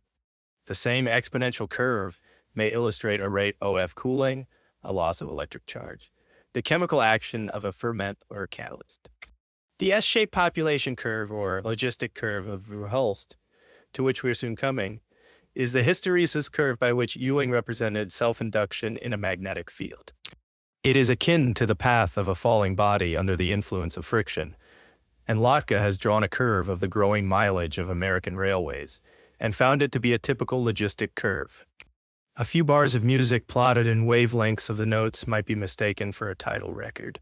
The periodicity of a wave, the acceleration of gravity, retardation by friction, the role of inertia, the explosive action of a spark or an electric contact. These are some of the modes of action or forms of mechanism which recur in limited number, but in endless shapes and circumstances. The way in which one curve fits many phenomena is characteristic of mathematics itself, which does not deal with the specific or individual case, but generalizes all the while, and is fond, as Henri Poincaré said, of giving the same name to different things. Our curves, as we have said, are mostly time diagrams and represent a change in time from one magnitude to another. They are diagrams of displacement, in Maxwell's phrase. We may consider 4 different cases, not equally simple mathematically, but all page 154 capable of explanation up to a certain point without mathematics. 1. Donomatics. If in our coordinate diagram we have merely to pass from one isolated point to another, a straight line joining the 2 points is the shortest and the likeliest way. A zigzag rectilinear path would still be geometrically the shortest way, but it would be sharply discontinuous at every turn. It would run counter to the principle of continuity. It is not likely to be nature's way. A wavy course, with no more change of curvature than is absolutely necessary, is the path which nature follows. We call it a simple harmonic motion, and the simplest of all such wavy curves we call a scene curve. The scene curve, the S-shaped curve, the bell-shaped curve. Figure 27. Simple curves representing a change from one magnitude to another. If there be but one maximum and one minimum, which our variant alternates between, the vector pathway may be translated into polar coordinates. The vector does what the hands of the clock do, and a circle takes the place of the scene curve. To pass from a zero line to a maximum once for all is a very different thing. For now, minimum and maximum are both of them continuous states, and the principle of continuity will cause our vector variant to leave the one gradually and arrive gradually at the other. The problem is how to go uphill from one level road to another with the least possible interruption or discontinuity. The path follows an S-shaped course. It has an inflection midway, and the first phase and the last are represented by horizontal asymptotes. This is an important curve and a common one. It so far resembles page 155e, an elastic curve, though it is not mathematically identical with it, that it may be roughly simulated by a watch spring lying between 2 parallel straight lines and touching both of them.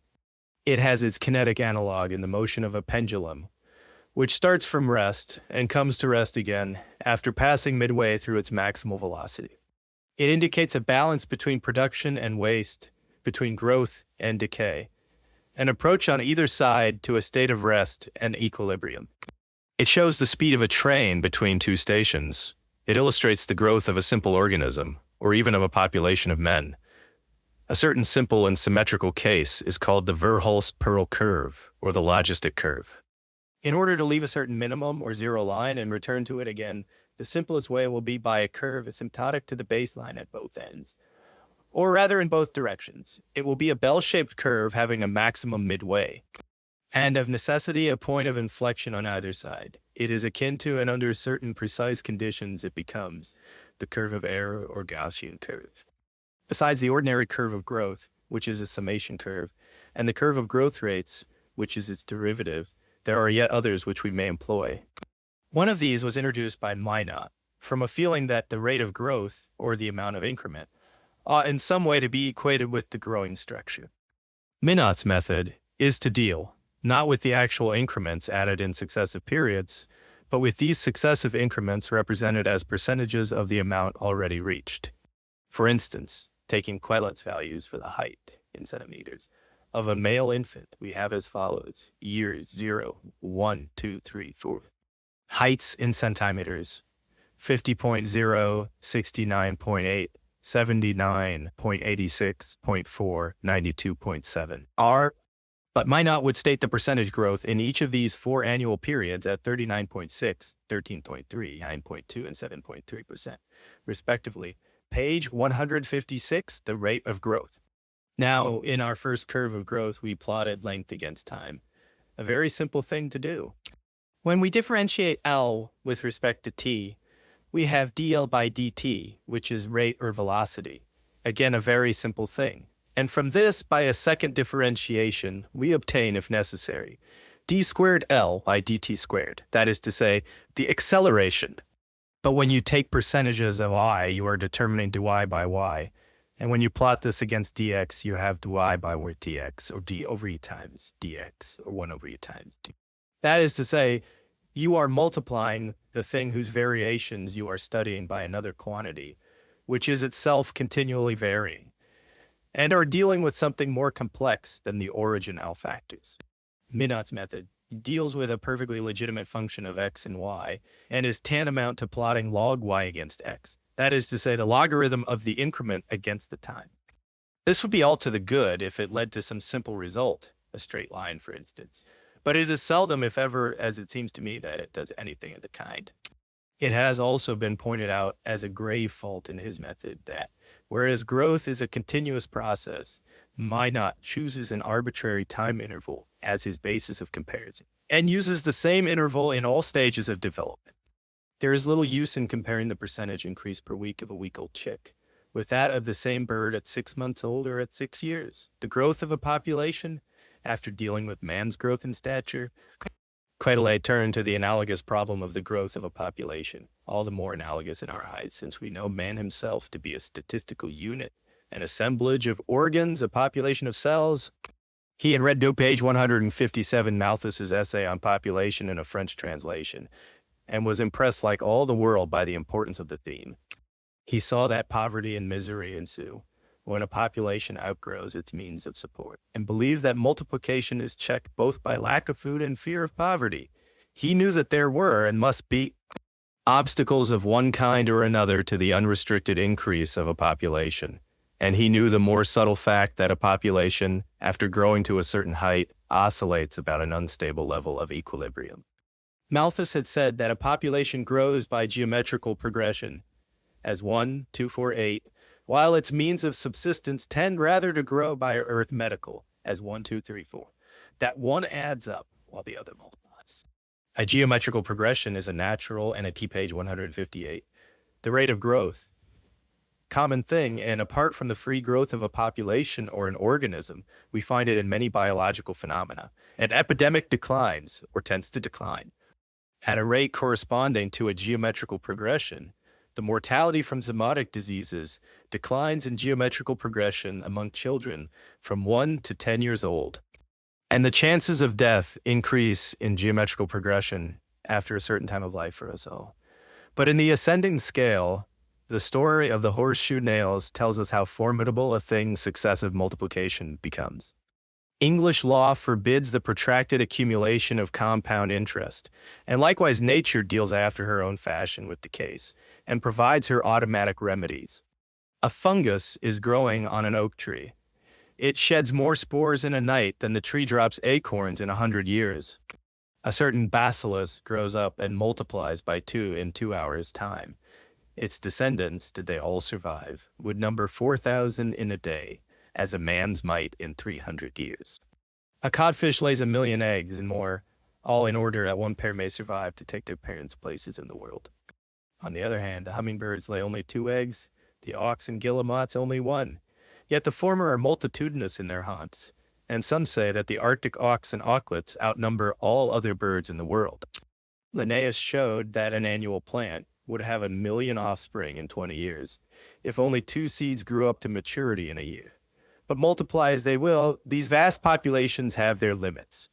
They reach the end of their tether, the pace slows down, and at last they increase no more.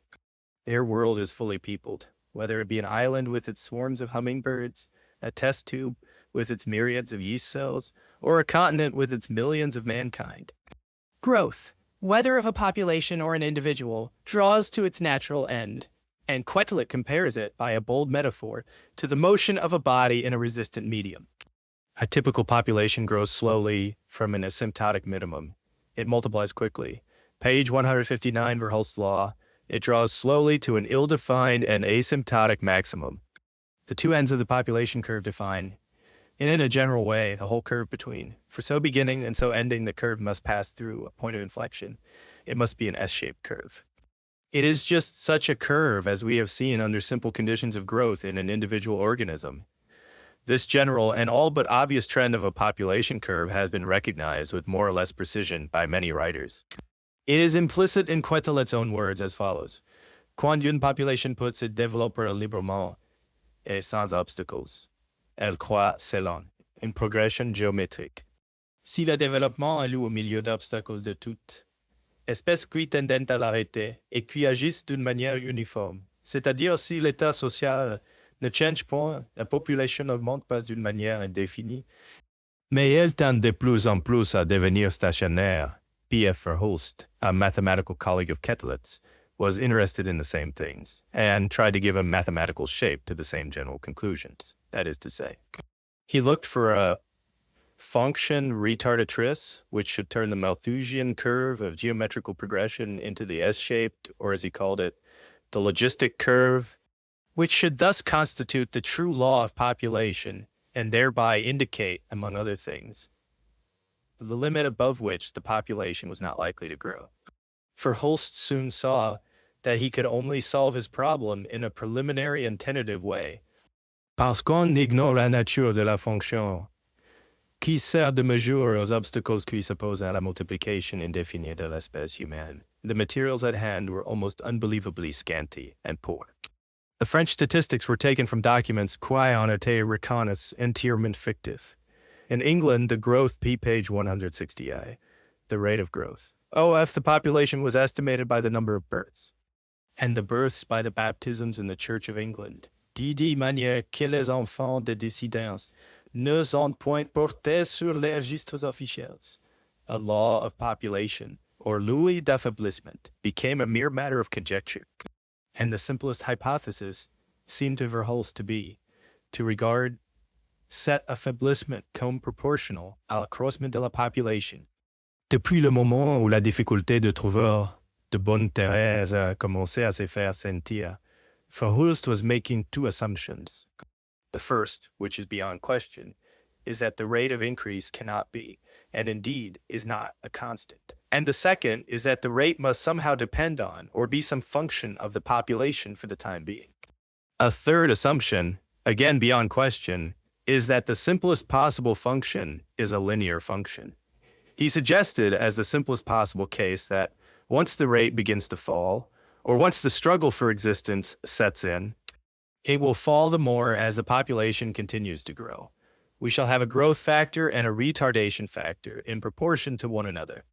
He was making early use of a simple differential equation such as Vito Volterra, and others now employ freely in the general study of natural selection, the point where a struggle for existence first sets in, and where ipso facto the rate of increase begins to diminish, is called by Verhulst the normal level of the population. He chooses it for the origin of his curve, which is so defined as to be symmetrical on either side of this origin. Thus Verhulst's law and his logistic curve owe their form and their precision and all their power to forecast the future to certain hypothetical assumptions. And the tentative solution arrived at is 1, sous le point de vue mathématique, page 161.1. The logistic curve, the mathematics of the Verhulst-Pearl curve need hardly concern us. They are fully dealt with in Raymond Pearl's, Locke's, and other books. Verhulst starts, as Malthus does, with a population growing in geometrical progression, and so giving a logarithmic curve, dp by dt equals mp equals. He then assumes as his loi d'affaiblissement a coefficient of retardation, n, which increases as the population increases. dp by dt equals mp minus np squared. integrating P equals M over N multiplied by 1 over e to the minus M times D plus K, plus 1 if the point of inflection be taken as the origin K equals 0. And again, for T equals infinity, P equals M over N equals L. We may write accordingly. P equals L multiplied by 1 over 1 plus e to the minus mt. Malthus had reckoned on a population doubling itself, if unchecked by want or accident, every 25 years, but 50 years after. Verhulst showed that this grand vitesse décroissement was no longer to be found in France or Belgium or other of the older countries, but was still being realized in the United States, Fig 28, all over Europe. Les rapports de l'excès annuel des naissances sur les décès à la population, qui la fournirait sans cesse en s'affaiblissant, de manière que l'accroissement annuel, dont la valeur absolue augmente continuellement lorsqu'il est progression géométrique, paraît suivre une progression tout au plus arithmétique. Page 162. The celebrated aphorism Malthus was thus, and to this extent confirmed. In the United States, the Malthusian estimate of unrestricted increase continued to be realized for 100 years after Malthus wrote. For the 3.93 millions of the United States Census of 1790 were doubled 3 times over in the census of 1860 and 4 times over in that of 1890. A capital which doubles in 25 years has grown at 2.85% per annum compound interest. The United States population did rather more, for it grew at fully 3% for 50 of those 100 years. Figure 28, population of the United States, 1790 to 1930. The population of the whole world and of every continent has increased during modern times, and the increase is large, though the rate is low. The rate of increase has been put at about 0.5% per annum for the last 300 years, a shade more in Europe and a shade less in the rest of the world. Wilcox. The table gives estimates for Europe and for the world total in the years 1650, 1750, 1800, 1850, and 1900, and it also gives the mean rate of increase, which is 0.52% per annum for Europe and 0.49% per annum for the world total. Verhulst was before his time, and his work was neglected and presently forgotten. Only some 20 years ago, Raymond Pearl and L.J. Reid of Baltimore, studying the U.S. population as Verhulst had done, approached the subject in the same way and came to an identical result. Then, soon afterwards, about 1924, Raymond Pearl came across Verhulst's papers and drew attention to what we now speak of as the Verhulst-Pearl law. Pearl and Reid saw, as Verhulst had done, that a law of population which should cover all the ups and downs of human affairs was not to be found. And yet, the general form which such a law must take was plain to see. There must be a limit to the population of a region, great or small, and the curve of growth must sooner or later turn over, approach the limit, and resolve itself into an S-shaped curve. The rate of growth or annual increment will depend, 1, on the population at the time, and 2, on the still unutilized reserves of population support existing in the available land. Here we have, to all intents and purposes, the growth factor and retardation factor of Verhulst, and they lead to the same formula, or the same differential equation, as H is. Census returns, and found them verifying the Malthusian expectation of a doubling every 25 years. That grand vitesse décroissement continued through 5 decennia, but it ceased some 70 years ago, and a retarding influence has been manifest through all these 70 years, Fig 29. It is more recently, only after the census of 1910, that the curve seemed to be IPH 164, 150. The rate of growth, Cheech, 1850, 1940 Fig. 29. Decennial increments of the population of the United States. The Civil War, the slump. To page 165, LO population of the United States. 151 finding its turning point, or point of inflection. And only now, since 1940, can we say with full confidence that it has done so. 100 years ago, the conditions were still relatively simple, but they are far from simple now. Immigration was only beginning to be an important factor, but immigrants made a quarter of the whole increase of the population of the United States during 80 of these 100 years. Wars and financial crises have made their mark upon the curve. Manners and customs, means and standards of living have changed prodigiously. But the S-shaped curve makes its appearance through all of these, and the Verhulst-Pearl formula meets the case with surprising accuracy. Population of the United States, in 10 years, page 166, the rate of growth. Progression, so long as nutriment is enough and to spare. That is to say, the rate of growth is proportional to the number present. dy over dt equals by. But in a test tube colony, the supply of nourishment is limited, and the rate of multiplication is bound to fall off. If it be the original concentration of foodstuff, it will have dwindled by time to a minus y. The rate of growth will now be dy over dt equals b times a minus y, which means that the rate of increase is proportional to the number of organisms present and to the concentration of the food supply. It is Verhulst's case in a nutshell. The differential equation so indicated leads to an S-shaped curve, which further experiment confirms.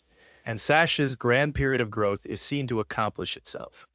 The growth of yeast is studied in the everyday routine of a brewery. But the brewer is concerned only with the phase of unrestricted growth, and the rules of compound interest are all he needs to find its rate or test its constancy. A population of 1360 yeast cells grew to 3,550,000 in 35 hours. It had multiplied 2,610 times. Accordingly, log 2,610 over 35 equals 0.98 equals log 1.254. That is to say, the population had increased at the rate of 25.4% per hour during the 35 hours. The time, T2, required to double the population is easily found. T2 equals log 2 over log 1.254 equals 0.301 over 0.0 over 0.98 equals 3.09. I-167. A population of yeast. The duplication period thus determined is known to brewers as the generation time. Much care is taken to ensure the maximal growth. If the yeast sink to the bottom of the vat, only its upper layers enjoy unstinted nutriment. A potent retardation factor sets in, and the exponential phase of the growth curve degenerates into a premature horizontal asymptote. Moreover, both the yeast and the bacteria differ in this respect from the typical or perhaps only simplified case of man, that they not only begin to suffer want as soon as there comes to be a deficiency of any one essential constituent of their food, but they also produce things which are injurious to their own growth, and in time, fatal to their existence. Growth stops long before the food supply is exhausted, for it does so as soon as a certain balance is reached, depending on the kind or quality of the yeast between the alcohol and the sugar in the cell. If we use the compound interest law at all, we had better think of nature's interest as being paid not once a year nor once an hour as our elementary treatment of the yeast population assumed, but continuously. And then we learn in elementary algebra that in time t at rate r, a sum p increases to pe to the power rt, or p sub t equals p sub naught e to the power rt. Applying this to the growth of our sample of 1360 yeast cells, we have log to the base e of p sub t over p sub naught equals nre. P sub t over p sub naught equals 2,610 equals 3.417, which, multiplied by the modulus 2.303, equals 7.868. Dividing by n equals 35, the number of hours 7.868 over 35 equals 0.225 equals r the rate. That is to say, it is 22.5% per hour continuous compound interest. It becomes a well-defined physiological constant, and we may call it with V.H. Blackman an index of efficiency. Our former result for interest at hourly intervals was 25.4 per d page 168 cent. There is no great difference between such short intervals and actual continuity, but there is a deal of difference between continuous payment and payment, say, once a year. Certain sunflowers, Helianthus, were found to grow as follows. In 37 days. A table compares giant sunflower and dwarf sunflower, giving seedling and plant weights in grams, and compound interest rates in percent under continuous and discontinuous calculation per day and per week. When the yeast population is allowed to run its course, it yields a simple S-shaped curve, and the curve of first differences derived from this is necessarily a bell-shaped curve. so closely resembling the Gaussian curve that any difference between them becomes a delicate matter. Taking the numbers of the population at equal intervals of time from asymptotic start to asymptotic finish, we may treat this series of numbers like any other frequency distribution, finding in the usual way the mode and standard deviation, finding in the usual. Page 169. By population of flies, we draw a corresponding Gaussian curve.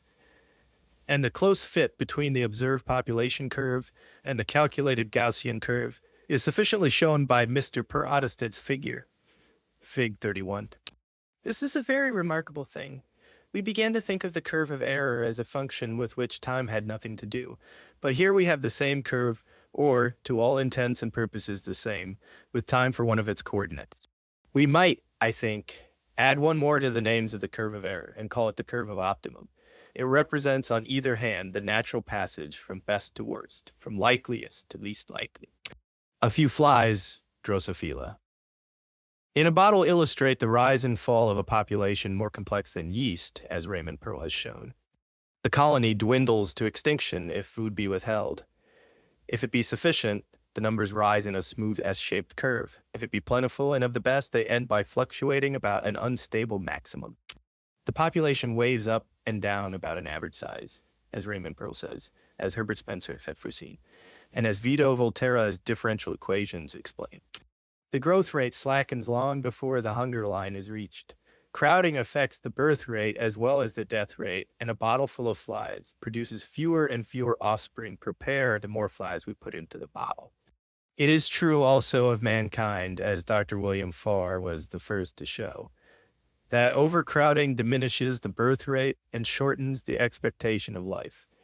It happened so in the United States, pari passu with the growth of immigration.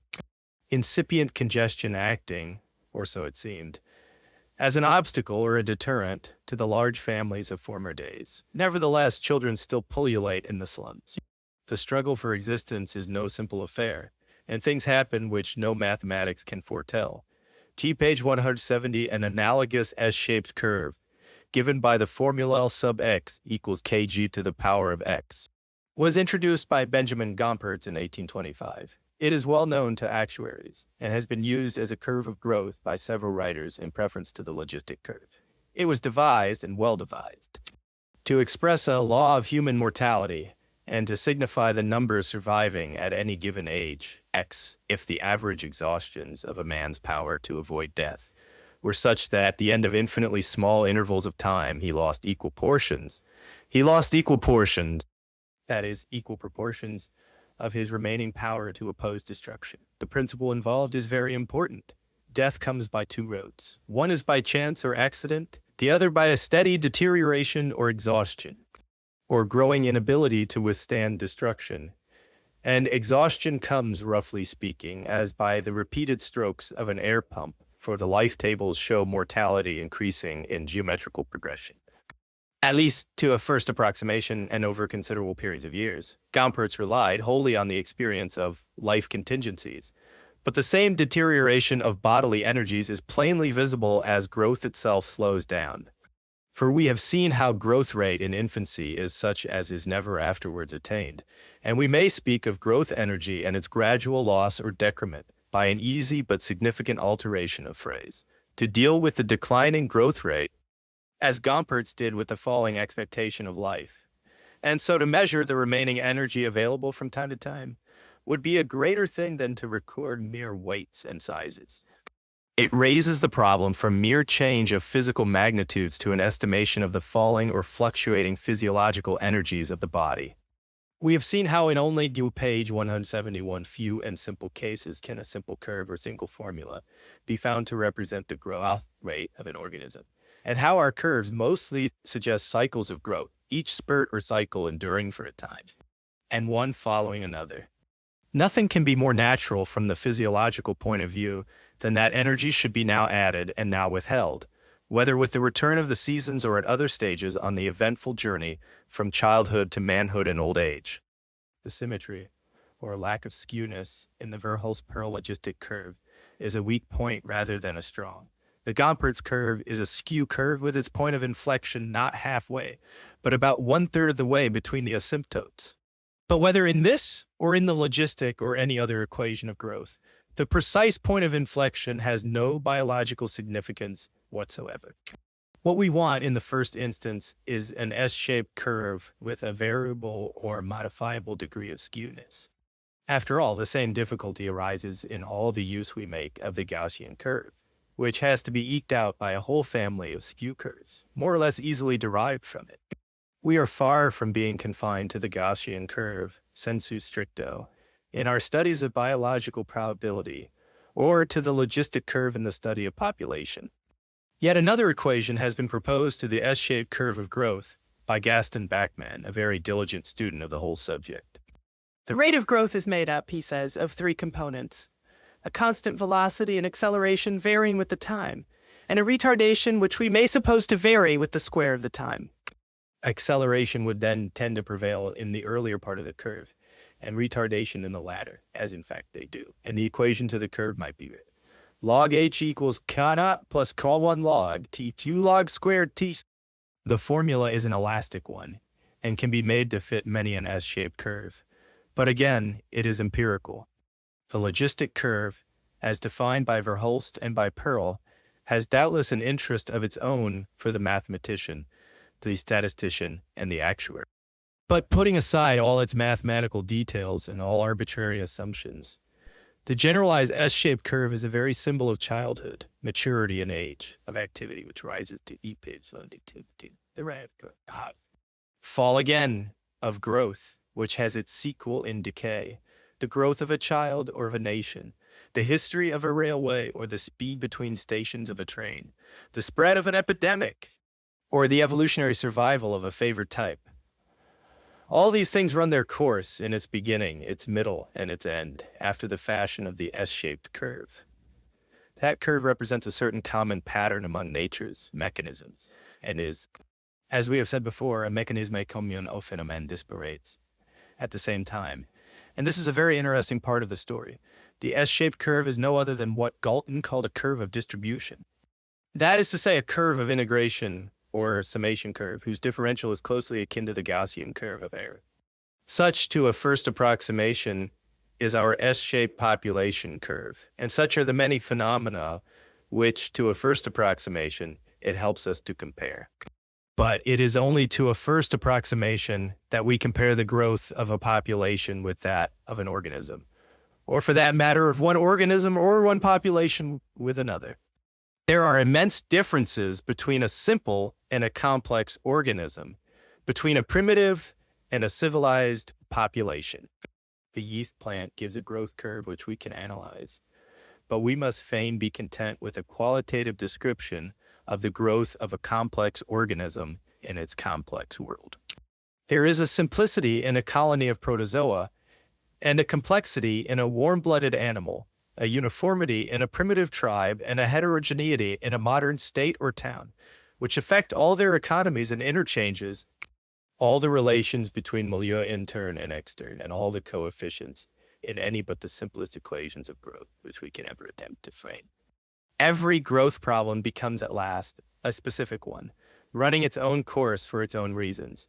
Our curves of growth are all alike, but no two are ever page 173 in various organisms the same. Growth keeps calling our attention to its own complexity. We see it in the rates of growth which change with age or season, which vary from one limb to another, in the influence of peace and plenty, of war and famine, not least in those composite populations whose own parts aid or hamper one another in any form or aspect of the struggle for existence. So we come to the differential equations, easy to frame, more difficult to solve, easy in their first steps, hard and very powerful later on, by which Lotka and Volterra have shown how to apply mathematics to evolutionary biology, but which lie just outside the scope of this book. An important element in a population, and one seldom easy to define, is its age composition. It may vary one way or the other, for the diminution of a population may be due to a decrease in the birth rate or to an increasing mortality among the old. A remarkable instance is that of the food fishes of the North Sea dione. Their birth rate is so high that the very young fishes remain, to all appearance, as numerous as ever. Those somewhat older are fewer than before, and the old dwindle to a fraction of what they were wont to be. The rate of growth in other organisms. The rise and fall of growth rate, the acceleration followed by retardation, which finds expression in the S-shaped curve, are seen alike in the growth of a population and of an individual. But the law of large numbers smooths the population curve. The individual life draws attention to its own ups and downs, and the characteristic sigmoid curve is only seen in the simpler organisms, or in parts or phases of the more complex lives. We see it at its simplest in the simple growth cycle or single season of an annual plant, which cycle draws to its end at flowering. And here not only is the curve simple, but its amplitude may sometimes be very large.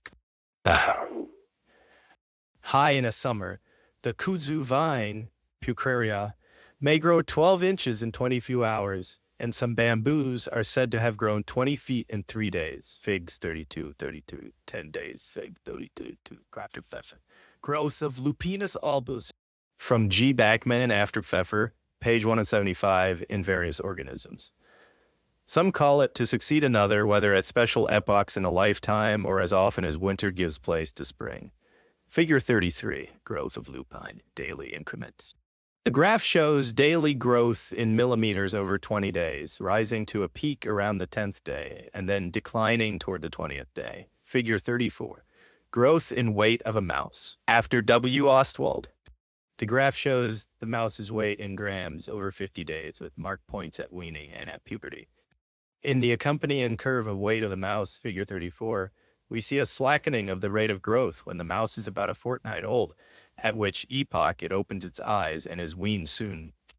At 6 weeks old, there is another well-marked retardation.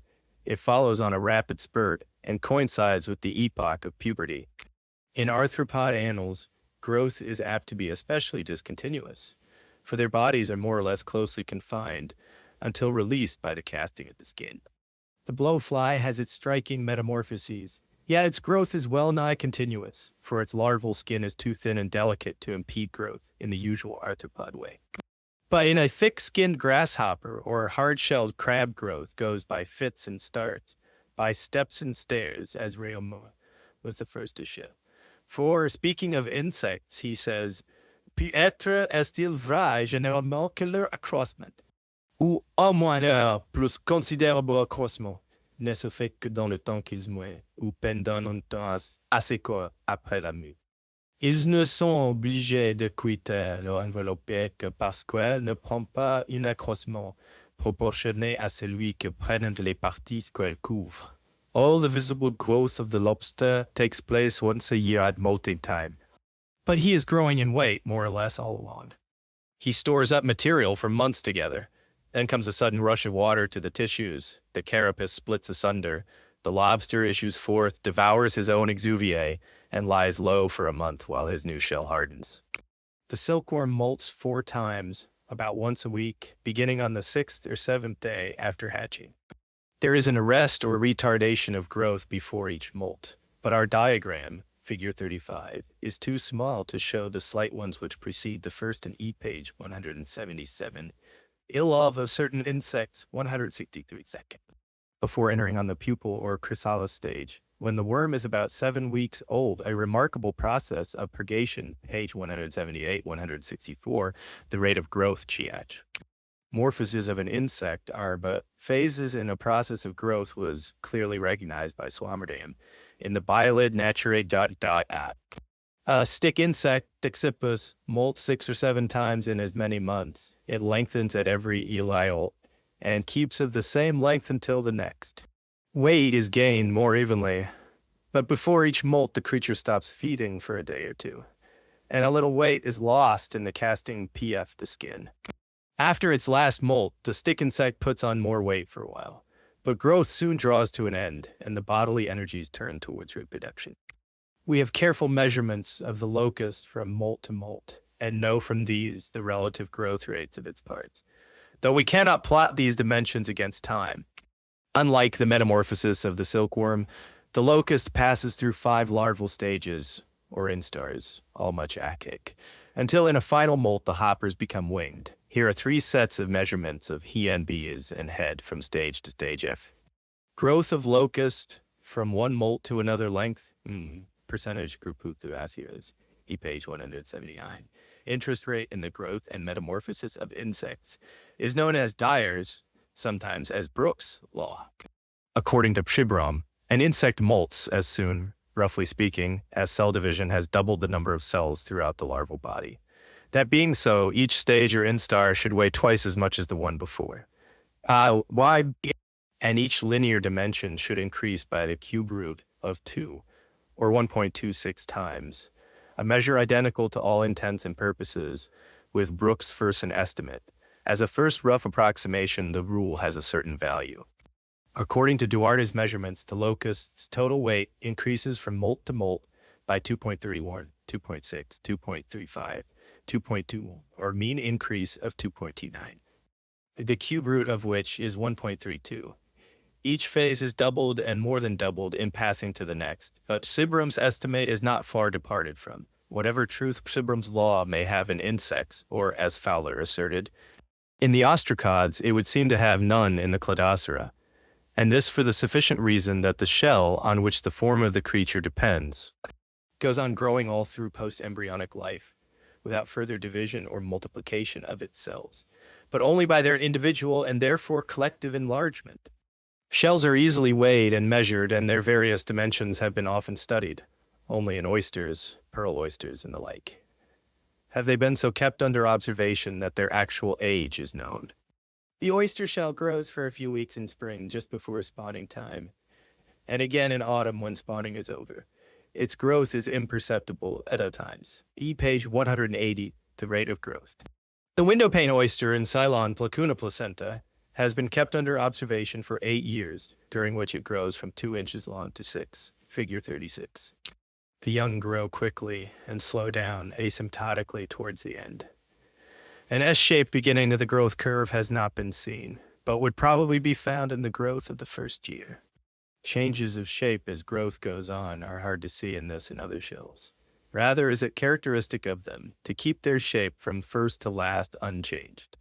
Nevertheless, slight changes are there. In the windowpane oyster, the shell grows somewhat rounder. In 7 or 8 years, the one diameter multiplies, roughly speaking, by 11 and the other by 10, figure 36.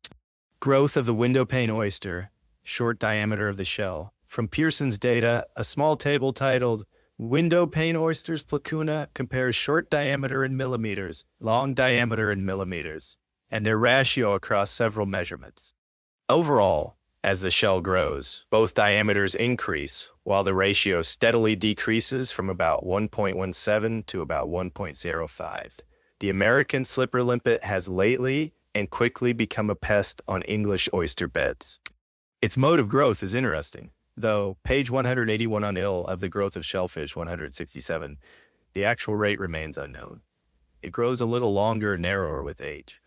Its weight-length coefficient, of which we shall have more to say presently, increases as time goes on and appears to follow a wavy course which might be accounted for if the shell grew thinner and then thicker again, as if ever so little more lime were secreted at one season than another. The growth of a shell, or the deposition of its calcium carbonate, is much influenced by temperature.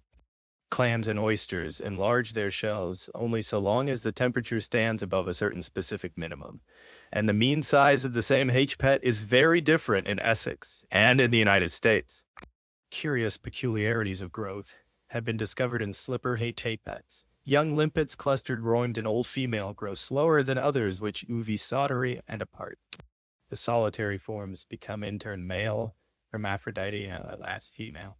But the gregarious or clustered forms develop into males and so remain. Development of male characters and duration of the male phase depend on the presence or absence of a female in the near neighborhood.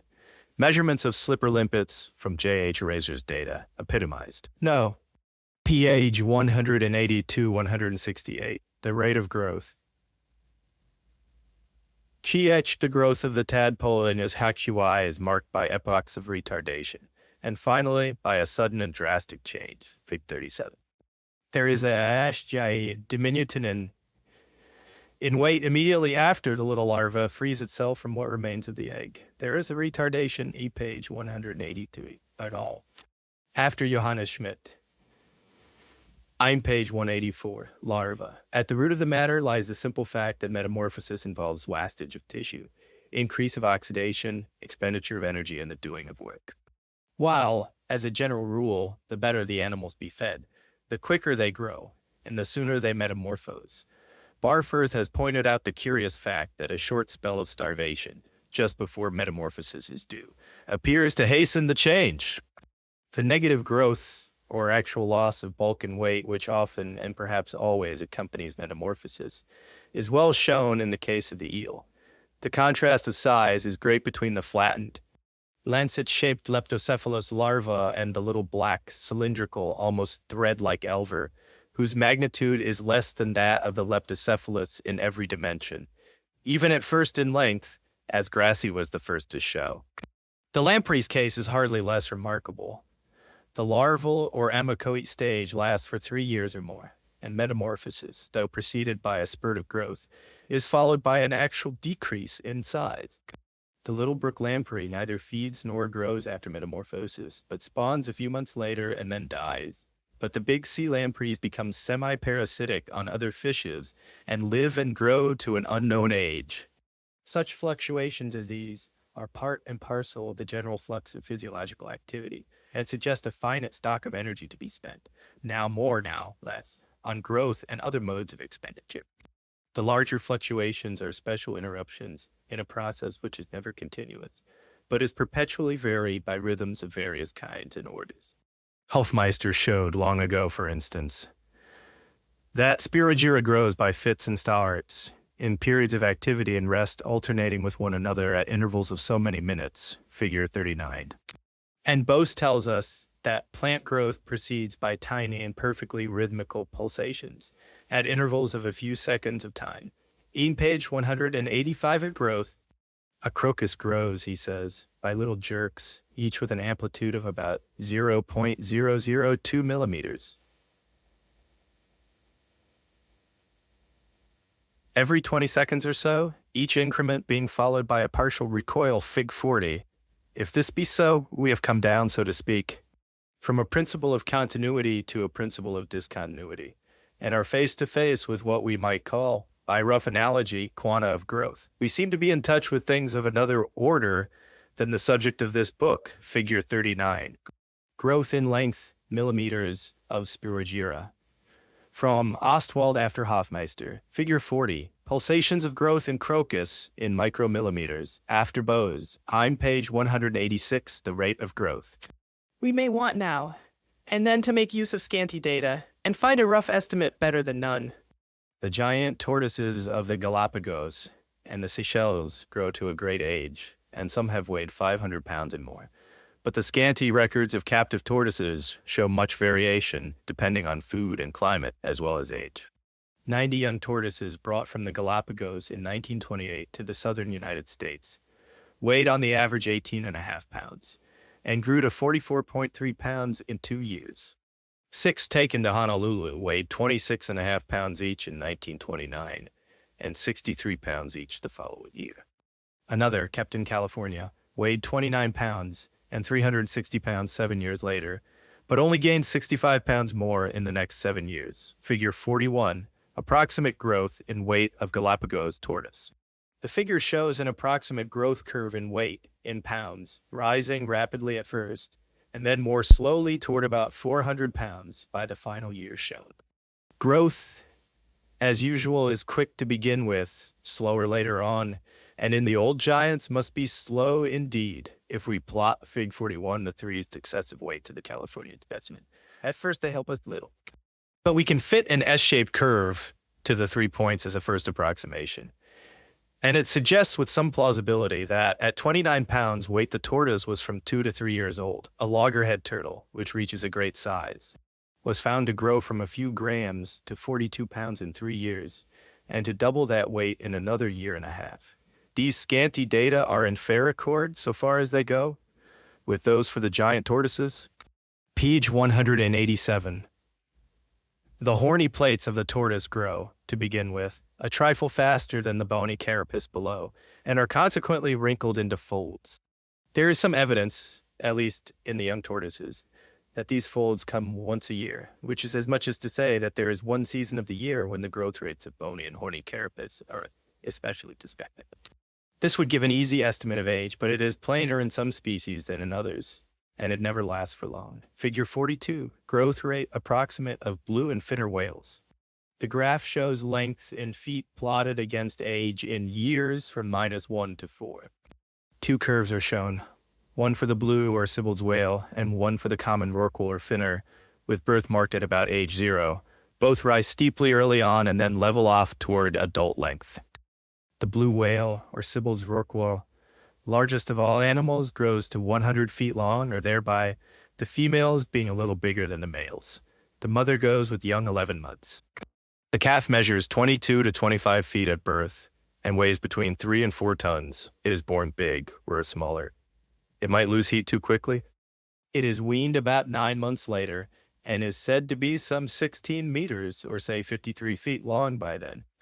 It is believed to be mature at 2 years old, by which time it is variously stated to be 60 or even 75 feet long. The motile size of pregnant females is about 80 feet, or rather more. How long the whale takes to grow the further 15 or 20 feet which bring it to its full size is not known. But even so far, the rapid growth and early maturity seem very remarkable. Fig 42. The Norwegian whalers give us statistics. View page 188, 174. The rate of growth, cheat month by month during the Antarctic season, of the sizes of pregnant females and the foetuses they contain. And from these I draw the following averages. Arctic blue whales, length of mother and fetus, season 1938-39, page 189, Illo the growth of whales 175. They do not seem to be increasing, though at 84 fort they still have another 10 feet or more to grow. They may grow slower and live longer than is often supposed.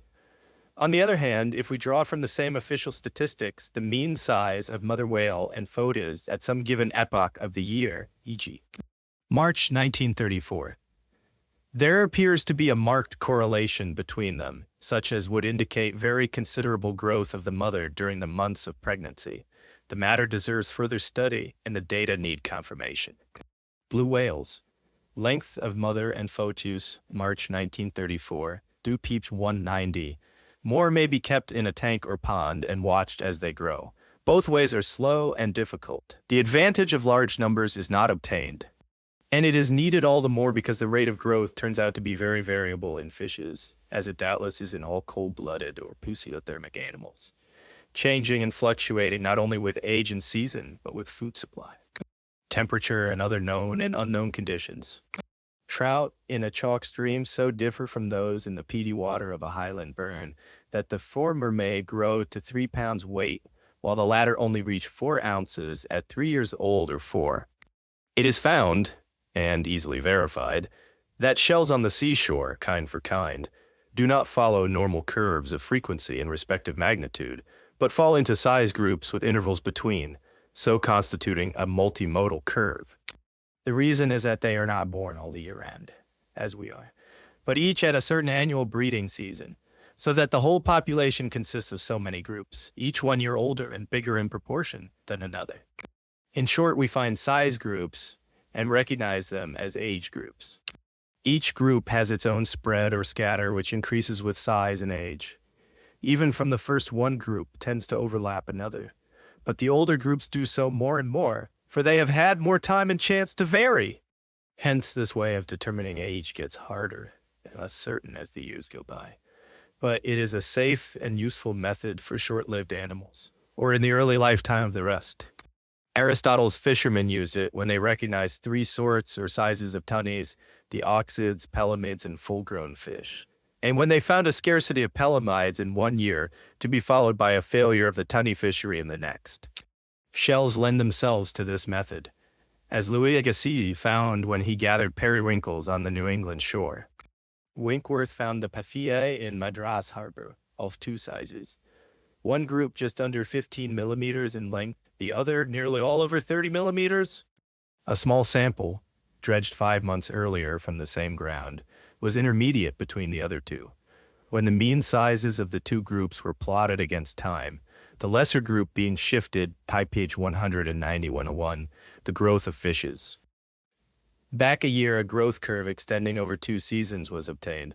When extrapolated, it seemed to start from 0 about May or June, and this date at the beginning of the hot season was in all probability the actual spawning time. Growth stopped in winter, a common thing in our northern climate, but surprising at Madras, where the sea temperature seldom falls below 24 degrees C. Shells over 40 millimeters long were rare, and over 50 millimeters hardly to be found, an indication that Paphia seldom lives over a third season. Here, then, though the numbers studied were all too few, the method tells us with little doubt or ambiguity the age of a sample and the growth rate of the species to which it belongs. Dr. C.J.G. Peterson of Copenhagen brought this method into use for the study of fishes, and up to a certain point it is safe and trustworthy, though seldom easy. For one thing, it is hard to get a random sample of fish, for one net catches the big and another the small. The trawl net takes all the big but lets more and more of the small ones through. The drift net catches herring by their heads. If too big, the head fails to catch, and the fish goes free. If too small, the fish slips through. So the net selects a certain model size according to its mesh, and with no great spread or scatter. When we use Peterson's method and plot the sizes of our catch of fish, the younger age groups are easily recognized, even though they tend to overlap. But the older fish are few. Each size group has a wider spread. And soon the groups merge together and the modal cusps cease to be recognizable. There is no way, save a rough conjectural one, of analyzing the composite curve into the several groups of which it is composed. In short, this method works well for the younger, but fails for the older fish. Figure 44 is drawn from a catch of some 500 small cod or codling, caught one November in the Firth of Forth, in a small meshed experimental trawl net. They are too few for the law of large numbers to take full effect. But after smoothing the curve, 3 peaks are clearly seen with some sign of a fourth, indicating about page 190-11 centimeters. The dwindling heights of the successive cusps are a first approximation to a curve of mortality, showing how the young are many and the old are few. Again, plotting the several sizes against time, we should get our curve of growth for 4 years, or a first rough approximation to it. Thus, we learn from a random sample, caught in a single haul. The mean, or modal, sizes of a fish at several epochs of its life, say at 2, 3, or even more successive intervals of a year. And we learn, to a first approximation, its rate of growth and its actual age for the slope of the growth curve. Drawing to the baseline points to the time when growth began, figure 44. A catch of cod showing a multimodal curve of frequency. Another haul soon after will add new points to the curve and confirm our first rough approximation. An experiment in the Moray Firth, a month or 2 later, showed the first 3 annual groups in much the same way, but it also showed another group of about 90 centimeters long, and others larger still. At first sight, these did not seem to fit on to our 4 successive year groups of 11, 26, 44, and 60 centimeters. But they did so after all, only with a gap between. They were older fish, 6 and 7 years old, which had come back to the Moray Firth to breed after spending a couple of years elsewhere. It was thought at first that every such experiment should tally with another, and bring us to a more and more accurate knowledge of the growth rate of this fish or that. But there were continual discrepancies, and it was soon found that the rate varied from place, EP page 193, the growth of fishes, to place from month to month and from one year to another. The growth rate of a fish varies far more than does that of a warm-blooded animal. The general character of the curve remains, save that the fish continues to grow even in extreme old age, but it draws towards its upper asymptote with exceeding slowness, figure 45. Growth of cod, after Michael Graham, and of mullet after C.D. Cervantes by.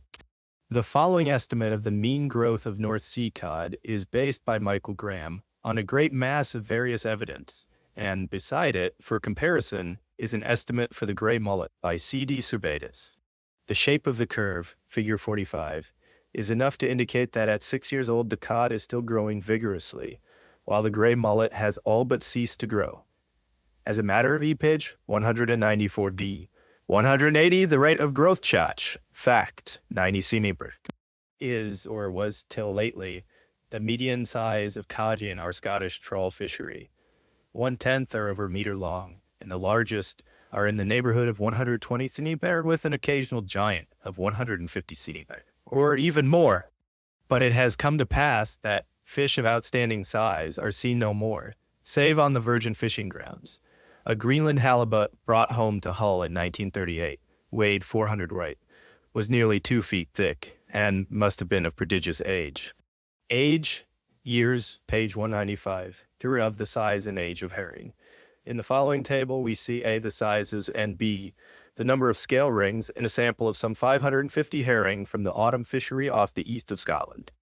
The table gives the distribution of those 550 fish by length in centimeters, and by number of rings from 3 to 12, and shows the totals for each ring count and the mean size for each group. In this sample, the sizes of the 550 fish are grouped in a somewhat skew curve, about a mode at 26 centimeters, and the numbers of scale rings group themselves in like manner, but with rather more skewness, about a modal number of 5 rings. Either way we look at it, there is only one group of fish, and it is highly characteristic of the herring that a single sample, taken from a single shoal, exhibits a unimodal curve. Accepting in principle the view that scale rings tend to synchronize with age and years, we may draw this first deduction that our sample consists in part, if not in whole, of 5-year-old fish, whose average length is about 26 centimeters. And this length of 26 centimeters for 5-ringed or 5-year-old herring agrees well with many other determinations from the same region. We shall be on the safe side if we deal after this fashion with the one predominant group, or mode, in each sample of fish. And Fig 46 shows an approximate curve of growth for our East Coast herring drawn in this way. But the further assumption is commonly and all but universally made that each individual herring carries the record of its age on its scale rings. If this be so, then our sample of 550 fish is a composite population of some 10 separate broods or successive ages, all mixed up in a shoal. And again, if so, the 5-year-olds in this said population. But these values do not fit into a normal TP page 196 curve of growth by any means.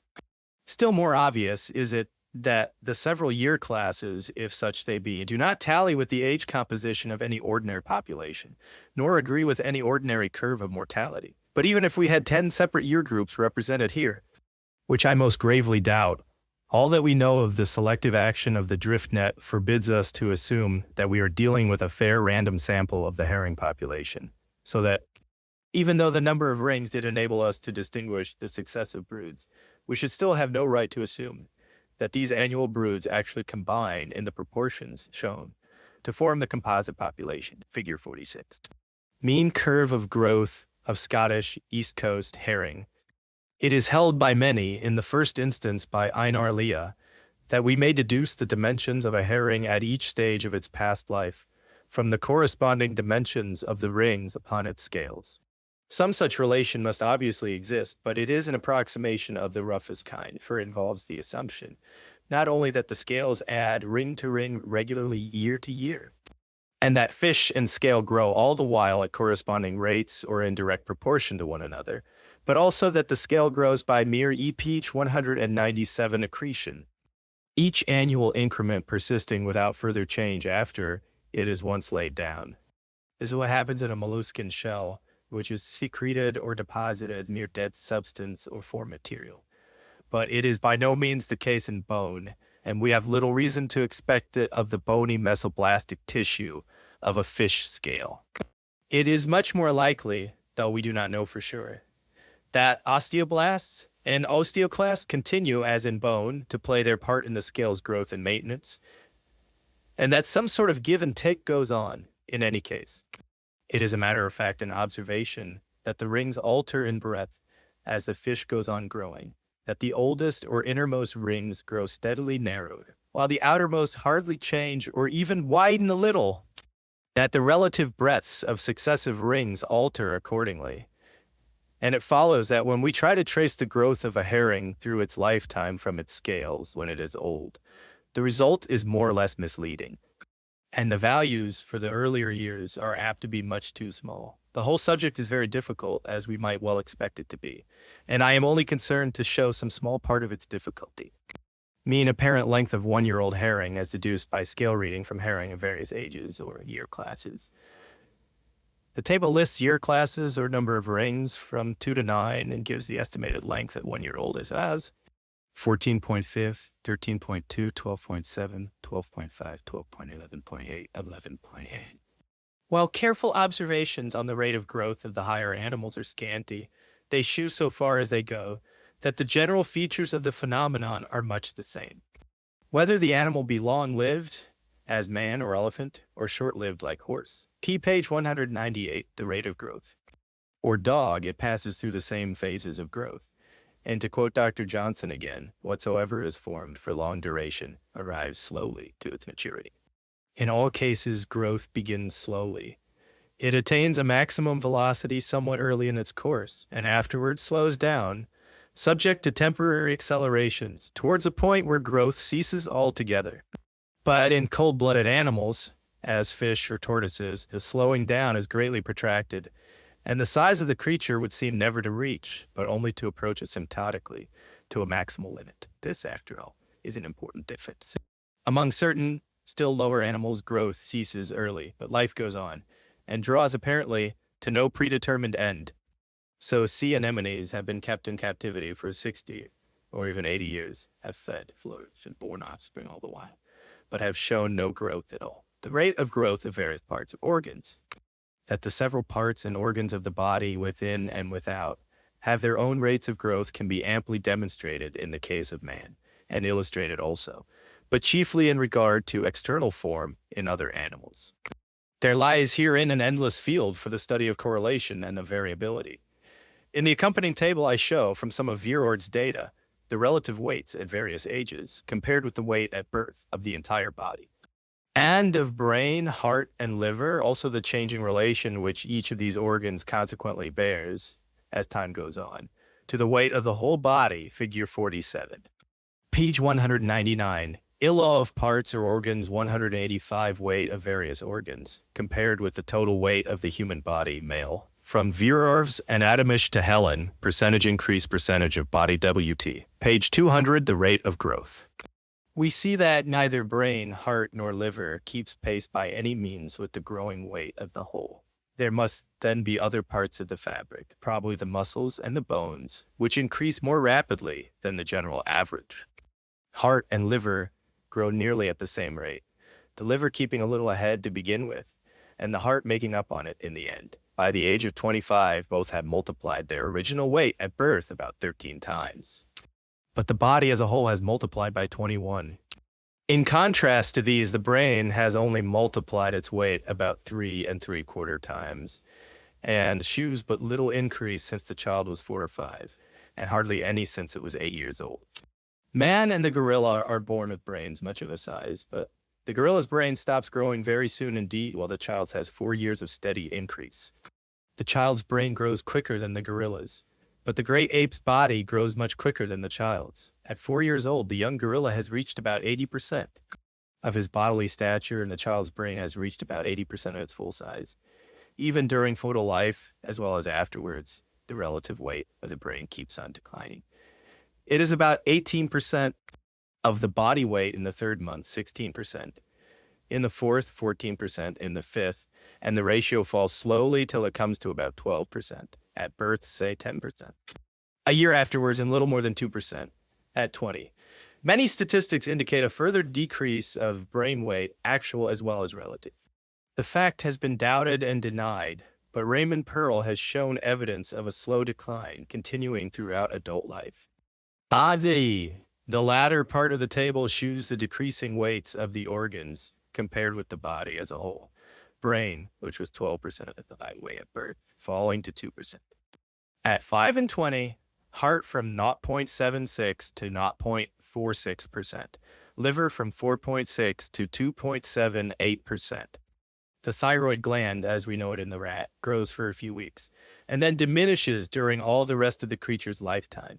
Even during the brief period of its own growth, it is growing slower than the body as a whole. It is plain, then, that there is no simple and direct relation, holding on page 201 good throughout life, between the size of the body and its organs, and the ratio of magnitude tends to change, not only as the individual grows, but also with change of bodily size from one individual, one race, one species to another. In giant and pygmy breeds of rabbits, the organs have by no means the same ratio to the body weight. But if we choose individuals of the same weight, then the ratios tend to be identical irrespective of breed. The larger breeds of dogs are for the most part lighter and slenderer than the small, and the organs change their proportions with their size. The spleen keeps pace with the weight of the body, but the liver, like the brain, becomes relatively less. It falls from about 6% of the body weight in little dogs to rather over 2% in a great hound. The changing ratio with increasing magnitude is especially marked in the case of the brain, which constitutes, as we have just seen, an eighth of the body weight at birth and but 1/50th at 25. This falling ratio finds its parallel in comparative anatomy, in the general law, that the larger the animal, the smaller, relatively, is the brain. A falling ratio of brain during life is seen in ODR animals. Max Reber tells us that in the lion, at 5 weeks, 4 months, 11 months, and lastly, when full grown, the brain represents the following fractions of the weight of the body, viz. 1/18th, 1/80th, 1/84th, and 1/546th, that ours. And Kellicott has shown that in the dogfish, while certain organs, for example, pancreas and rectal gland, grow pari passu with the body, the brain grows in a diminishing ratio, to be represented, roughly, by a logarithmic curve. In the grown man, Raymond Pearl has shown brain weight to increase with the stature of the individual and to decrease with his age, both in a straight line ratio, or linear regression, as the EPH 202 statisticians call it. Thus, the following wholly empirical equations give the required ratios in the case of Swedish males. Brain weight grams equals 1487.94 times age, or equals 915.06 plus 2.86 times stature. In the two sexes and in different races, these empirical constants will be greatly changed. And Donaldson has further shown that correlation between brain weight and body weight is much closer in the rat than in man. A table follows comparing the weight of the entire animal and the weight of the brain across a range of animals and giving the resulting ratios. The mean ratios are 2.23 and 2.06.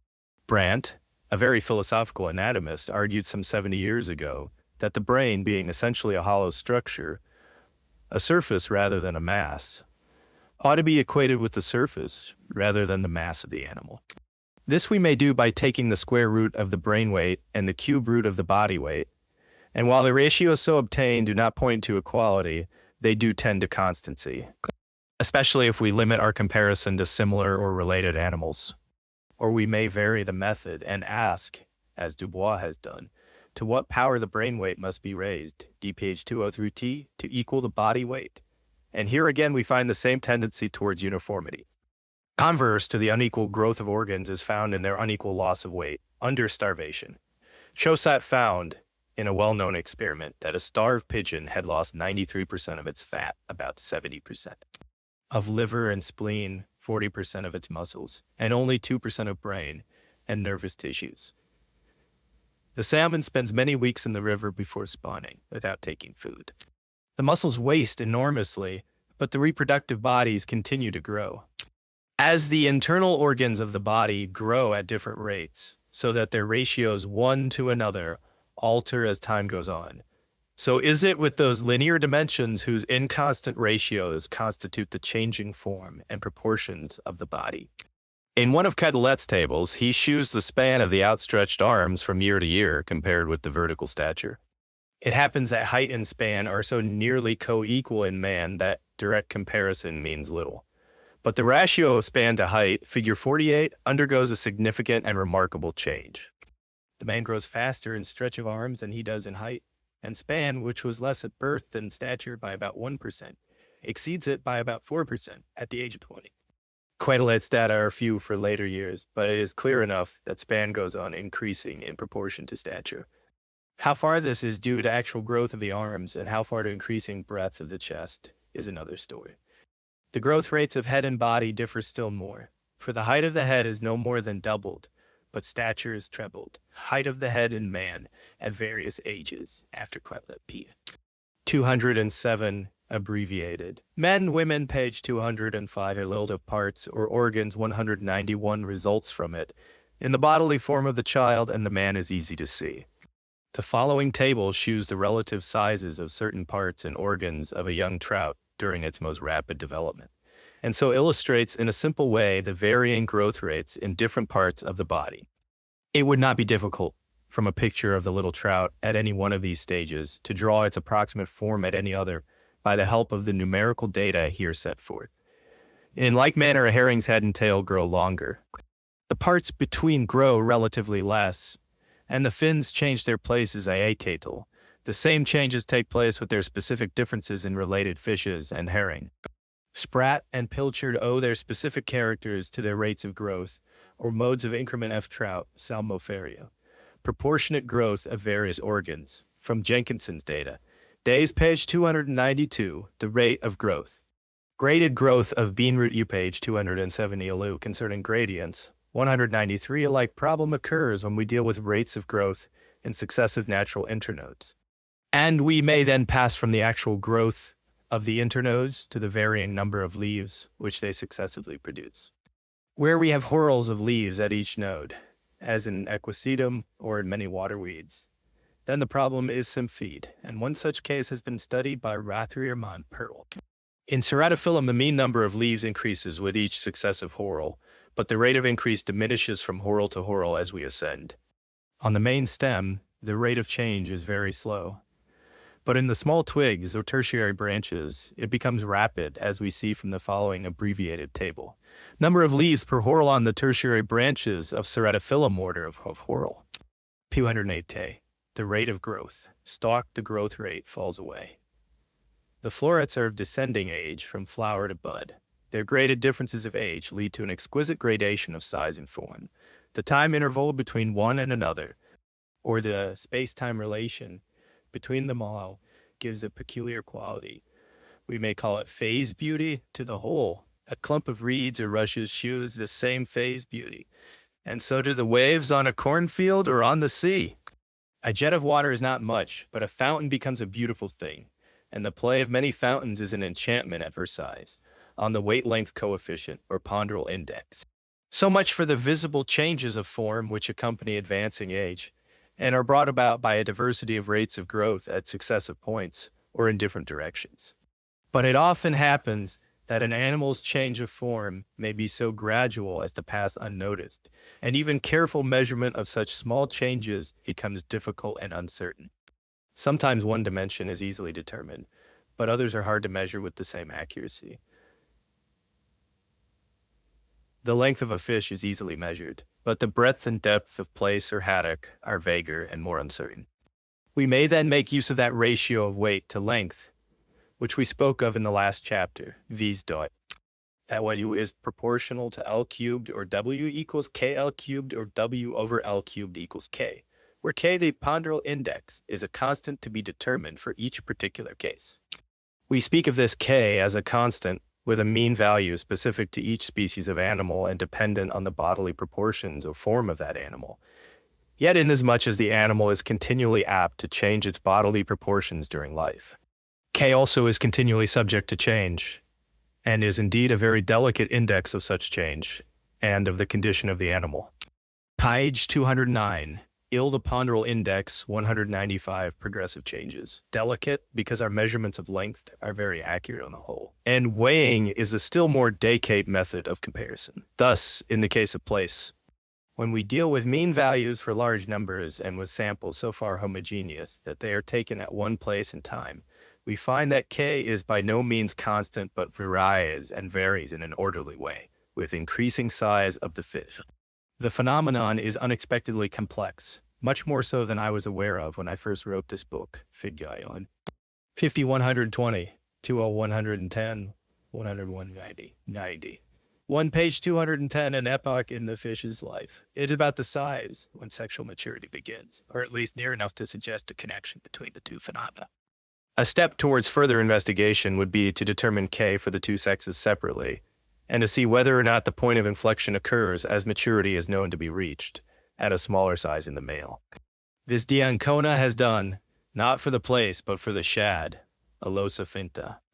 He finds that the males are the first to reach maturity, first to show a retardation of the rate of growth, first to reach a maximal value of the ponderal index, and in all probability, the first to die. Again, we may inquire whether or how K varies with the time of year, and this correlation leads to a striking result. For the ponderal index fluctuates periodically with the seasons, falling steeply to a minimum in March or April, and rising slowly to an annual maximum in December, figure 51. The main and obvious explanation lies in the process of spawning. The rapid loss of weight thereby, and the slow subsequent rebuilding of the reproductive tissues. Whence it follows that without ever seeing the fish spawn, and without ever dissecting one to see the state of its reproductive system, we may by this statistical method ascertain its spawning season and determine the beginning and end thereof with considerable accuracy, but all the while a similar fluctuation of much less amplitude is to be found in young place before the spawning age, whence we learn that the fluctuation is not only due to shedding and replacement of spawn, but in part also to seasonal changes in appetite and general condition. Returning to our former instance, we now see that the March and December samples of place, which showed such discrepant variations of the ponderal index with increasing size, happened to page 211, the ponderal index, coincide with the beginning and end of the spawning season. The fish were full of spawn in December, but spent and lean in March. The weight-length ratio was of necessity higher at the former season, and the falling off in condition and in bulk, which the March sample indicates, is more and more pronounced in the larger and therefore more heavily spawn-laden fish. Figure 51, periodic annual change in the weight-length ratio of place. Spawning begins, periodic relation of weight to length in place of 55 centimeters long. The table gives by month the average weight in decigrams, and the values of W over L cubed, including a smooth series. It shows a low point in spring and a rise to a peak in late autumn and early winter, with the mean average weight 180 decigrams and mean W over L cubed 1.08, page 212, 198. The rate of growth caught in a certain area, March 1907, 1905. Variation of K, the weight length coefficient, with size, page 213, the ponderal index. It is the rule in fishes and other cold-blooded vertebrates that growth is asymptotic and size indeterminate, while in the warm-blooded growth comes sooner or later to an end. But the characteristic form is established earlier in the former case and changes less, save for the minor fluctuations we have spoken of, in the higher animals, such as ourselves. The whole course of life is attended by constant alteration and modification of form, and we may use our weight-length formula, or ponderal index, to illustrate, for instance, the changing relation between height and weight in boyhood, of which we spoke before. Figure 52, the ponderal index, or weight-length coefficient, in man, from Quetelet's data. The graph shows the weight-length coefficient plotted against an age, falling steeply in early years, and then gradually leveling off through later childhood and into adulthood. The weight-length coefficient, or ponderal index, K in young Belgians, from Quetelet's figures. Years, page 215, a ponderal index, 201, the height of the animal. All of these ratios change as time goes on. The ratio of length to height increases at first considerably, for the legs seem disproportionately long at birth in the ox. As in other relations between the weight and certain linear dimensions of the ox, dimensions is nearly over. The ratio WHO increases steadily, and at 3 years old is double what it was at birth. It is the most variable of the three ratios, and it so illustrates the somewhat obvious but not unimportant fact that K varies most for the dimension which varies least, or grows most uniformly. In other words, that the values of K, as determined at successive epochs for any one dimension, are a measure of the variability of the other two. The same ponderal index serves as an index of build or bodily proportion. and its mean values have been determined for various ages and F6er many races of mankind. Within one, and the ELE page 217, illed of whales and elephants, 203 ratio of height to weight in man, Nobel V page 218 to be 15.2 in gram inches. From this, we calculate the weight of the great rorqual as follows. At 25 feet or 300 inches, W equals 15.2 times 300 cubed over 100 equals 4,100,000 grams, equals 4,100 kilograms, equals 4 tons nearly.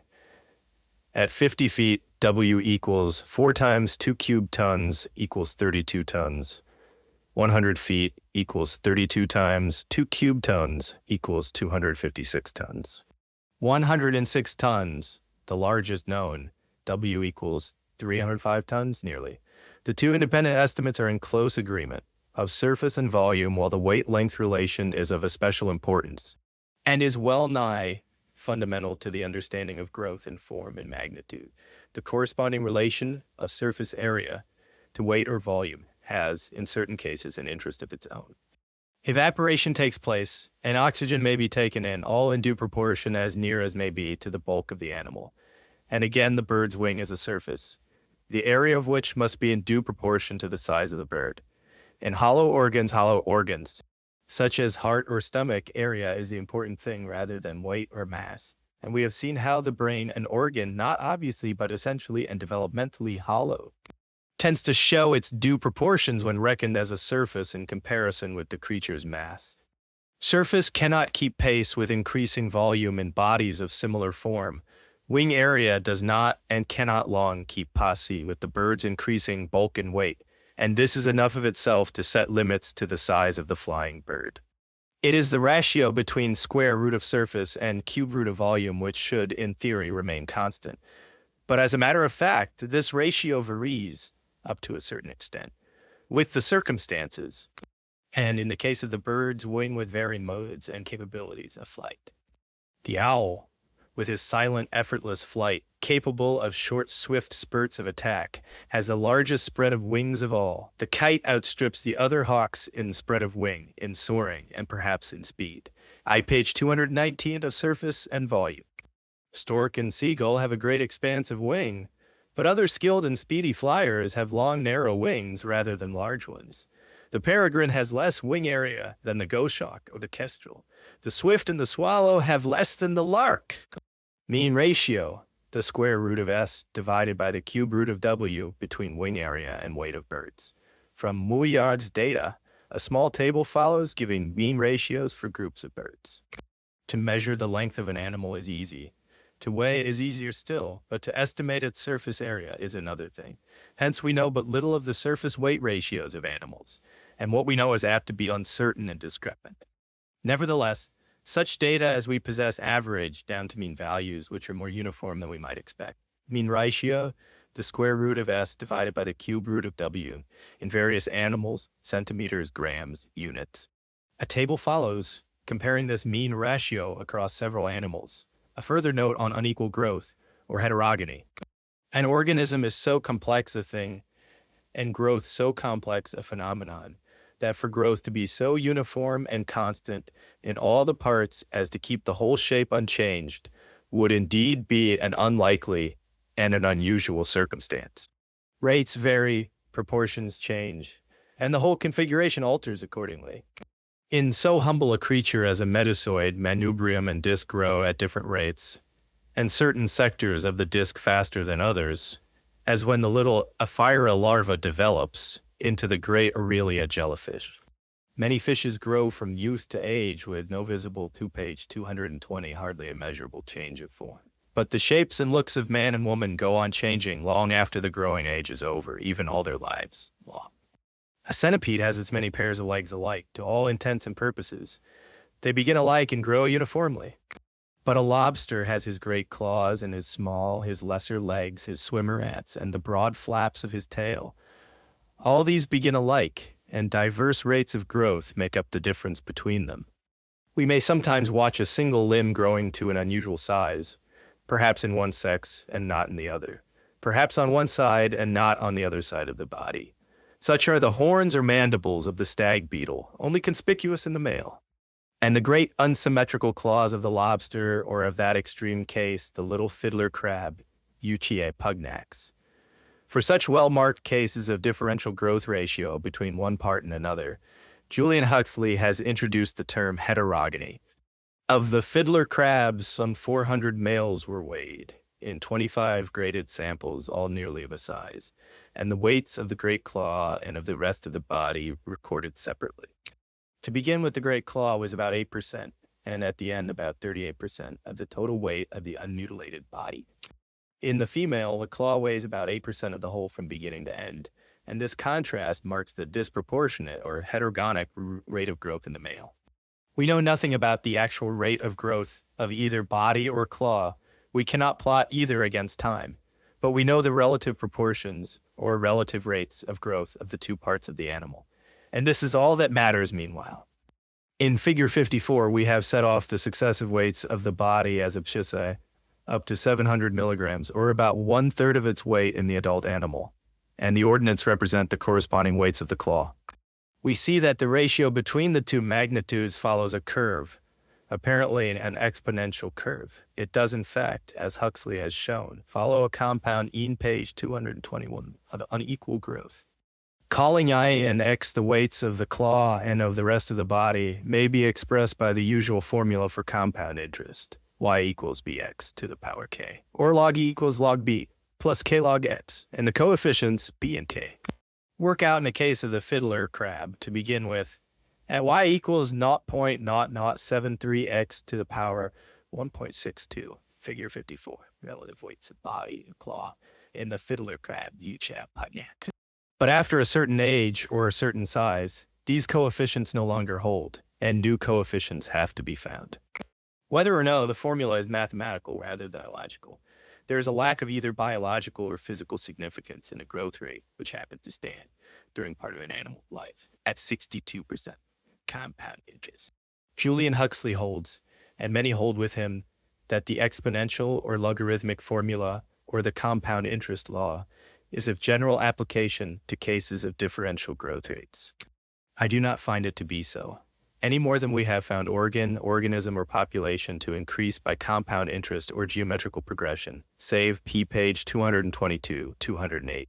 The feat of growth shown under exceptional circumstances and in transient phase. Undoubtedly, many of Huxley's instances show increase by compound interest during a phase of rapid and unstinted growth. But I find many others following a simple interest rather than a compound interest law. Relative weights of claw and body in fiddler crabs, Euchia pugnax, data abrev, eated from Huxley. Problems of relative growth, P12 RT of body, page 223 of Vani, page 20 of unequal growth or heterogony. From the observed data we may solve by the method of least squares the simple equations y equals a plus bx, z equals c plus dx, or in other words, find the equations of the straight lines in closest agreement with the observed data. The solutions are as follows. Y equals 11.02 plus 0.5 will 2x. The number of samples is not very large, and some deviation is to be expected. Nevertheless, the calculated straight lines come close to the observed values. Figure 55. Relative growth of body and mandible in reindeer beetle, Cyclomatus tarandus. The reindeer beetle, Cyclomatus tarandus, belong to the same family. Shews much the same thing. The mandible grows in approximately linear ratio to the body, save that it tends to be at first a little above, and later on a little below this linear ratio, figure 55. Measurements of Cyclomatus tarandus millimeters.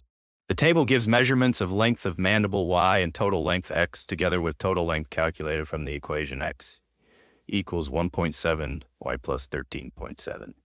P 124 2 at 22.0. I'll be page 225. Once again, we find close agreement between the observed and calculated values, although the observations are somewhat few, and the equation is arrived at in a simple way.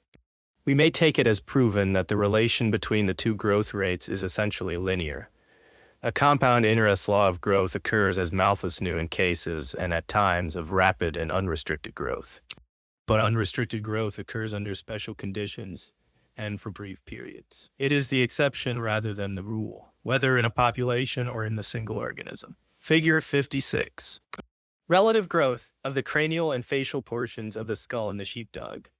The figure shows a graph labeled dog, plotting length of facial portion in millimeters against length of cranial portion in millimeters, with the points lying close to a straight rising line illustrating an essentially linear relation. In cases of differential growth, the compound interest law manifests itself for the same reason when one of the two growth rates is rapid and unrestricted, and when the discrepancy between the two growth rates is consequently large. For instance, in the fiddler crabs, the compound interest law is a very natural mode of growth, but its range is dph 226 limited. A linear relation or simple interest law seems less likely to occur, but the fact is it does occur and occurs commonly on so-called dimorphism in a well-known paper. Bateson and Brindley showed that among a large number of earwigs collected. In a particular locality, the males fell into two groups, characterized by large or by small tail forceps, with few instances of intermediate magnitude. This distribution into two groups, according to magnitude, is illustrated in the accompanying diagram, and the figure 57 tail force of earwig from Martin Burr after Willie Cool, figure 58. Variability of length of tail forceps in a sample of earwigs. The graph shows the number of individuals plotted against length in millimeters, and it forms two distinct peaks rather than one continuous spread. On page 227 of dimorphic growth, the phenomenon was described and has been often quoted as one of dimorphism or discontinuous variation. In this diagram, the time element does not appear, but it looks as though it lay close behind. For the two size groups into which the tails of the earwigs fall look curiously like two age groups, such as we have already studied in a fish, where the ages, and therefore also the magnitudes of a random sample, form a discontinuous series. Fig 59. And if, instead of measuring the whole length of our fish, we had confined ourselves to particular parts, such as head or tail or fin, we should have obtained discontinuous curves of distribution for the magnitudes of these organs. Just as for the whole body of the fish, and just as for the tails of Bateson's earwigs. Figure 59. Length of body in a random sample of place. The differences, in short, with which Bateson was dealing were a question of magnitude. And it was only natural to refer these diverse magnitudes to diversities of growth. That is to say, it seemed natural to suppose that in this case of dimorphism, the tails of the one group of earwigs, which Bateson called the high males, had either grown faster or had been growing for a longer period of time than those of the low males. If the whole random sample of earwigs were of one and the same age, the dimorphism would appear to be due to two alternative values for the mean growth rate, individual earwigs varying around one mean or the other. If, on the other hand, the U page 228, if the two groups of earwigs were of different ages, or had passed through one molt more or less, the phenomenon would be simple indeed, and there would be no more to be said about it. Diakonov made the not unimportant observation that in earwigs living in unfavorable conditions, only the short-tailed type tended to appear. In apparent close analogy with the case of the earwigs, and in apparent corroboration of their dimorphism being due to age, Fritz Werner measured large numbers of water fleas, all apparently adult, found his measurements falling into groups, and so giving multimodal curves. The several cusps, or modes, he interpreted without difficulty as indicating differences of age, or the number of molts which the creatures had passed through. Figure 60. Measurements of the dorsal edge in a population of Chedorus sphericus, a water flea. From Fritz Werner, the figure is a graph showing individuals plotted against length in microns, forming three distinct peaks. An apparently analogous but more difficult case is that of a certain little beetle, Onthophagus taurus, which bears two horns on its head of variable size or prominence. Linnaeus saw in it a single species. Fabricius saw two, and the question long remained an open one among the entomologists. We now know that there are two modes, two predominant sizes, in a continuous range of E page 229 variation. In the complete metamorphosis of a beetle, there is no room for a molt more or less, and the reason for the two modal sizes remains hidden, Fig 61. But new light has been thrown on the case of the earwigs, which may help to explain other obscure diversities of shape and size within the class of insects. The external organs of an insect may often be seen to unfold, as do, for instance, the wings of a butterfly. They then quickly harden, in a form and of a size with which ordinary gradual growth has had nothing directly to do. This is a very peculiar phenomenon and marks a singular departure from the usual interdependence of growth and form. Figure 61, two forms of the male in the beetle Onthophagus taurus. The figure shows the head of taurus, two forms of male. The vertical axis is labeled number of individuals, ranging up to 200. The horizontal axis is labeled length of horn in millimeters, ranging from 0 to 1.0. Is about to shed its skin for the last time. The tail forceps, still soft and tender, are folded together and wrapped in a sheath. They need to be distended or inflated by a combined pressure of the body fluid, or hemolymph, and an intake of respiratory air. If all goes well, page 230, the forceps expand to their full size. If the creature be weak or underfed, inflation is incomplete and the tail forceps remain small. In either case, it is an affair of a few critical moments during the final eisodiasis. In 10 minutes or less, the chitin has hardened and shape and size change no more. Willie Cool, who has given us this interesting explanation, suggests that the dimorphism observed by Bateson and by Diakonov is not an essential part of the phenomenon. He has found it in one instance, but in other and much larger samples, he has found all gradations, but only a single well-marked unimodal peak. The effect of temperature. The rates of growth, which we have hitherto dealt with, are mostly based on special investigations conducted under particular local conditions. For instance, Quetelet's data, so far as we have used them to illustrate the rate of growth in man, are drawn from his study of the Belgian people. But apart from that fortuitous individual variation, which we have already considered, it is obvious that the normal rate of growth will be found to vary in man and in other animals, just as the average stature varies in different localities and in different races. This phenomenon is a very complex one, and is doubtless a resultant of many undefined contributory causes. But we at least gain something in regard to it when we discover that rate of growth is directly affected by temperature, and doubtless by other physical conditions. Railmore was the first to show, and the observation was repeated by Bonnet, that the rate of growth or development of the chick was dependent on temperature, being retarded at temperatures below and somewhat, page 231.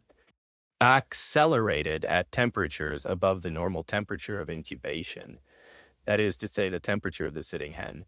In the case of plants, the fact that growth is greatly affected by temperature is a matter of familiar knowledge. The subject was first carefully studied by Alphonse de Candolle, and his results, and those of his followers, are discussed in the textbooks of botany. That temperature is only one of the climatic factors determining growth and yield is well known to agriculturists. And a method of multiple correlation has been used to analyze the several influences of temperature and of rainfall at different seasons on the future yield of our own crops. The same joint influence can be recognized in the bamboo. For it is said by Locke that the growth rate of the bamboo in Ceylon is proportional to the humidity of the atmosphere, and again by Shibata that it is proportional to the temperature in Japan. But Blackman suggests that in Ceylon temperature conditions are all that can be desired, but moisture is apt to be deficient, while in Japan there is rain in abundance, but the average temperature is somewhat low. So that in the one country, it is the one factor, and in the other country, the other, whose variation is both conspicuous and significant. After all, it is probably rate of evaporation, the joint result of temperature and humidity, which is the crux of the matter. Climate is a subtle thing and includes a sort of micro-meteorology. A sheltered corner has a climate of its own.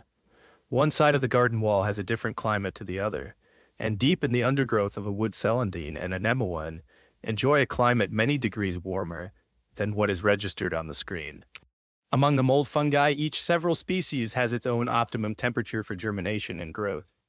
At this optimum temperature, growth is further accelerated by increase of humidity, and the further we depart from the optimum temperature, the narrower becomes the range of humidity within which growth can proceed. Entomologists know, in like manner, how overabundance of an insect pest comes, or is apt to come, with a double optimum of temperature and humidity. 232. The annex diagram, figure 62, showing growth in length of the roots of some common plants at various temperatures, is a sufficient illustration of the phenomenon. We see that there is always a certain temperature at which the rate is a maximum, while on either side of the optimum, the rate falls off, after the fashion of the normal curve of error. We see further from the data given by Sachs and others that the optimum is very much the same for all the common plants of our own climate. For these, it is somewhere about 26 degrees Celsius, figure 62. Relation of rate of growth to temperature in certain plants. From sacsdata.org, the figure shows three curves, lupinus, zea, and cucumis mellow, illustrating how the increment in 48 hours rises to a maximum at an optimum temperature and then declines. Say 77 degrees Fahrenheit, or about the temperature of a warm summer's day. While it is considerably higher naturally in such plants as the melon or the maize, which are at home in warmer countries than our own. The bacteria have in like manner their various optima and sometimes a high one. The tuberculosis bacillus, as Koch showed, only begins to grow at about 28 degrees Celsius and multiplies most rapidly at 37 to 38, the body temperature of its host. The setting and ripening of fruit is a phase of growth still more dependent on temperature. Hence, it is a delicate test of climate and a proof of its constancy that the date palm grows but bears pH 233, the effect of temperature. No fruit in Judea, and the vine bears freely at Eshcol, but not in the hotter country to the south. Shellfish have their own appropriate spawning temperatures. It needs a warm summer for the oyster to shed her spat, and Hippopus interdacna. The great clams of the coral reefs only do so when the water has reached the high temperature of 30 degrees Celsius. For brown trout, 6 degrees Celsius is found to be a critical temperature, a minimum shore of which they do not grow at all. It follows that in a highland burn their growth is at a standstill for fully half the year.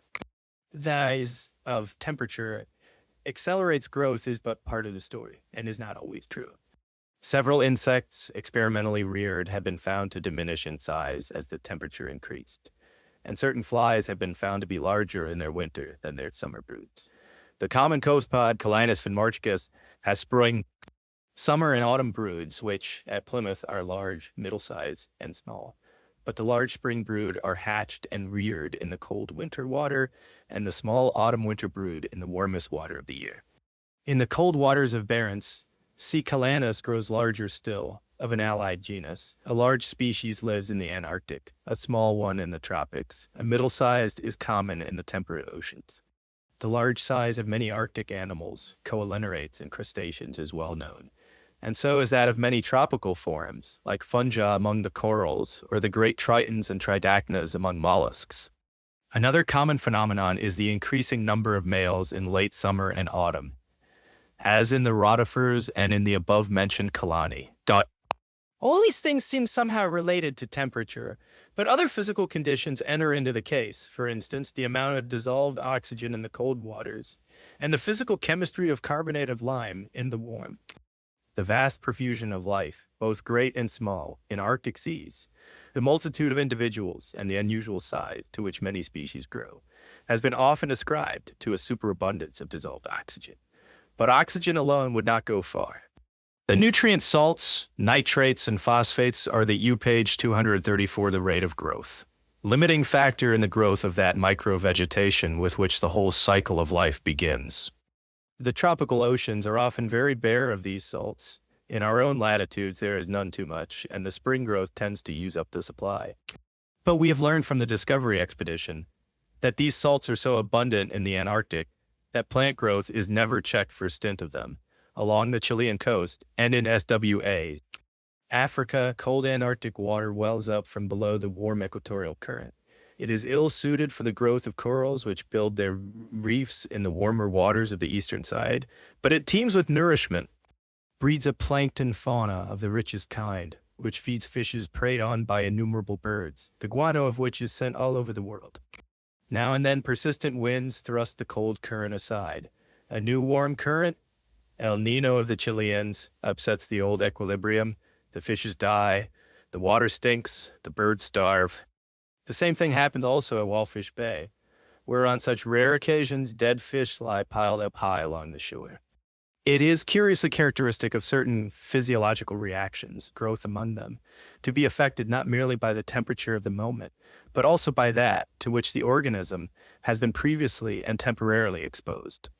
In other words, acclimatization to a certain temperature may continue for some time afterwards to affect all the temperature relations of the body. That temporary cold may, under certain circumstances, cause a subsequent acceleration of growth is made use of in the remarkable process known as vernalization. An ingenious man, observing that a winter wheat failed to flower when sown in spring, argued that exposure to the cold of winter was necessary for its subsequent rapid growth. And this he verified by chilling his seedlings for a month to near freezing point, after which they grew quickly and flowered at the same time as the spring wheat. The economic advantages are great of so shortening the growing period of a crop as to protect it from autumn frosts in a cold climate or summer drought in a hot one. Much has been done, especially by Lysenko in Russia, with this end in view. The most diverse physiological processes may be affected by temperature. A great astronomer at Mount Wilson in California used some idle hours to watch the trail-running ants, which run all night and all day. Their speed increases so regularly with the temperature that the time taken to run 30 centimeters suffices to tell the U page 235 the temperature coefficient, temperature to 1 degree Celsius. Of two allied species, one ran nearly half as fast again as the other at the same temperature. While at low temperatures growth is arrested and at temperatures unduly high life itself becomes impossible, we have now seen that within the range of more or less congenial temperatures, growth proceeds the faster the higher the temperature. The same is true of the ordinary reactions of chemistry. And here Van Hoff and Arrhenius have shown that a definite increase in the velocity of the reaction follows a definite increase of temperature, according to an exponential law, such that for an interval of n degrees, the velocity varies as x to the power n, x being called the temperature coefficient for the reaction in question. The law holds good throughout a considerable range, but is departed from when we pass beyond certain normal limits. Moreover, the value of the coefficient is found to keep to a certain order of magnitude, somewhere about 2 for a temperature interval of 10 degrees Celsius, which means to say that the velocity of the reaction is just about doubled, more or less. For a rise of 10 degrees Celsius, this law, which has become a fundamental principle of chemical mechanics, is applicable with certain qualifications to the phenomena of vital chemistry, as Van Hoff himself was the first to declare. And it follows that, on much the same lines, one may speak of a temperature coefficient of growth. At the same time, we must remember that there is a very important difference, though we need not call it a fundamental one, between the purely physical and the U page 236 physiological phenomenon, in that in the former we study or seek and profess to study one thing at a time, while in the living body we have constantly to do with factors which interact and interfere. Increase in the one case, or change of any kind, tends to be continuous. In the other case, it tends to be brought, or to bring itself, to a rest. This is the simple meaning of that law of optimum, laid down by Herrera and by Sachs as a general principle of physiology, namely, that every physiological process varies, like growth itself, with the amount or intensity of some external influence. Does so under such conditions that progressive increase is followed by a progressive decrease. In other words, the function has its optimum condition, and its curve shews a definite maximum. In the case of temperature, as Joss puts it, it has on the one hand its accelerating effect, which tends to follow Van Hoff's law, but it has also another and a cumulative effect upon the organism. Sie schädigt oder sie ermüdet ihn. Und je höher sie steigt, desto rar. Macht sie die Schädigung geltend, und desto schneller schreitet sie voran. It is this double effect of temperature on the organism which gives or helps to give us our optimum curves, which, like all other curves of frequency or error, are the expression, not of a single solitary phenomenon, but of a more or less complex resultant. Moreover, as Blackman and others have pointed out, our optimum temperature is ill-defined until we take account also of the duration of our experiment. For a high temperature may lead to a short but exhausting spell of rapid growth, while the slower rate manifested at a lower temperature may be the best in the end. The mile and the 100 yards are won by different runners, and maximum rate of working and maximum amount of work done are two very different things. In the case of maize, a certain series of experiments showed that the growth and length of the roots varied with the temperature as follows. Page 237, ILIL, the temperature coefficient, 223. Page 223. 64 are shown the mean rates of growth, based on about 100 experiments at some 34 different temperatures between 0.8 degrees and 29.3 degrees. Each experiment lasting rather less than 24 hours, working out the mean temperature coefficient for a great many combinations of these values. I obtain a value of 1.092 per degree C, or 2.41 for an interval of 10 degrees, and a mean value for the whole series showing a rate of growth of just about 1 millimeter per hour at a temperature of 20 degrees. My curve in Fig 64 is drawn from these determinations, and it will be seen that while it is by no means exact at the lower temperatures and will fail us altogether at very high temperatures, yet it serves as a satisfactory guide to the relations between rate and temperature within the ordinary limits of healthy growth. Figure 63. Relation of rate of growth to temperature in maize. Observe values after cupping and calculated curve. Miss Leach holds that the curve is not a Van't Hoff curve, and this, in strict accuracy, we need not dispute. But the phenomenon seems to me to be one into which the Van't Hoff ratio enters largely, though doubtless combined with other factors which we cannot determine or limit. While the above results conform fairly well to the law of the temperature coefficient, it is evident that the imbibition of water plays so large a part in the process of elongation of the root or stem that the phenomenon is as much or more physical than a chemical one. And on this account, as Blackman has remarked, the data commonly given for the rate of growth in plants are apt to be irregular and sometimes misleading. We have abundant in page 239, of temperature coefficients, 220 illustrations, however, among animals, in which we may study the temperature coefficient under circumstances where, though the phenomenon is always complicated, true metabohat's growth or chemical combination plays a larger role, thus Malteau and Professor Massard have studied the rate of division in a certain flagellate, Chilomonas paramucium, and found the process to take 20 ZPH 240-226, the rate of growth child illustration, which has been often copied, of Z. Hertwig's work on the effect of temperature on the rate of development of the tadpole. Page 241-100. Of temperature coefficients, 227. From inspection of this diagram, we see that the time taken to attain certain stages of development, denoted by the numbers 3, 7, was as follows at 20 degree and at 10 degrees C, respectively. Page 242, that is to say, between the intervals of 10 degrees and 20 degrees Celsius, if it take m days at a certain given temperature for a certain stage of development to be attained, it will take m times 1.128 to the power days, when the temperature is in degrees less, for the same stage to be arrived at. Figure 66 is calculated throughout from this value, and it will be found extremely concordant with the original diagram, as regards all the stages of development and the whole range of temperatures shown, in spite of the fact that the coefficient on which it is based was derived by an easy method from a very few points on the original curves. In like manner, the following table shews the incubation period for trout eggs, or interval between fertilization and hatching, at different temperatures. Incubation period of trout eggs. The table shows that as temperature rises from 2.8 degrees Celsius to 12.2 degrees Celsius, the days interval before hatching falls from 165 days to 32 days. Choosing at random a pair of observations, viz. At 3.6 degrees and 10 degrees, and proceeding as before, we have 10 degrees minus 3.6 degrees equals 6.4 degrees. Then, to the power 6.4 equals 135 over 47, or 6.4 times log x equals log 135 minus log 47 equals 2.1303 minus 1.672, 1 equals 0.4582, and log x equals 0.4582 divided by 6.4 equals 0.076. X equals 1.1729. QPH 243 of temperature coefficients. Using 3 other pairs of observations, we have the following concordant results.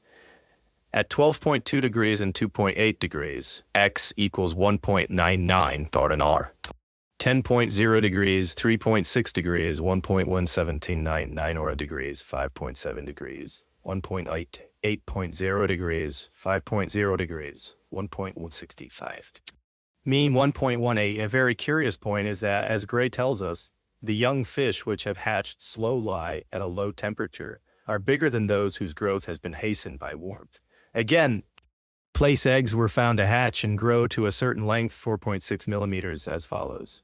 At 4.1 degrees Celsius, 23.0 days. 6.1 degrees, 18.1 days. 8.0 degrees, 1330 days.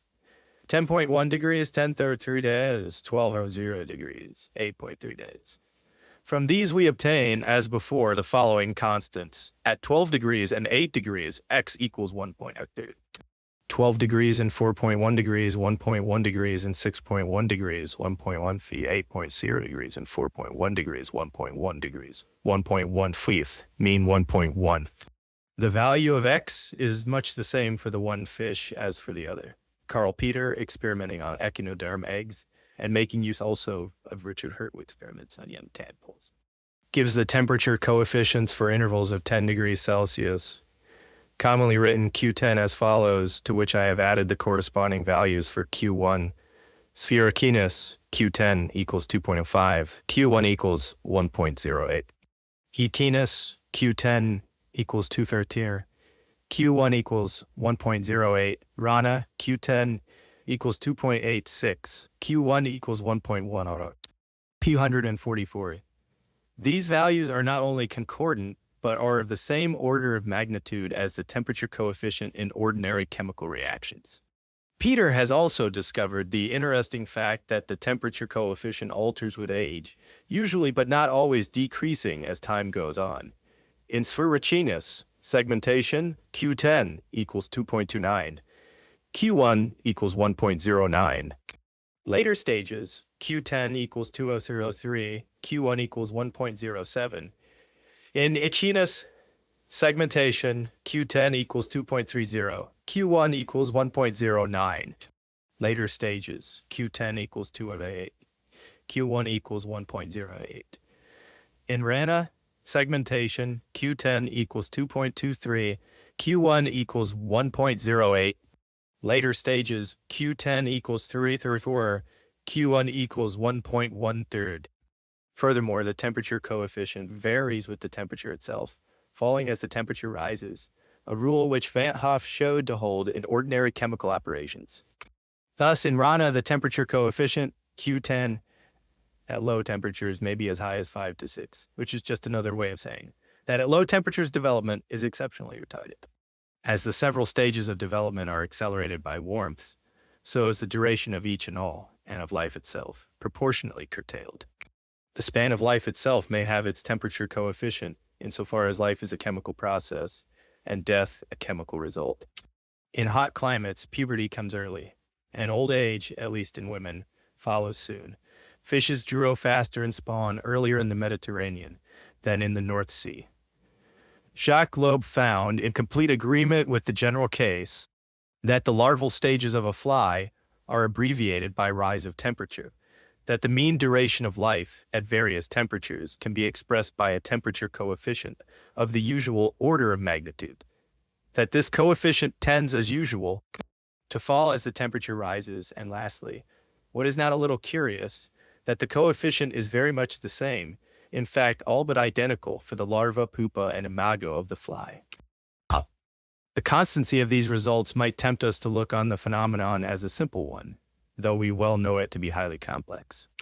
But we had better rest content to see, as Arrhenius saw in the beginning, a general resemblance rather than an identity between the temperature coefficients in physicochemical and biological processes. It was seen from the first that to extend Van Hoff's law from physical chemistry to physiology was a bold assumption, to all appearance largely justified, but always subject to severe and cautious limitations. If it seemed to simplify certain organic phenomena, further studies soon showed how far from simple these phenomena were. Living matter is always heterogeneous, and from one phase to another, its reactions change. The temperature coefficient varies likewise, and indicates at the best a summation or integration of phenomena. Nevertheless, attempts have been made to go a little further towards a physical explanation of the physiological coefficient. Van Hoff suggested a viscosity correction for the temperature coefficient even of an ordinary chemical reaction. The viscosity of protoplasm varies in a marked degree, inversely with the temperature, and the viscosity factor goes, perhaps, a long way to account for the aberrations of the temperature coefficient. It has even been suggested that the temperature coefficients of the biologist are merely those of protoplasmic viscosity, for instance. The temperature coefficients of mitotic cell division have been shown to alter from one phase to another of the mitotic process, being much greater at the start than at the end. And so precisely, has it been shown that protoplasmic viscosity is high at the beginning and low at the end of the mitotic process? On seasonal growth, there is abundant evidence in certain fishes, such as plaice and haddock, that the ascending curve of growth is subject to seasonal fluctuations or interruptions, the rate during the winter months being always slower than in the months of summer. Thus, the Newfoundland cod have their maximum growth rate in June and in January. February, they cease to grow. It is as though we superimposed a periodic annual sine curve upon the continuous curve of growth.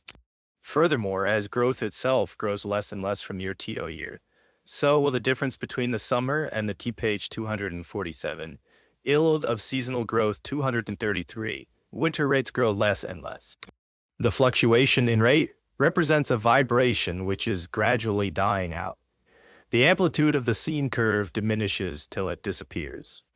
In short, our phenomenon is simply expressed by what is known as a damped sine curve, growth in height of German military cadets in half-yearly periods increment, that they form two even and entirely separate series. Danish schoolboys show just the same periodicity of growth in stature.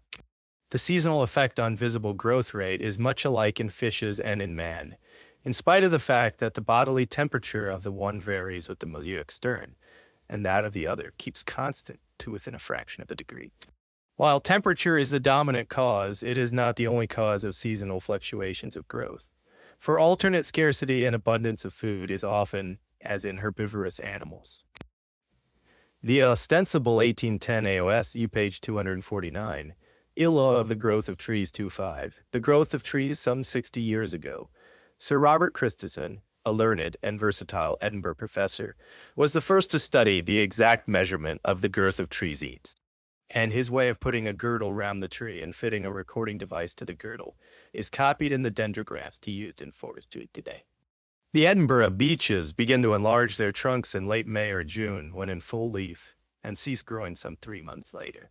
The buds sprout and the leaves begin their work before the cambium wakens to activity.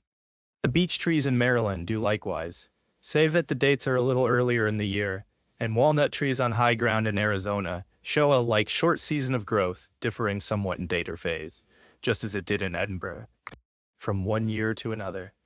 Deciduous trees stop growing after the fall of the leaf, but evergreens grow all the year round more or less. This broad fact is illustrated in the following table, which happens to relate to the mean monthly increase in girth of trees at San Jorge, Uruguay, from C.E. Hall's data. Values given in new percentages of total annual increment J, page 250I, 236. The rate of growth, cheech, and acacia. The deciduous trees included quercus, populus, robinia, and melia. The result, fig 70, is much as we might expect. The deciduous trees cease to grow in wintertime, and during all the months when the trees are bare, during the warm season, the monthly values are regularly graded, approximately in a sine curve, with a clear maximum in the southern hemisphere about the month of December. In the evergreens, the amplitude of the fig, 70 periodic annual fluctuation in rate of growth of trees in the southern hemisphere. From C.E. Hall's data, annual wave is much less. There is a notable amount of growth all the year round, and while there is a marked diminution in rate during the coldest months, there is a tendency towards equality over a considerable part of the warmer season. In short, the evergreens, at least in this case, do not grow the faster as the temperature continues to rise, and it seems probable that some of them, especially the pines, are definitely retarded in their growth. either by a temperature above their optimum or by a deficiency of moisture during the hottest season of the year. Fig 71 shows how a cypress never ceased to grow, but had alternate page 251 of the growth of trees. Spells of quicker and slower growth, according to conditions of which we are not informed. Another figure, figure 72, illustrates the growth in 3 successive seasons of the Californian redwood, a near ally of the most gigantic of trees. Evergreen, though the redwood is, its growth has periods of abeyance. There is a second minimum about midsummer, and the chief maximum of the year may be that before or after this. Figure 71, growth of cypress, C. Macrocarpa, showing seasonal periodicity. From McDougall's data, smooth curve. Figure 72, fortnightly increase of girth in Californian redwood, Sequoia sempervirens, showing seasonal periodicity. In warm countries, tree growth is apt to show a double maximum, for the cold of winter and the drought of summer are equally antagonistic to it. Trees grow slower and grow fewer, the farther north we go, till only a few birches and willows remain. Stunted and old, it is nearly 100 years ago, since Auguste Brevet showed a steadily decreasing growth rate in the forest between 50 degrees and 70 degrees north. Page 252, the rate of growth. The delicate measuring apparatus now used shows sundry minor but beautiful phenomena. A daily periodicity of growth is a common thing, Fig 73. In the tree cactuses, the trunk expands by day and shrinks again after nightfall. For the stomata close in sunlight, and transpiration is checked until the sun goes down. But it is more usual for the trunk to shrink from sunrise until evening and to swell from sunset until dawn. For by daylight the leaves lose water faster, and in the dark they lose it slower than the roots replace it. The rapid midday loss of water, even at the top of a tall sequoia, is quickly followed by a measurable constriction of the trunk, 50 or even 100 yards below. Figure 73, growth of black poplar, showing daily periodicity. After 8, Malik. The figure shows the variation of girth for a black poplar measured 5 feet above ground, with a girth of 59 inches, plotted from July 24th at noon through the 27th. With the scale for girth given in fractions of an inch, and a temperature scale shown from 50 to 70 degrees Fahrenheit, page 253 in the case of trees. The seasonal periodicity of growth and the direct influence of weather are both so well marked that we are entitled to make use of the phenomenon in a converse way, and to draw deductions as to climate during past years from the varying rates of growth which the tree has recorded for us by the thickness of its annual rings. Douglas of the University of California has made a careful study of this question, and I received from him, through Professor H. Turner, some measurements of the average width of the annual rings in Californian redwood, 500 years old, in which trees the rings are very clearly shown. For the first 100 years, the mean of 2 trees was used. For the next 400 years, the mean of 5. And the means of these, and sometimes of larger numbers, were found to be very concordant. A correction was applied by drawing a nearly straight line through the curve for the whole period, which line was assumed to represent the slowly diminishing mean width of annual ring accompanying the increasing size, or age of the tree. And the actual growth, as measured, was equated with this diminishing mean. The figures used give, then, the ratio of the actual growth in each year to the mean growth of the tree at that epoch. It was at once manifest that the growth rate so determined showed a tendency to fluctuate in a long period between 100 and 200 years. I then smoothed the yearly values in groups of 100 by Gauss's method of moving averages, so that each number thus found represented the mean annual increase during a century. That is to say, the value ascribed to the year 1500 represented the average annual growth during the whole period between 1450 and 50 itself. Give us a curve of beautiful and surprising smoothness, from which we draw the direct conclusion that the climate of Arizona during the last 500 years has fluctuated with a regular periodicity of almost precisely 150 years. I have drawn more recently, and also from Mr. Douglas' data, a similar curve for a group of pine trees in Calaveras County. These trees are about 300 years old, and the page 254 The data are reduced, as before, to moving averages of 100 years, but without further correction. The agreement between the growth rate of these pines and that of the great sequoias during the same period is very remarkable. Figure 74. Long period fluctuation in growth of Arizona redwood, sequoia, from Anno Domini 1390 to 1910, and of yellow pine from Calaveras County from Anno Domini 1620 to 1920, smoothed in 100-year periods. We should be left in doubt, so far as these observations go, whether the essential factor be a fluctuation of temperature or an alternation of drought and humidity, but the character of the Arizona climate and the known facts of recent years encourage the belief that the latter is the more direct and more important factor. In a New England forest, many trees of many kinds were studied after a hurricane. They showed, on the whole, no correlation between growth rate and temperature, with the remarkable exception in the conifers of a clear correlation with the temperature of March and April, a month or two before the season's growth began. In a cold spring, the melting snows and early rains ran off into the rivers. In a warm and early one, they sank into the soil. In other words, humidity was still the controlling factor. An ancient oak tree in Tunis is said to have recorded 50 years of abundant rain, page 255, with short intervals of drought during the 18th century. Then, after 1790, longer droughts and shorter spells of rainy seasons. It has been often remarked that our common European trees, such as the elm or the cherry, have larger leaves the farther north we go.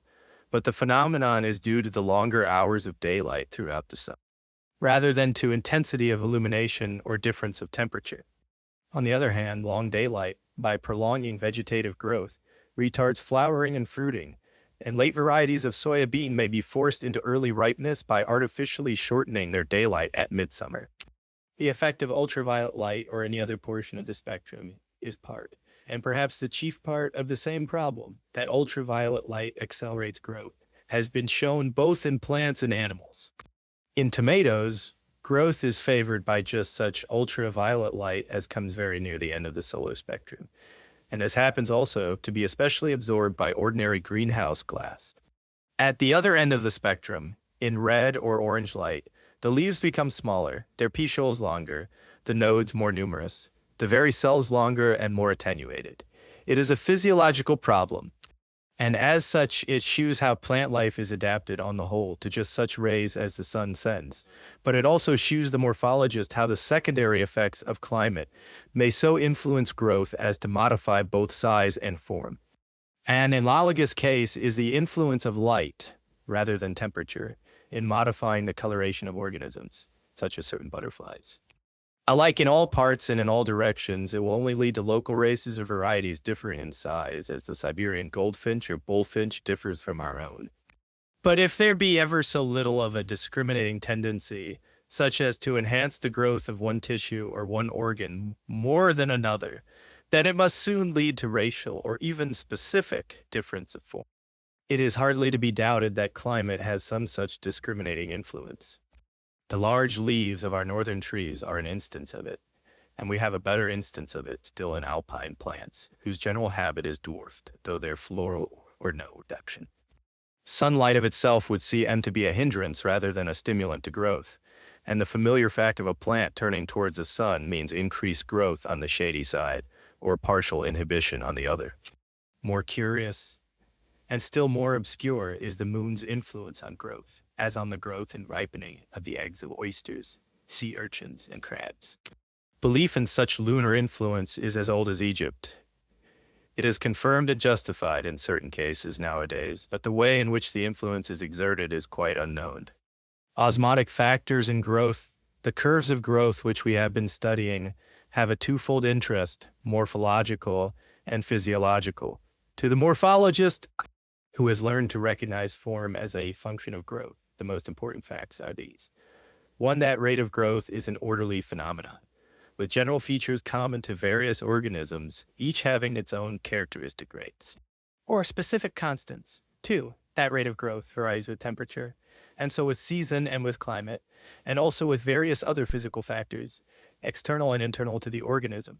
Three, that it varies in different parts of the body, and along various directions or axes, or P variations being harmoniously graded or related to one another by a principle of continuity, so giving rise to the characteristic form and dimensions of the organism and to the changes of form which it exhibits in the course of its development. To the physiologist, the phenomenon of growth suggests many other considerations, and especially the relation of growth itself to chemical and physical forces and energies. To be content to show that a certain rate of growth occurs in a certain organism under certain conditions, or to speak of the phenomenon as a reaction of the living organism to its environment or to certain stimuli, would be but an example of that lack of particularity with which we are apt to be all too easily satisfied. But in the case of growth, we pass some little way beyond these limitations, to this extent that an affinity with certain types of chemical and physical reaction has been recognized by a great number of physiologists. A large part of the phenomenon of growth in animals, and still more conspicuously in plants, is associated with turgor, that is to say, is dependent on osmotic conditions. In other words, the rate of growth depends, as we have already seen, as much or more on the amount of water taken up into the living cells as on the actual amount of chemical metabolism performed by them. And sometimes, as in certain insect larvae, we can even distinguish between tissues which grow by increase of cell size, the result of imbibition, and others which grow by multiplication of their constituent cells. Of the chemical phenomena which result in the U-page 258, 244, the rate of growth cheech. The lower plants only UV and grow in abundant moisture. Low fungi continue growing when the humidity falls below 85% of saturation, and the mold fungi, such as penicillium, need more moisture still, Fig 75. Their humidity is reached a little below 90%. Humidity I-75, growth of pernicium. In relation to humidity, growth of pernicium. At 25 degrees C, humidity, page 259. Of turgescence, another. It has an upper limit of size vaguely characteristic of the species, and if fed well and often, it may reach it in a year. On stinted diet, it grows slowly or may dwindle down. It may be kept at well-nigh what size one pleases. Certain full-grown anemones were left untended in wartime, unfed, and in water which evaporated down to half its bulk. They shrank down to little beads and grew up again when fed and cared for. Lobe shoot in certain zoophytes. That not only must the cells be turgescent in order to grow, but that this turgescence is possible only so long as the salt water in which the cells lie does not overstep a certain limit of concentration, a limit reached, in the case of tubularia, when the salinity amounts to about 3/4%. Seawater contains some 3.0 to 3.5% of salts in the open sea, but the salinity falls much below this normal to about 2.2%, before tubularia exhibits its full turgescence and maximal growth. A further dilution is deleterious to the animal. It is likely enough that osmotic conditions control, after this fashion, the distribution and local abundance of many zoophytes. Loeb has also shown that in certain fish eggs, for example of Fungulus, an increasing concentration, leading to a lessening water content of the egg, retards the rate of segmentation and at last arrests it. Though nuclear division goes on for some time longer, the eggs of many insects absorb water in large quantities, even doubling their weight thereby, and fail to develop if drought prevents their doing so. And sometimes the egg has a thin-walled stalk, or else a hydropyle, or other structure by which the water is taken in. In the frog, according to Bielaciditz, the growth of the embryo, while within the vitelline membrane, depends wholly on absorption of water. The rate varies with the temperature, but the amount of water absorbed is constant, whether growth be fast or slow. Moreover, the successive changes of form correspond to definite quantities of water absorbed, much of which water is intracellular. The solid residue, as Davenport has also shown, may even diminish. But later on, and especially in the higher animals, the water content diminishes as growth proceeds and age advances, and loss of water is followed or accompanied by retardation and cessation of growth. A crab loses water as each phase of growth draws to an end and the corresponding molt approaches, but it absorbs water in large quantities as soon as the new period of growth begins. Moreover, that water is lost as growth goes on has been shown by Davenport for the frog, by pots for the chick, and particularly by feeling in the case of man. Feelings results may be condensed as follows. For man, as age in weeks increases from 6 to 39, the percentage of water declines overall from 97.5% to 74.2%. The following illustrate Davenport's results for the frog. For the frog, the percentage of water rises from 56.3% at 1 week to a peak of 95.0% at 14 weeks. Then declines to 87.5% by 84 weeks. The following table epitomizes the drying off of ripening maize. It shews how ripening and withering are closely akin and are but two phases of senescence. Figure 76. From 0 to 63 days from August 6th, the percentage of water in the maize falls from 87% to 58%. The bird's egg provides all the food and all the water which the growing embryo needs. And to carry a provision of water is the special purpose of the white of the egg.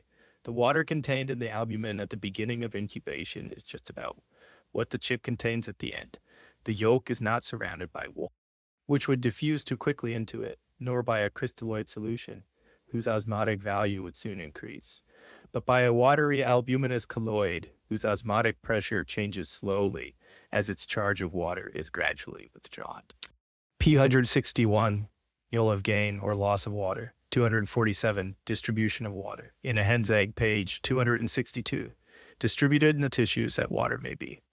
Land animals have evolved from water animals with little change in this respect, though the constant proportion of water is variously achieved. A newt loses moisture by evaporation with the utmost freedom and regains it by no less rapid absorption through the skin, while a lizard in his scaly coat is less liable to the one and less capable of the other, and must drink to replace what water it may lose.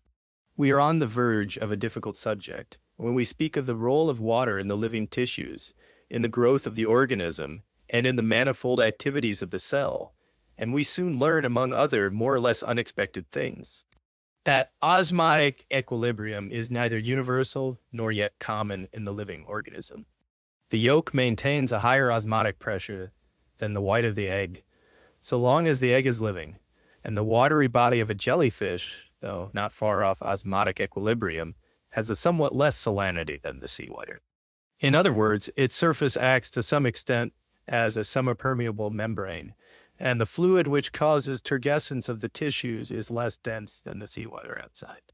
In most marine invertebrates, however, the body fluids constituting the milieu interne are isotonic with the milieu externe, and vary in these animals pari passu with the large variations to which seawater itself is subject. On the other hand, the dwellers in fresh water, whether invertebrates or fishes, have naturally a more concentrated medium within than without. Sharks and dogfish have an osmotic pressure in their blood and their body fluids little different, page 263 of osmotic regulation, from that of the seawater outside, but with certain chemical differences, for instance, that the chlorides within are much diminished and the molecular concentration is eked out by large accumulations of urea in the blood. The marine teleosts, on the other hand, have a much lower osmotic pressure within than that of the seawater outside, and only a little higher than that of their freshwater allies. Some, like the conger eel, maintain an all but constant internal concentration, very different from that outside. And this fish, like others, is constantly absorbing water from the sea. It must be exuding or excreting salt continually. Other teleosts differ greatly in their powers of regulation and of tolerance. The common stickleback, which we may come across in a pool or in the middle of the North Sea, being exceptionally tolerant or Eurohalin. Physiology becomes comparative when it deals with differences such as these, and Claude Bernard foresaw the existence of just such differences. Chez tous les êtres vivants, le milieu intérieur, qui est un produit de l'organisme, conserve les rapports nécessaires d'échange avec le milieu extérieur. Mais à mesure que l'organisme devient plus parfait, le milieu organique se spécifie. Aille quelques en quelque sorte de plus en plus au milieu ambiant. Claude Bernard was building, if I mistake not, on Bichat's earlier concept, famous in its day of life as une alternation habituelle d'action de la part des corps extérieurs et de réaction de la part du corps vivant out of which grew his still more famous aphorism, à la vieillesse l'ensemble fonctionne, qui résistant à la mort. One crab, like one fish, differs widely from another in its power of self-regulation, and these physiological differences help to explain, in both cases, the limitation of this species or that to more or less brackish or more or less saline waters. In deep-sea crabs, highest, for instance, the osmotic pressure of the blood keeps nearly to that of the milieu externe and falls quickly and dangerously with any dilution of the latter. But the little shore crab, Carcinus moenas, can live for many days in sea water diluted down to 1/4 of its usual salinity. Meanwhile, its own fluids dilute slowly, but not near so far. In other words, this crab combines great powers of osmotic regulation with a large capacity for tolerating osmotic gradients, which are beyond its power to regulate. How the unequal balance is maintained is yet but little understood. But we do know that certain organs or tissues, especially the gills and the antennary gland, absorb, retain, or eliminate certain elements, or certain ions, faster than others, and faster than mere diffusion accounts for. In other words, ionic regulation goes hand in hand with osmotic regulation as a distinct and even more fundamental phenomenon. This at least seems generally true and only natural that quickened respiration and increased oxygen consumption accompany all such one-sided conditions. In other words, the steady state is only maintained by the doing of work and the expenditure of energy, to the dependence of growth on the uptake of water, and to the phenomena of osmotic balance and its regulation. Hober and also Loeb were inclined to refer the modifications of form which certain phyllopod crustacea undergo when the highly saline waters which they inhabit are further concentrated, or are abnormally diluted. Their growth is retarded by increased concentration, so that individuals from the more saline waters appear stunted and dwarfish, and they become altered or transformed in other ways, suggestive of degeneration, or a failure to attain full and perfect development. Page 265, important physiological changes ensue. The consumption of oxygen increases greatly in the stronger brines, as more and more active osmoregulation is required. The rate of multiplication is increased, and parthenogenetic reproduction is encouraged. In the less saline waters, male individuals, usually rare, become plentiful, and here the females bring forth their young alive. Males disappear altogether in the more concentrated brines, and then the females lay eggs, which, however, only begin to develop when the salinity is somewhat reduced. The best known case is the little brine shrimp, Artemia salina, found in one form or another all the world over, and first discovered nearly 200 years ago in the salt pans at Lymington. Among many allied forms, 1a, Milhauseni inhabits the natron lakes of Egypt and Arabia, where under the name of loo or pheasant worm it is eaten by the Arabs. This fact is interesting because it indicates, and investigation has apparently confirmed, that the tissues of the creature are not impregnated with salt, as is the medium in which it lives. Lives constantly in a hypertonic medium. The fluids of the body, the milieu interne, are no more salt than are those of any ordinary crustacean or other animal, but contain only some 0.8% of sodium chloride, while the milieu externe may contain from 3 to 30% of this and other salts.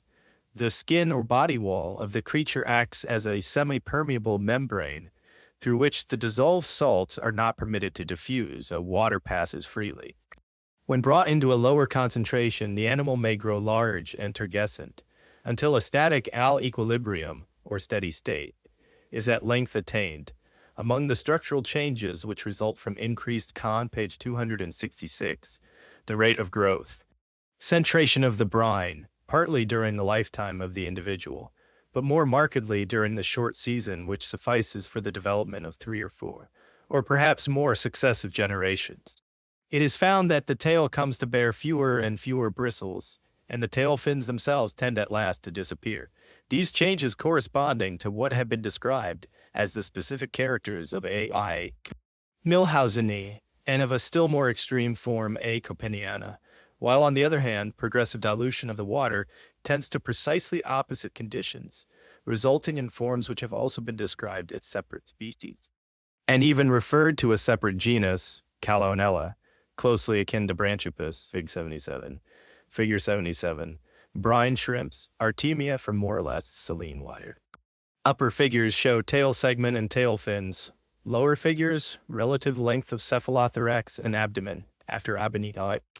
Pari passu with these changes, there is a marked change in the relative lengths of the fore and hind portions of the body, that is to say, of the cephalothorax and abdomen, the latter growing relatively longer, the salter, the water.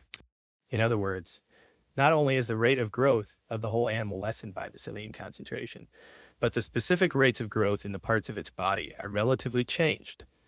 This latter phenomenon lends itself to numerical statement.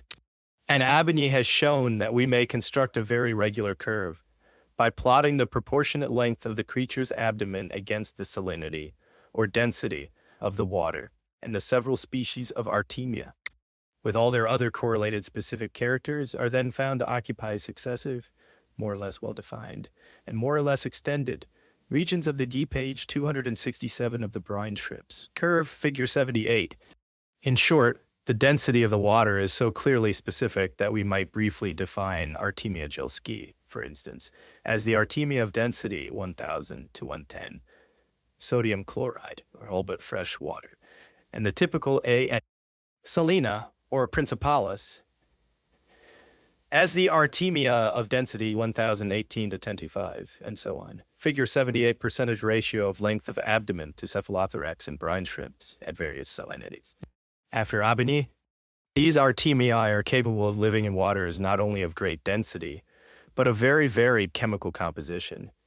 And it is hard to say how far they are safeguarded by semi-permeability or by specific properties and reactions of the living colloids. The natron lakes, page 268 for instance, contain large quantities of magnesium sulfate, and the Artemia continue to live equally well in artificial solutions, where this salt, or where calcium chloride, has largely replaced D, the common salt of the more usual habitat. Moreover, such waters as those of the natron lakes are subject to great changes of chemical composition as evaporation and concentration proceed, owing to the different solubilities of the constituent salts. But it appears that the forms which the Artemia assume, and the changes which they undergo, are identical or indistinguishable. Whichever of the above salts happen to exist or to predominate in their saline habitat. At the same time, we still lack, so far as I know, the simple but crucial experiments which shall tell us whether, in solutions of different chemical composition, it is at equal densities or at isotonic concentrations, that is to say, under conditions where the osmotic pressure, and consequently the rate of diffusion, is identical. That the same changes of form and structure are produced and corresponding phases of equilibrium attained. Seawater has been described as an instance of the environment for the maintenance of protoplasm in an appropriate milieu. But our Artemias suffice to show how nature, when hard put to it, makes shift with an environment which is wholly abnormal and anything but fit, while Hober and others have referred all these phenomena to osmosis. Abeny is inclined to believe that the viscosity, or mechanical resistance, of the fluid also reacts upon the organism, and other possible modes of operation have been suggested. But we may take it for certain that the phenomenon as a whole is not a simple one. We should have to look far in organic nature for what the physicist would call simple osmosis. And assuredly there is always at work, besides the passive phenomena of intermolecular TPH 269 of catalytic action on growth and catalytic action in ordinary chemical reactions. We have to deal, 1, with a specific velocity proper to the particular reaction, 2, with variations due to temperature and other physical conditions, 3, with variations due to the quantities present of the reacting substances, according to Van Hoff's law of mass action, and 4, in certain cases with variations due to the presence of catalyzing agents, as Berzelius called them 100 years ago. The law of mass involves a steady slowing down of the process as the reaction proceeds and as the initial amount of substance diminishes.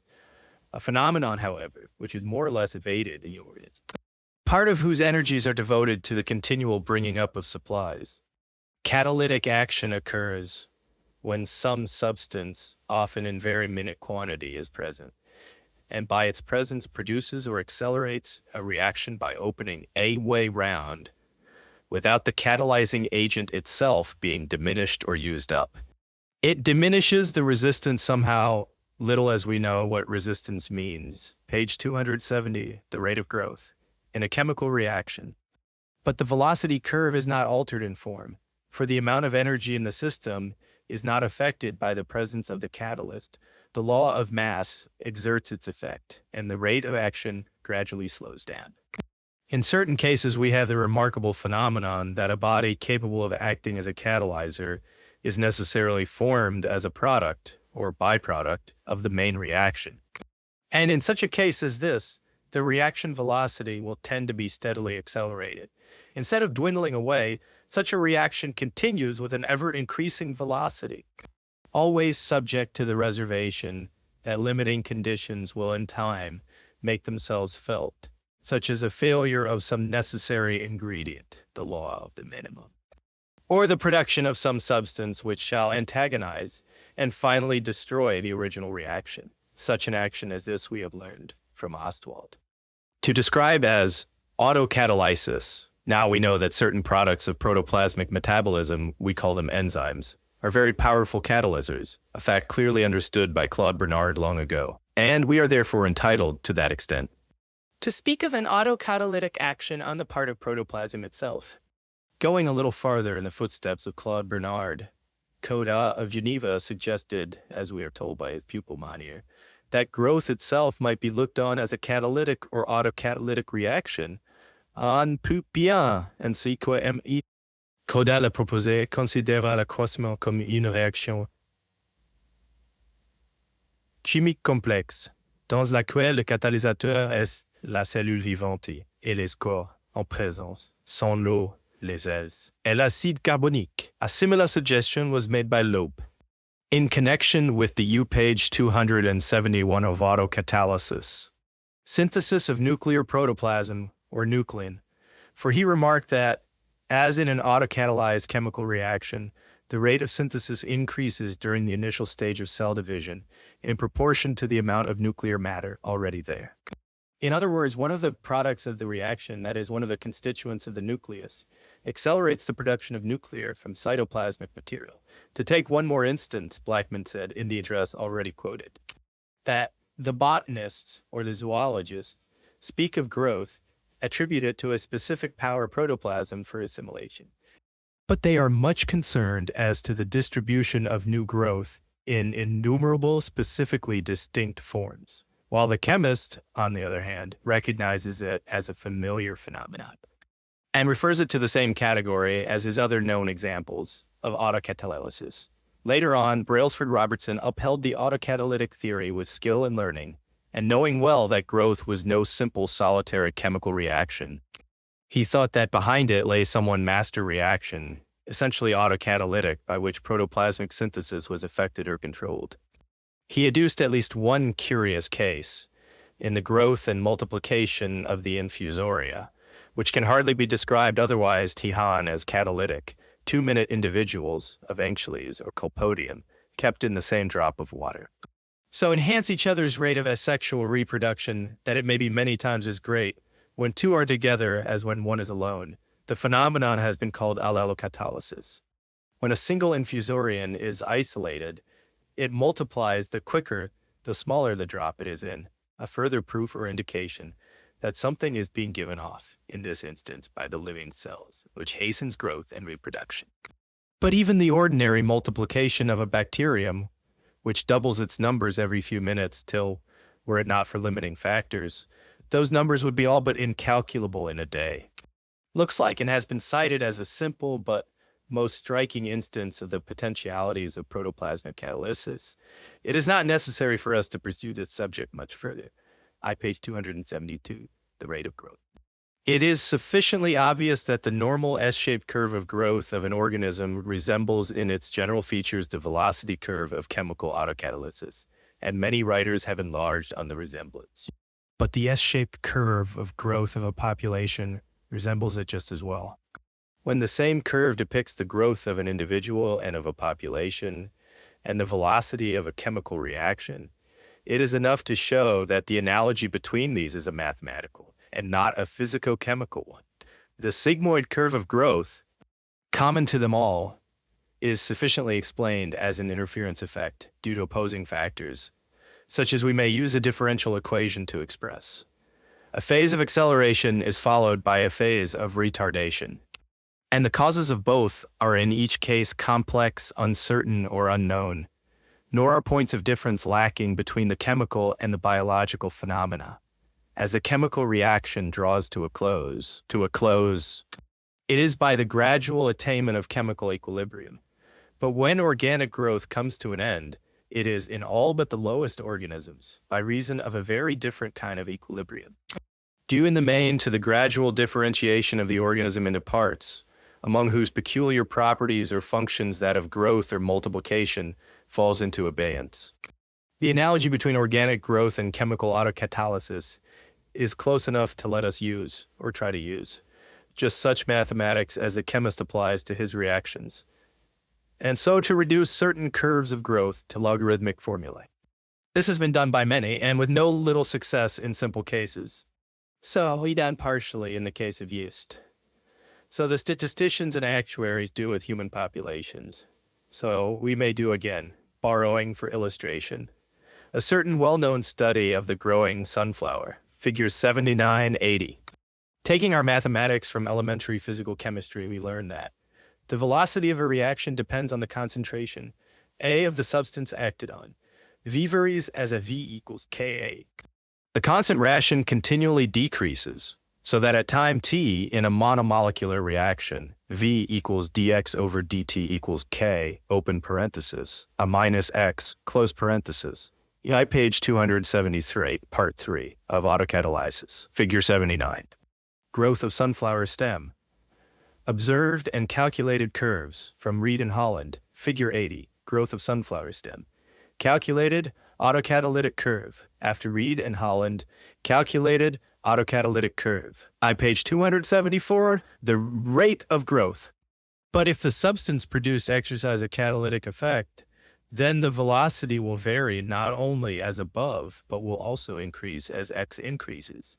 The equation becomes V equals dx over dt equals K prime x, open parenthesis, a minus dex, close parenthesis, which is the elementary equation of autocatalysis, integrating 1 over a t prime, log of a t prime x over a minus x equals K prime. In our growth problem, it is sometimes found convenient to choose for our epoch, t prime, the time when growth is half completed, as the chemist takes the time at which his reaction is halfway through, and we may then write with a changed constant log of x over a minus x over a parenthesis t minus t prime, close parenthesis. This is the physico-chemical formula which Reed and Holland apply to the growing sunflower stem. A simple case. For we take the maximum height attained, viz. 254.50 centimeters. For t prime, the epoch when 1/2 of that height was reached, viz. By interpolation, about 34.2 days. Taking an observation at random, say that for the 56th day, when the stem was 228.3 centimeters high, we have log of 228.3 over 254.5 minus 228.3 equals K. Open parenthesis, 56 minus 34.2, close parenthesis. K in this case is found to be 0.043, and the mean of all such determinations is not far different. Applying this formula to successive epochs, we get a calculated curve in close agreement with the observed one, and by well-known statistical methods, we confirm and measure its closeness of fit. But just as the chemist must vary and develop his fundamental formula to suit the course of more and more complicated reactions, so the biologist finds that only the simplest of his curves, page 275, its chemical aspect of growth, or only portions of the rest, can be fitted to this simplest of formulae. In a lifetime are many ages, and no all-embracing formula covers the infant in the womb, the suckling child, the growing schoolboy, the old man when his work is done. Besides, we need such a formula as a biologist can understand. One which gives a mere coincidence of numbers may be of little use or none, unless it goes some way to depict and explain the modus operandi of growth. As D'Ancona puts it, il importe d'appliquer des formules qui correspondent non seulement au point de vue géométrique, mais soyant représentées par des valeurs de signification biologique. For it gives us at least a picture of the phenomenon and a qualitative answer to the problem, growth of sunflower stem. After Reed and Holland, a table compares age in days with height in centimeters, giving observed and calculated values and a first difference across the series. The chemical aspect of growth. As soon as we touch on such matters as the chemical phenomenon of catalysis, we are on the threshold of a subject which, if we were able to pursue it, would lead us far into the special domain of physiology. And there it would be necessary to follow it if we were dealing with growth as a phenomenon in itself, instead of mainly as a help to our study and comprehension of form. The whole question of diet, of overfeeding and underfeeding, would present you page 276, but without opening up this large subject, we may say one more passing word on the remarkable fact that certain chemical substances or certain physiological secretions, or certain physiological, have the power of accelerating or of retarding or in some way regulating growth, and of so influencing the morphological features of the organism. To begin with, there are numerous elements, such as boron, manganese, cobalt, arsenic, which serve to stimulate growth, or whose complete absence impairs or hampers it, just as there are a few others, such as selenium, whose presence in the minutest quantity is injurious or pernicious. The chemistry of the living body is more complex than we were wont to suppose. Lecithin was shown long ago to have a remarkable power of stimulating growth in animals, and accelerators of plant growth, foretold by Sachs, were demonstrated by Bottomley and others. The several vitamins are either accelerators of growth or are indispensable in order that it may proceed. In the little duckweed of our ponds and ditches, Lemna minor, the botanists have found a plant in which growth and multiplication are reduced to very simple terms. For it multiplies by budding, grows a rootlet and 2 or 3 leaves, and buds again. It is all young tissue, carries no dead load. While the sun shines it, has no lack of nourishment, and may spread to the limits of the pond. In one of Bottomley's early experiments, duckweed was grown, 1 in a culture solution, without stint of space or food, and 2 in the same, with the addition of a little bacterized peat or oxymon. In both cases, the little plant spread freely, as in the first, or Malthusian, phase of a population curve. But the peat greatly accelerated the rate, which was not slow before. Without the oxymon, the population doubled in 9 or 10 days, and with it in 5 or 6. But in 2 months, the one was 70-fold the other. The subject has grown big from small beginnings. We know certain substances, haemotin being one, which stimulate the growth of bacteria and seem to act on them as true catalysts. An obscure but complex body known as bios powerfully stimulates the growth of yeast and the so-called auxins, a name which covers numerous bodies, both nitrogenous and non-nitrogenous, serve in page 277 doses to accelerate the growth of the higher plants. Some of these growth substances have been extracted from molds or from bacteria, and one remarkable one, to which the name auxin is especially applied, from seedling oats. This last is no enzyme, but a stable non-nitrogenous substance, which seems to act by softening the cell wall, and so facilitating the expansion of the cell. Lastly, the remarkable discovery has been made that certain indole compounds, comparatively simple bodies, act to all intents and purposes in the same way as the growth hormones or natural auxins. And one of these, heteroauxins, an indole acetic acid, is already in common and successful use to promote the growth and rooting of cuttings, growth of duckweed, with and without peat oxymon. The table shows weekly growth observed and calculated, comparing plants without peat oxymon to those with peat oxymony. The percentage increase per week is 164% without and 277% with. There are kindred matters not less interesting to the morphologist. It has long been known that the pituitary body produces in its anterior lobe a substance by which growth is increased and regulated. This is what we now call a hormone. a substance produced in one organ or tissue and regulating the functions of another. In this case, atrophy of the gland leaves the subject a dwarf, and it's hyper page 278, the rate of growth. Trophy or overactivity goes to the making of a giant. The limb bones of the giant grow longer. Their epiphyses get thick and clumsy, and the deformity known as acromegaly ensues. This has become a familiar illustration of functional regulation. By some glandular or endocrinal secretion, some enzyme or harmazone, as Glay called it, or hormone, as Bayliss and Starling called it, in the particular case where the function to be regulated is growth, with its consequent influence on form. But we may be sure that this so-called regulation of growth is no simple and no specific thing, but implies a far-reaching and complicated influence on the bodily metabolism.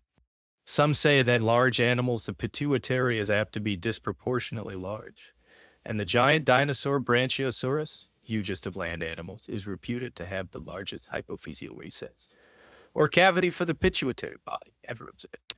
The thyroid also has its part to play in growth, as Gutternach was the first to show. Perhaps it acts, as Uhlenhorst suggests, by releasing the pituitary hormone. In a curious race of dwarf frogs, both thyroid and pituitary were found to be atrophied. When tadpoles are fed on thyroid, their legs grow out long before the usual time. On the other hand, removal of the thyroid delays metamorphosis, and the tadpoles remain tadpoles to an unusual size. The great American bullfrog, R.E. Catespiana, lives for 2 or 3 years in tadpole form, but a diet of thyroid turns the little tadpoles into bullfrogs before they are a month old. The converse, page 279, the thyroid gland. Experiment has been performed on ordinary tadpoles. With their thyroids removed, they remain normal to all appearance. But the weeks go by, and metamorphosis does not take place. Gill clefts and tail persist. No limbs appear. Brain and gut retain their larval features, but months after, or apparently at any time, the belated tadpoles respond to a diet of thyroid and may be turned into frogs by means of it. The Mexican axolotl is a grown-up tadpole which, when the ponds dry up, as they seldom do, completes its growth and turns into a gill-less, lung-breathing newt or salamander. But feed it on thyroid even for a single meal, and its metamorphosis is hastened and ensured. Much has been done since these pioneering experiments, all going to show that the thyroid plays its active part in the tissue changes which accompany and constitute metamorphosis. It looks as though more thyroid meant more respiratory activity or oxygen consumption, more oxidative metabolism, more tissue change, hence earlier bodily development. Pituitary and thyroid are very different things. The one enhances growth, the other retards it. Thyroid stimulates metabolism and hastens development, but the tissues waste. It is a curious fact, but it has often been observed that starvation or inanition has, in the long run, a similar effect of hastening metamorphosis. The meaning of this phenomenon is an extremely remarkable case is that of the galls brought into existence on various plants in response to the prick of a small insect's ovipositor. One tree, an oak for instance, may bear galls page 280 of many kinds. Well defined and widely different, each caused to grow out of the tissues of the plant by a chemical stimulus contributed by the insect, in very minute amount. And the insects are so much alike that the galls are easier to distinguish than the flies. The same insect may produce the same gall on different plants, for instance on several species of willow, or sometimes on different parts or tissues of the same plant. Small pieces of a dead larva have been used to infect a plant, and a gall of the usual kind has resulted. Beering killed the eggs with a hot wire as soon as they were deposited in the tree, yet the galls grew as usual. Here, as Needham has lately pointed out, is a great field for reflection in future experiment. The minute drop of fluid exuded by the insect has marvelous properties. It is not only a stimulant of growth. Like any ordinary auxin or hormone, it causes the growth of a peculiar tissue and shapes it into a new and specific form. Among other illustrations, which are plentiful, of the subtle influence of some substance upon growth, we have, for instance, the growth of the placental decidua, which Loeb showed to be due to a substance given off by the corpus luteum, lending to the uterine tissues an enhanced capacity for growth. to be called into action by contact with the ovum or even of a foreign body. Various sexual characters, such as the plumage, comb, and spurs of the cock, arise in like manner in response to an internal secretion or male hormone. And when castration removes the source of the secretion, well-known morphological changes take place. When a converse change takes place, the female acquires, in greater or less degree, characters which are proper to the male, as in those extreme cases, known from time immemorial, when an old and barren hen assumes the plumage of the cock. The mane of the lion, the antlers of the stag, the tail of the peacock, are all examples of intensified differential growth, or localized in U page 280-181, the male hormones. Sex-linked hypertrophy. And in the singular and striking plumage of innumerable birds, we may easily see how enhanced growth of a tuft of feathers, perhaps exaggeration of a single plume, is at the root of the whole matter. Among extreme instances, we may think of the immensely long first primary of the pennant-winged nightjar, of the long feather over the eye in Paradophora alberti, figure 81. A single pair of hypertrophied feathers in a bird of paradise, Paradophora alberti, figure 82. Unequal growth in the 3 pairs of tail feathers of a hummingbird, Lotta gigia. 1. Rudimentary. 2. Short and stiff. 3. Long and spatulate, or the 6 long plumes over behind the eye in the 6-shafted bird of paradise. Or among the hummingbirds of the long outer rectrix in Lesbia, the second outer one in Aethusa, or of the extraordinary inequalities of the tail feathers of Lotogesia mirabilis, some rudimentary, some short and straight and stiff, and other 2 immensely elongated, curved, and spatulate. The sexual hormones have a potent influence on the plumage of a bird. They serve somehow to orientate and regulate the rate of growth from one feather tract to another, and from one end to another, even from one side to the other. Of a single feather. An extreme case is the occasional pheno. Page 282, the rate of growth. While unequal or differential growth is of peculiar interest to the morphologist, rate of growth pure and simple, with all the agencies which control or accelerate it, remains of deeper importance to the practical man. The livestock breeder keeps many desirable qualities in view. Constitution, fertility, yield, and quality of milk or wool are some of these. But rate of growth, with its corollaries of early maturity and large ultimate size, is generally more important than them all. The inheritance of size is somewhat complicated and limited from the breeder's point of view by the mother's inability to nourish and bring forth a crossbred offspring of a breed larger than H.R.O. A cart mare, covered by a Shetland sire, produces a good-sized foal, but the Shetland mare, crossed with a Carthage, has a foal a little bigger, but not much bigger than herself. In size and rate of growth, as in other qualities, our farm animals differ vastly from their wild progenitors, or from the young improved stock in days before Bakewell and the other great breeders began. The improvement has been brought about by selection, but what lies behind? Endocrine secretions, especially pituitary, are doubtless at work, and already the stock raiser and the biochemist may be found hand in hand. If we once admit, as we are now bound to do, the existence of factors which, by their physiological activity and apart from any direct action of the nervous system, tend towards the acceleration of growth and consequent modification of form, we are led into wide fields of speculation by an easy and a legitimate pathway. Professor Glay carries such speculations a long way, for he says that by these chemical influences, toute une partie de la construction des êtres paraît s'expliquer d'une façon toute mécanique. La forteresse, si longtemps inaccessible, du vitalisme est entamée, car la notion morphogénique était, suivant le mot de D'Astre, comme le dernier réduit de la force vitale, page 283 of Inheritance of Size. The physiological speculations we need not discuss, but to take a single example from morphology, we begin to understand the possibility and to comprehend the probable meaning of the all but sudden appearance on the earth of such exaggerated and almost monstrous forms as those of the great secondary reptiles and the great tertiary mammals. Figure 83, effect of crossbreeding on rate of growth in Shetland ponies.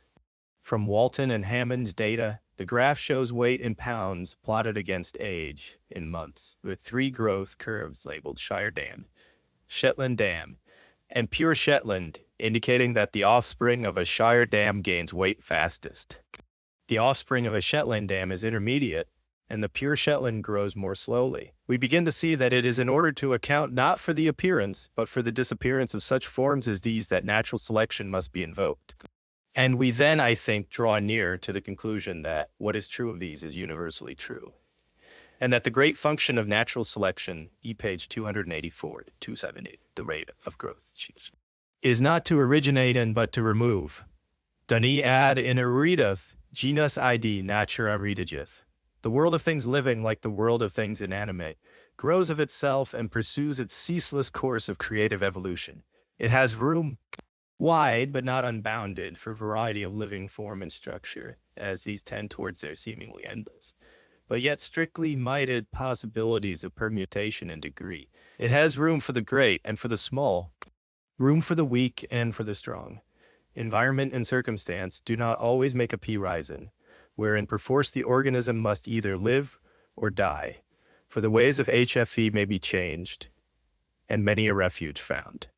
Before the sentence of unfitness is pronounced, and the penalty of extermination paid, but there comes a time when variation in form, dimensions, or other qualities of the organism goes further than is compatible with all the means at hand of health and welfare for the individual and the stock. When, under the active and creative stimulus of forces from within and from without, the active and creative energies of growth pass the bounds of physical and physiological equilibrium, and so reach the limits which, as again Lucretius tells us, natural law has set between what may and what may not be.